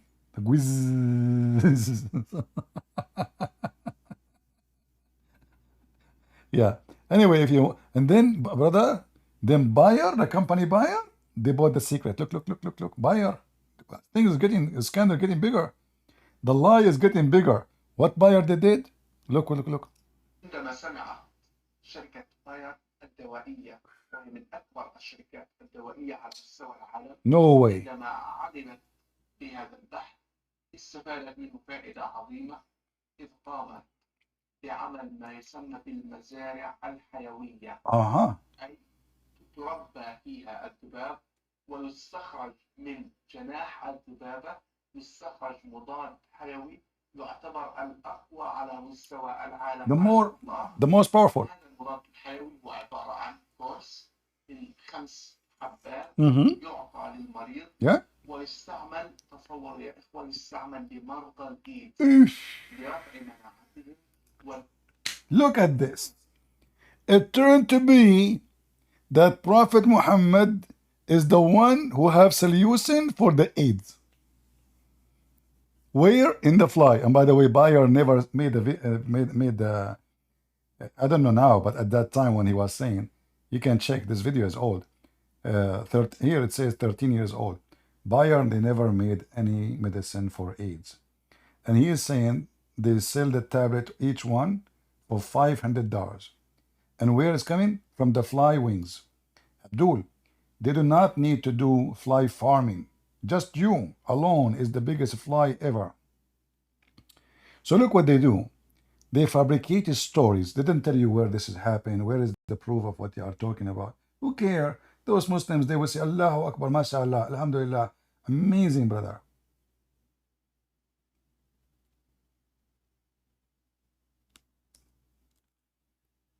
Any Abdul?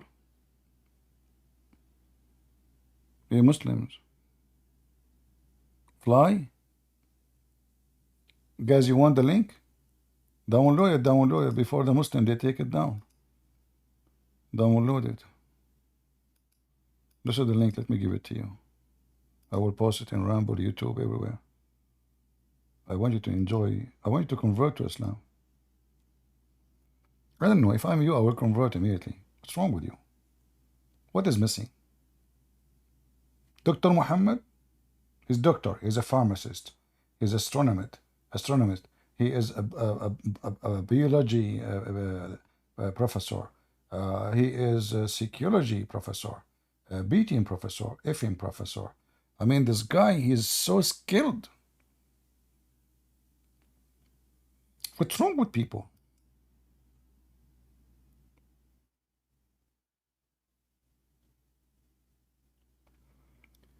Any Muhammadan would like to join us? Mayday, last call.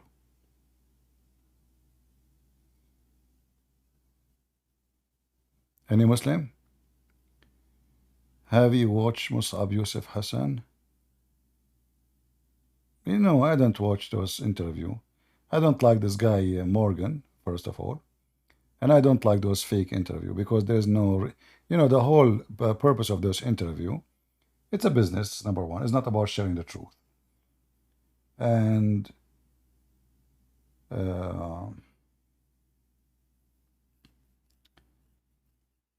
it's, you know, for me, the way I see them, those are not people, they are doing a mission to promote something right.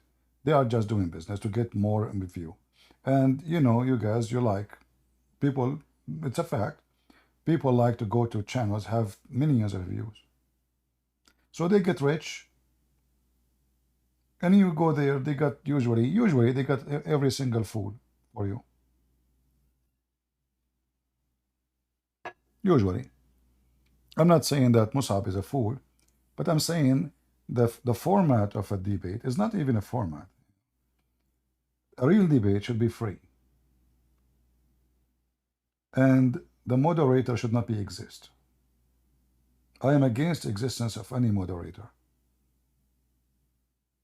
It's like having, you know, two people want to fight. Why you want to have somebody in the middle? To do what exactly? Plus, you will notice that the one who they bring them through the debate, none of them is a qualified. If you remember the same show, they brought Mimi Hijab, and they brought a rabbi, his name Shalomi. This donkey, Shalomi, is an idiot.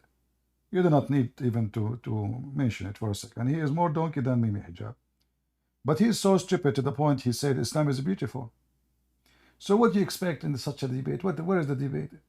So he brought a rabbi, and the rabbi, he said to the Muslim, Islam is beautiful? Is that really what's going on? So did he really prove?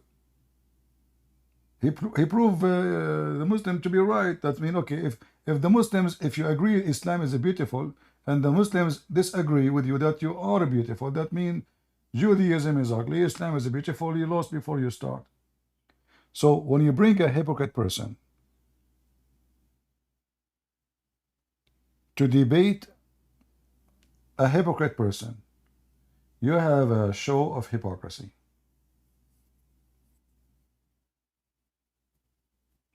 Right? So for me, I will not even waste my time watching those programs. Same time, like, you know, I saw a video. I did not watch it, but I saw, like, you know, YouTube suggests to you, like, you move your mouse over it, you can hear the Mus'ab Hassan debating a blonde woman. Stupid. I mean, what the heck? What is this, you know? And do you think really you convince anybody? Even he brought them someone, he was a Muslim, he is a son of a terrorist, he is a son of founder of Hamas. No. Those people, they are possessed. You know, people, they say brainwash, you know. No, they are possessed.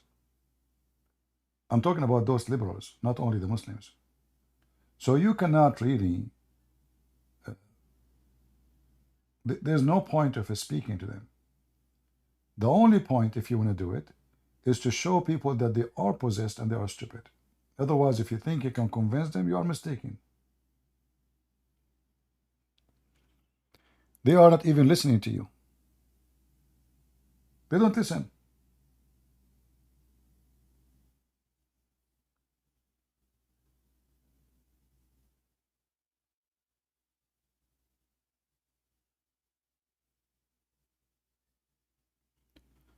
Do we have any Muhammadan would like to? I see somebody saying Islam is true.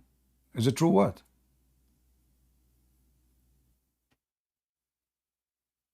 What do you think? Sludge. You want to join us, my friend? I want to give you the blessing of Allah before I leave, because if you join us and you defend Islam, do you know what Allah will reward you? You can't even imagine how big the reward is. I will tell you what happened to me. Once I used to be kafir, you know. I used to eat hummus, which haram. And I used to play chess, haram. Listen to music, haram. Doing farming, haram. Being friend to Christians, haram. I mean, all those kind of ugly stuff, brother. And then I said one day, I will repent. I will never play chess again, because haram. I will never use my brain, because haram. I will never be friend to Christians and Muslims and Jews, haram. I will never listen to music, because haram. I start watching porn, because halal. Do you like to join me and tell me why watching porn is halal?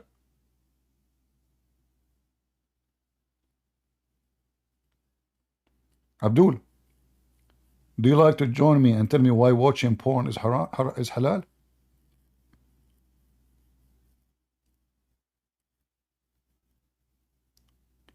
How playing chess is haram and watching porn is halal? Ani Abdul?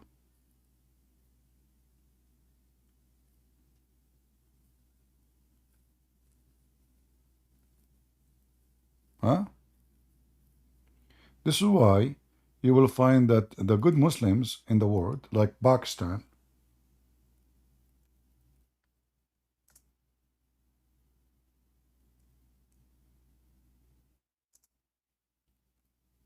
according to Google, #1 country in the world. I can't even search for this topic, because when I search for Pakistan big dog porn, right away it shows me porn websites.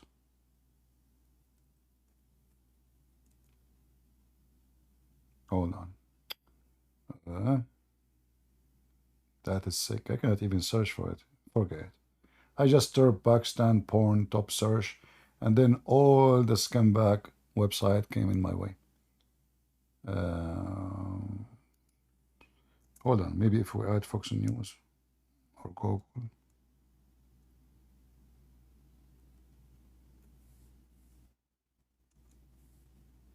Here we go. #1 nation in sexy website web search. Call it Pornistan. What the heck? That's true? Yes, brother. Finally. I mean, you can't even search for this topic. This is what happened to me when first time I searched for Andrew Tate name. I found nothing but porn. #1 nation, sexy web research search. Call it Pornistan. Google rank Pakistan #1 in the world in search for pornographic terms, outranking every other country in the world. And what they search for? Sex with donkey. Rape. Is that right? Rape sex. Rape pictures. I'm serious. I'm not joking. Look. I can show you. Here we go. Go down. Advertising. Get lost. I will not play your advertising. Anyway, you can go open it. You see the title. You will see this what they search for. And this is the most conservative Muslim country in the world.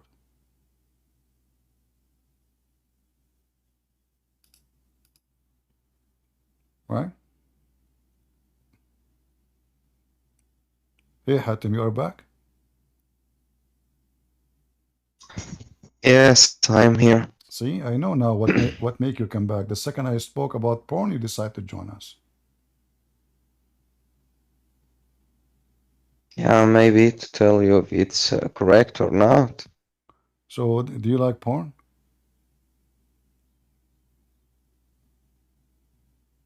Maybe sometimes. Sometime. Is it haram in Islam to have porn?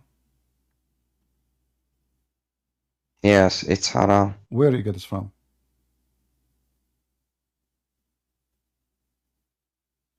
I challenge you.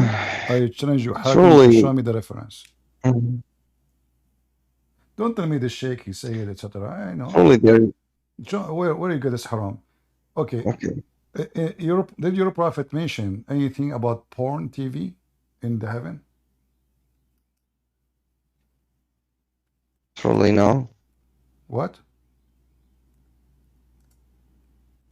No, but it doesn't make sense in Islam to take like porn. It's okay. No, it's we take it like it's haram. We don't depend on any rule. Truly. Okay. In the heaven, if there is any promise by your prophet that you will have a porn station.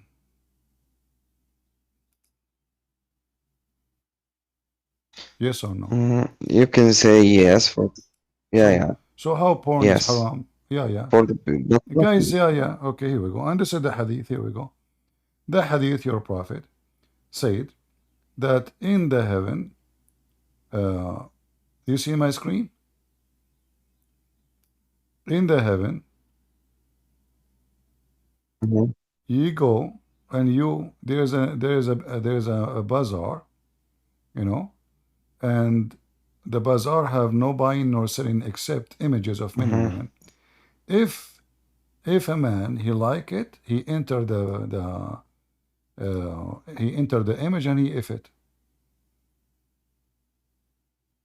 Let me show it in English too, so people can see. So how porn is haram? This is porn. It's images of men and women, and if a man he like the image, he go inside it and he if it. Right?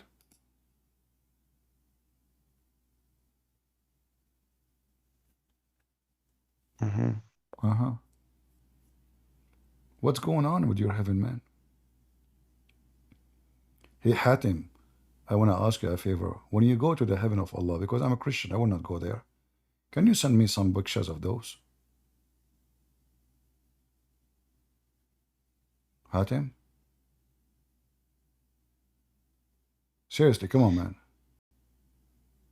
I will be Christian, you know. I mean, and we go to our heaven, there's no sex, there's no. I mean, come on. So, like, you promise me you will send me some pictures, like, you know, put them in your pocket when you go, and then send them to me somehow, like pictures of men. Don't send me picture of men, picture of women. Don't do that, because here it says pictures of men and women. And if the man, he liked the image, he enter it to F it. What do you think? Men will F men in the heaven of Allah?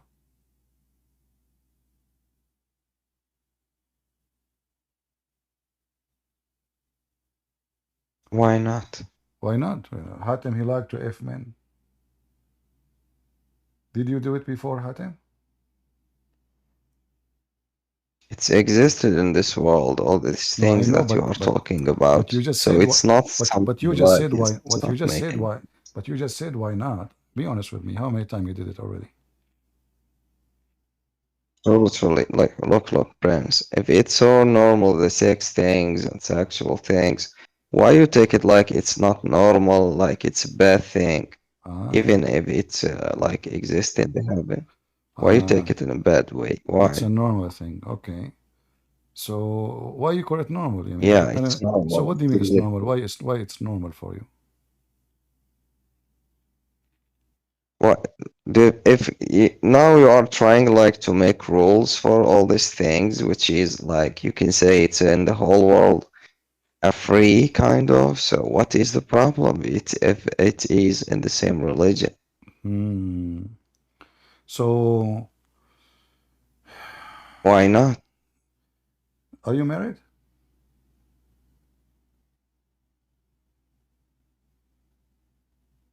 Ah, you are one of them, aren't you? You like those things, don't you?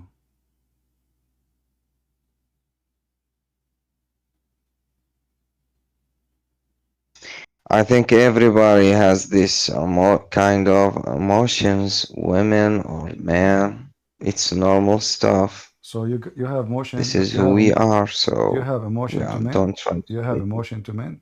So is that why you go to the mosque? Like because the guys they bend in the front of you, and you see their ass. Actually, I have a hadith about your caliphate. He was really very okay with the homosexual, who was an imam. So the Muslims they came and they complained that this guy is tempting them with his ass. Do you know the hadith?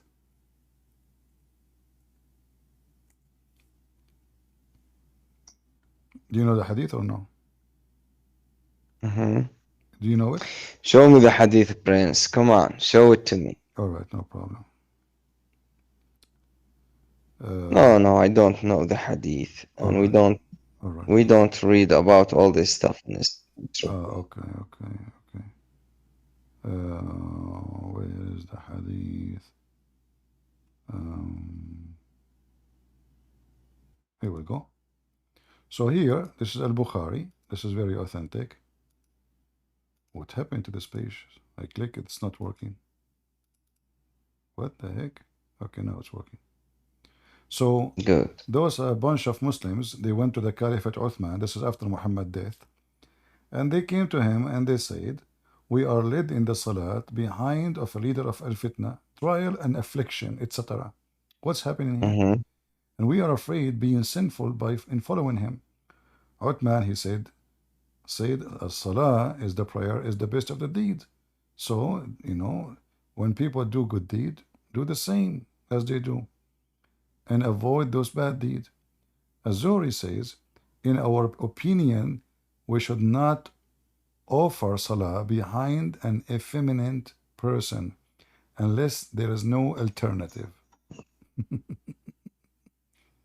So they came to him, they told him that we have a gay, and he is the leader. Translation, by the way, is not true, So he is a gay and he is tempting us. So what he said to them, so what? So what? Do it. This is the best of your deeds. And here I want to ask you, Hatim, don't you think that all those Muslims are gays? Because how they are tempted by a gay if they are not gays? How they are tempted by his ass? He is effeminate. He act like a girl. He talk like a girl. He's a gay. How they are tempted? What? Why you are laughing? It's a show respect, man. Isn't it obvious? Isn't it obvious that? Okay. So I see. Isn't it obvious that all your Abdul are gays anyway, even the one is complaining? Wow, it seems. How I'm going to be tempted by a gay unless you are a gay? Look, Brent. What? Wow. It looks like. Wow. It looks like there is a lots of freedom in Islam. It's not so extreme like you guys mentioned before, we right? Told you, this is a religion of boom boom, my friend. What we're talking about for sure.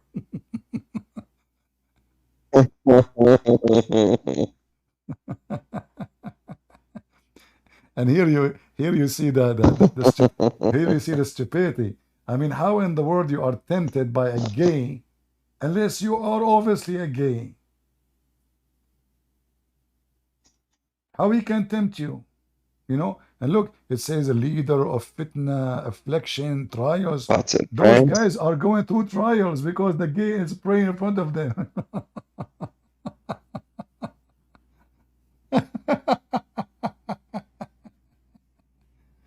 Poor example, if all these things they are exist in Islam, so Hatem, it's normal in Europe be and the honest. Western Be countries. honest with me. So why you take it like it's a Be problem in honest with me. Islam? Yeah, in Why? Europe, they are not following religion. Those are, you know, they are following their lost. So be honest with me, Hatem. Did you ever go to the mosque and you get tempted by the ass of the one in front of you? What? Truly now? What? No, I didn't. Are you sure? No. What about when he fought? Like your head is down and he's just in front of you and he fought. Did you get more tempted?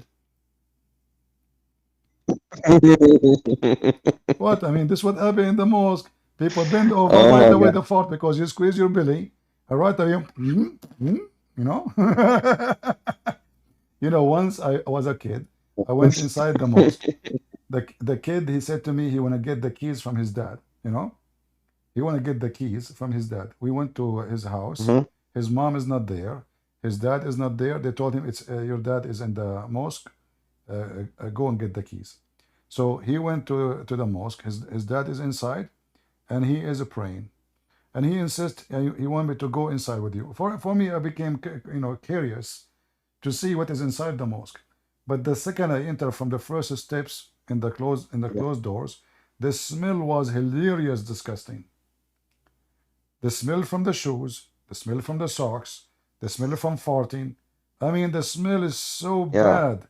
So I told him why it smells so bad. He says this is from the food. He's a kid like me. He said to me, this is from the food. I said, what food is it? They eat inside?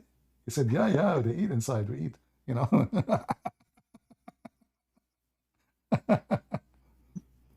And by the way, the best place to lose your oh my God, the best place your love is to lose so your heavy. shoes. You know, I remember once the same kid. His dad was, you know, he was screaming to his wife, "Where is my old shoes? Where is my old shoes?" And I said, "Why your dad is making drama about this old shoes? What's up with those old shoes?" He said, he's going to pray in the mosque. If he take the new shoes, they will steal it.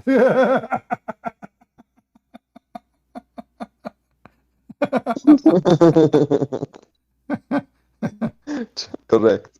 Yeah. So when they go to the mosque, they have shoes which is disgusting, smells so bad. Nobody will take it even if you throw it in the street. So what they do, they never take a new shoes to the mosque. They never. Because the second you enter the mosque with the new shoes, your shoes is gone. Immediately. Yeah. Correct. Yeah. There's tons of videos. There's tons of videos on YouTube of Muslims stealing shoes.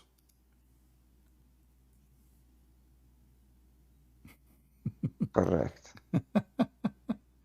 In the mosque. Yeah. Look, he's taking some. More. He's trying now. He's making it like he's taking his shoes off. Somebody is coming. Yeah. Yeah. Now he want to take more.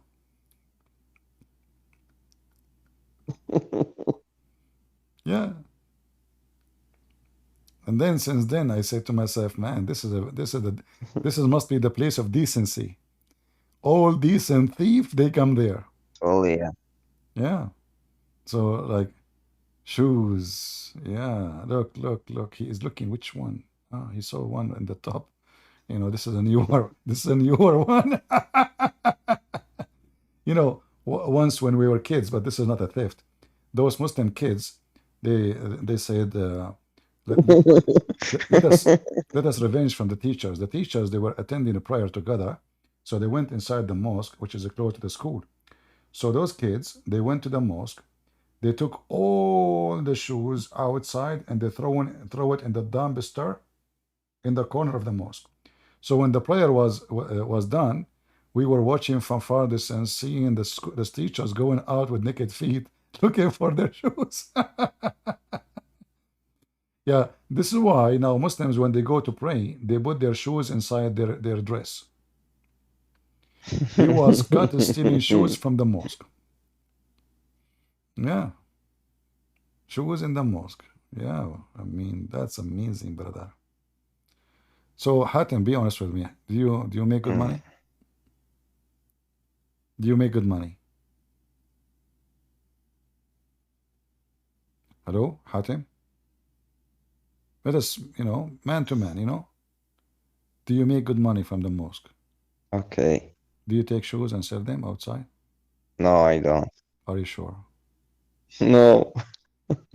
Do you swear by the shoes? No, I didn't. Swear by your shoes you don't do that. I don't know. I have a feeling that you are making good money. I don't know, guys. Don't you think Hatem from his Oh my voice God. is a How is a that, shoes? Prince? Don't you think, guys, from his voice, look at his voice. You see, the second I ask him the question, his voice changed. No, no, yeah, no, what? No. Come on, just confess. It's okay. Nobody is watching Hatem. We are just in YouTube, Rumble, Discord. It's private. So tell us what happened. Like, what is your perfect color shoes you like to steal?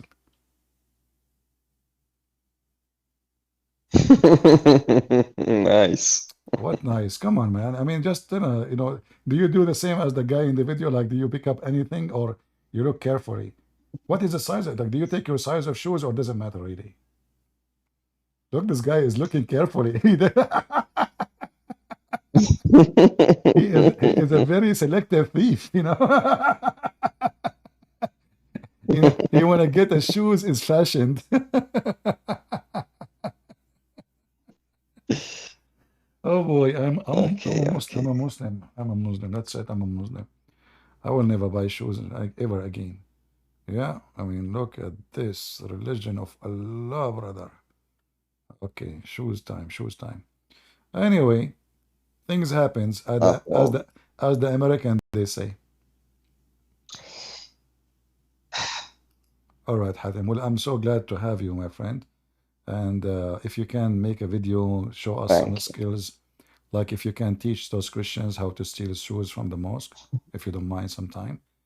Like, do you have like an organized crime class? like Andrew Tits, he teaches them how to be a pimp, how to lure women. So if you have a class and you want to promote it, go ahead, And as long you are a Muslim who think that being sleeping with men is okay, maybe you can invite some Muslims like you to teach us how it works. Yeah. All right, guys. Thank you, Hatem, for joining. Time for me to go. Sorry, I wish I can have you longer. But it's time for you. Hey, Hatem, please, if you have any link where you sell those shoes, let me know, I mean, as long you stole them, Okay. you will sell them for me for pennies. Come on. I mean, what you will lose? What you will lose? Like I saw the guy who took the white shoes. I like to have white. So do you have any? Look at your, collection. Do you have any shoe you took from the mosque is white lately? Okay, I will. Maybe I will pick up one for you in the future. But what brand? We don't. Okay, white one. Okay. No, just white. We need something expensive, like brand. Like I like to wear expensive brand from Walmart. Anyway, take care, my friend. Thank you for being here. All right. Thank you so much. Bye bye. All right, guys. Thank you all for being here. I wish I can stay longer, but we are here for many hours. And you know what? I want to do some medicine to myself. I'm going to look for a fly because the soup I'm drinking every day does not have such a medicine. And Islam is the best medicine for your health, for your penis, for your nose, for your toes, for anything, for your sexuality, for your brain. Islam is only for smart people. So, brothers, sisters, listen carefully. Let us take advantage of Prophet Muhammad, who taught us all the good manner. From now on, please, when you go to the house of your friend, flirt with the wife, please. I mean, come on. This woman, she have only one husband, and she is seeing him every day. Boring. We have to take the manner of Prophet Muhammad into practice. Sunnah. Okay? So, when you go to your friend, brother, you see, say, Assalamu alaikum. You ask the wife first. Is your husband is not there? She say, Ahmed is not here. You go inside the house right away, immediately. And then you grab her. What are you doing? You say, oh, the Prophet, he did that. Sunnah, sunnah. The second you say the Prophet, he do it, she give you herself. You know? Then the husband will come back and she will say to him, your friend Susu was here and he did this to me. The husband, he go to Susu, he said to him, listen, Susu, my wife is not really good. Take her. Look how friendly this religion. Very friendly. We have a Muslim woman, she called me 2 days ago, and she was saying to me, it is not a sin, Christian Prince. Shut up. It's a privilege. It's a privilege. So listen, if you want to have a privilege, like the privileges of Prophet Muhammad, which is all inclusive, penis, balls, sucking and licking, and all kind of disgusting stuff, join Islam. For this other religion, if you are a decent man, your privilege is about your penis. How a privilege is that? So I will leave you with the privilege Muhammad, Prophet, with bees. What a disgusting cult. You know, they say to me, I mean, why your topics, why you speak about penises? I mean, what I will talk about, this is Muhammad. I mean, what is the wisdom of the guy? Like, do he have a speech on the mount like Jesus to tell you about it? Do you have this guy, all his religion? Just type the word penis in the hadith, you will see. Just type the word fart. Hold on, let me type the word fart. I want to show you. I want to type the word fart. Not God. You see, you expect to see, if you type the word God, you will see it everywhere, but not fart. Fart. I will type it in English. Just wait.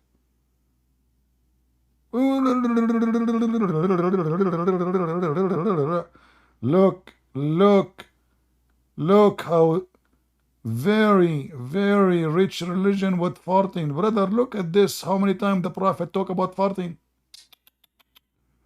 The fartology of Prophet Muhammad. Prophet fartology upon him. I just typed the word fart. I did not type God. I did not type prophet. I did not type, I type fart. If this is what would you get with fart, what you will get if you say shit? So the fartology of a Prophet Muhammad, look at this one here. This one is serious. This one is deep knowledge, you know. When the call of the prayer is given, Shaitan take his heels and pass wind loudly. Did you hear any Muslims? Hey, Hatem, do you hear the Shaitan fart when you call for prayer? That's deep. Now that explain to us, explain to those hippies, the climate activists, that the reason for global warming is Shaitan and Muslims. They pray, Shaitan fart, you know. Look about farting. Look about farting. This is this. Anyway, you know, farting obviously is the very essence of the teaching of Prophet Muhammad, and it's all of us. We have to appreciate his fartology. Without his fartology, what we can do? Let us be honest. You know, it's very important. You know that finally we have somebody is facing us with the truth that we fart a lot. So Prophet fartology, he is the best, and forget about the rest. And Allah don't accept your prayer if you fart, brother. But Allah accept your prayer if you F a goat. As Abu Hanifa, he said, Allah does not accept the prayer of any one of you who do pass wind.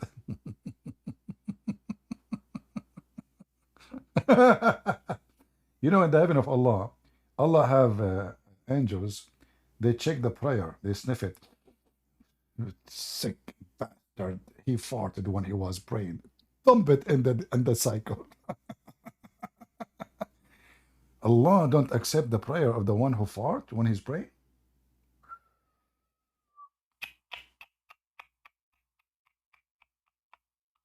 That's deep. fartology.com. Just say yum. Thank you all for being here. Otherwise, we will stay here for the second until tomorrow, speaking about the knowledge and the wisdom of a Prophet Muhammad. It's endless, like the penis you will have in heaven. Pass wind, even if you are from the Hind, which means from India. I don't want to say the name of my Lord speaking about this topic, but as always I say, I have to. God is good, so is Jesus. And I say to you Muslims, do you find anything good in this garbage cult? Can you? Follow the good Lord, you idiots. This is no good in it. This is rubbish. This is garbage. This cannot be from God. This is just a stupidity. This man is making fun of you. You fart or you don't. If you keep the gas inside you, is it better? In fact, you are more dirty because it's inside you. It's more close to your heart. So if you keep it inside you or you fly it outside, what difference is going to make? Your body inside you have shit inside you. It doesn't matter how you clean yourself, still you are full of shit inside.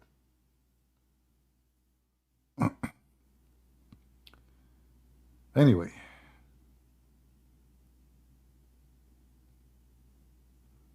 Oh, there is a Muslim saying to me, CP is a coward. Hold on, I'm not going to leave. Ask do you like to join us? Hold on, we have a Muslim, he's challenging me. I almost left. No way. He asked do you want to come? I'm not leaving, that's it. I will stay here until tomorrow. Just for your sake. He said that I am coward. I am refusing to answer him. Okay, Asdu, join us on the stage. Click at the link in Discord and jump here. If you don't, it means you are the coward. Is that correct? If you don't do it, that means you are the coward. Come on. Come on. He even stopped texting. He's playing dead now. He's not even moving. Are you okay? Look, what happened to you? You were texting, you were fine a second ago. He's dead. Heart attack. Oh boy. This is what happened to him, the same as the guy, the delivery guy. The delivery guy, you know, he delivered something to me. I opened the door. He saw how I look like. He froze. Hello?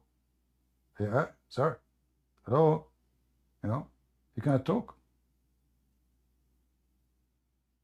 True story, by the way. He stayed like that for 1 year. And his name is Solomon. I'm telling you this true story. He was holding a stick because he was delivering for me Santa Claus stick, you know. I ordered it on Amazon. And then when he arrived to my house, and then he opened the door, he saw how I looked like. He got scared, terrified. He died standing. He was like that for a year. Everybody in the street walk by. They see him standing, dying, but nobody noticed. Nobody. Me, myself, I did not notice. I thought maybe he's protesting. Maybe he's from Free Palestine, you know, Amazon. Okay, he's protesting maybe, you know. So I did not ask him even why you are there. I opened the door second day, he's still there. He asked, do, what happened? I'm waiting, man. Don't you want to show us the coward Christian brands? Don't worry, I'm not going to ask you about Suleiman dying standing for 1 year. Give your address then. Give your address.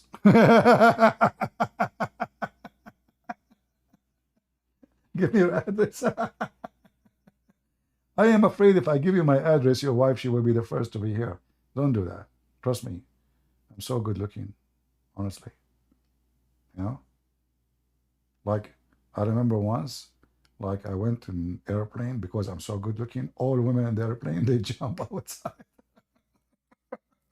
I was the only good looking person in the airplane. What are you talking about? You know, you remind me in Arabic, we say, we thought it's a fart, it turned to be a diarrhea. And that is you. Thank you guys for being here. Sorry, I made you wait. I thought we have a Abdul. It turned to be a diarrhea. Not even a fart. And time to clean it. God is good. So is Jesus. And Islam for dummy. There's no question about it. See ya.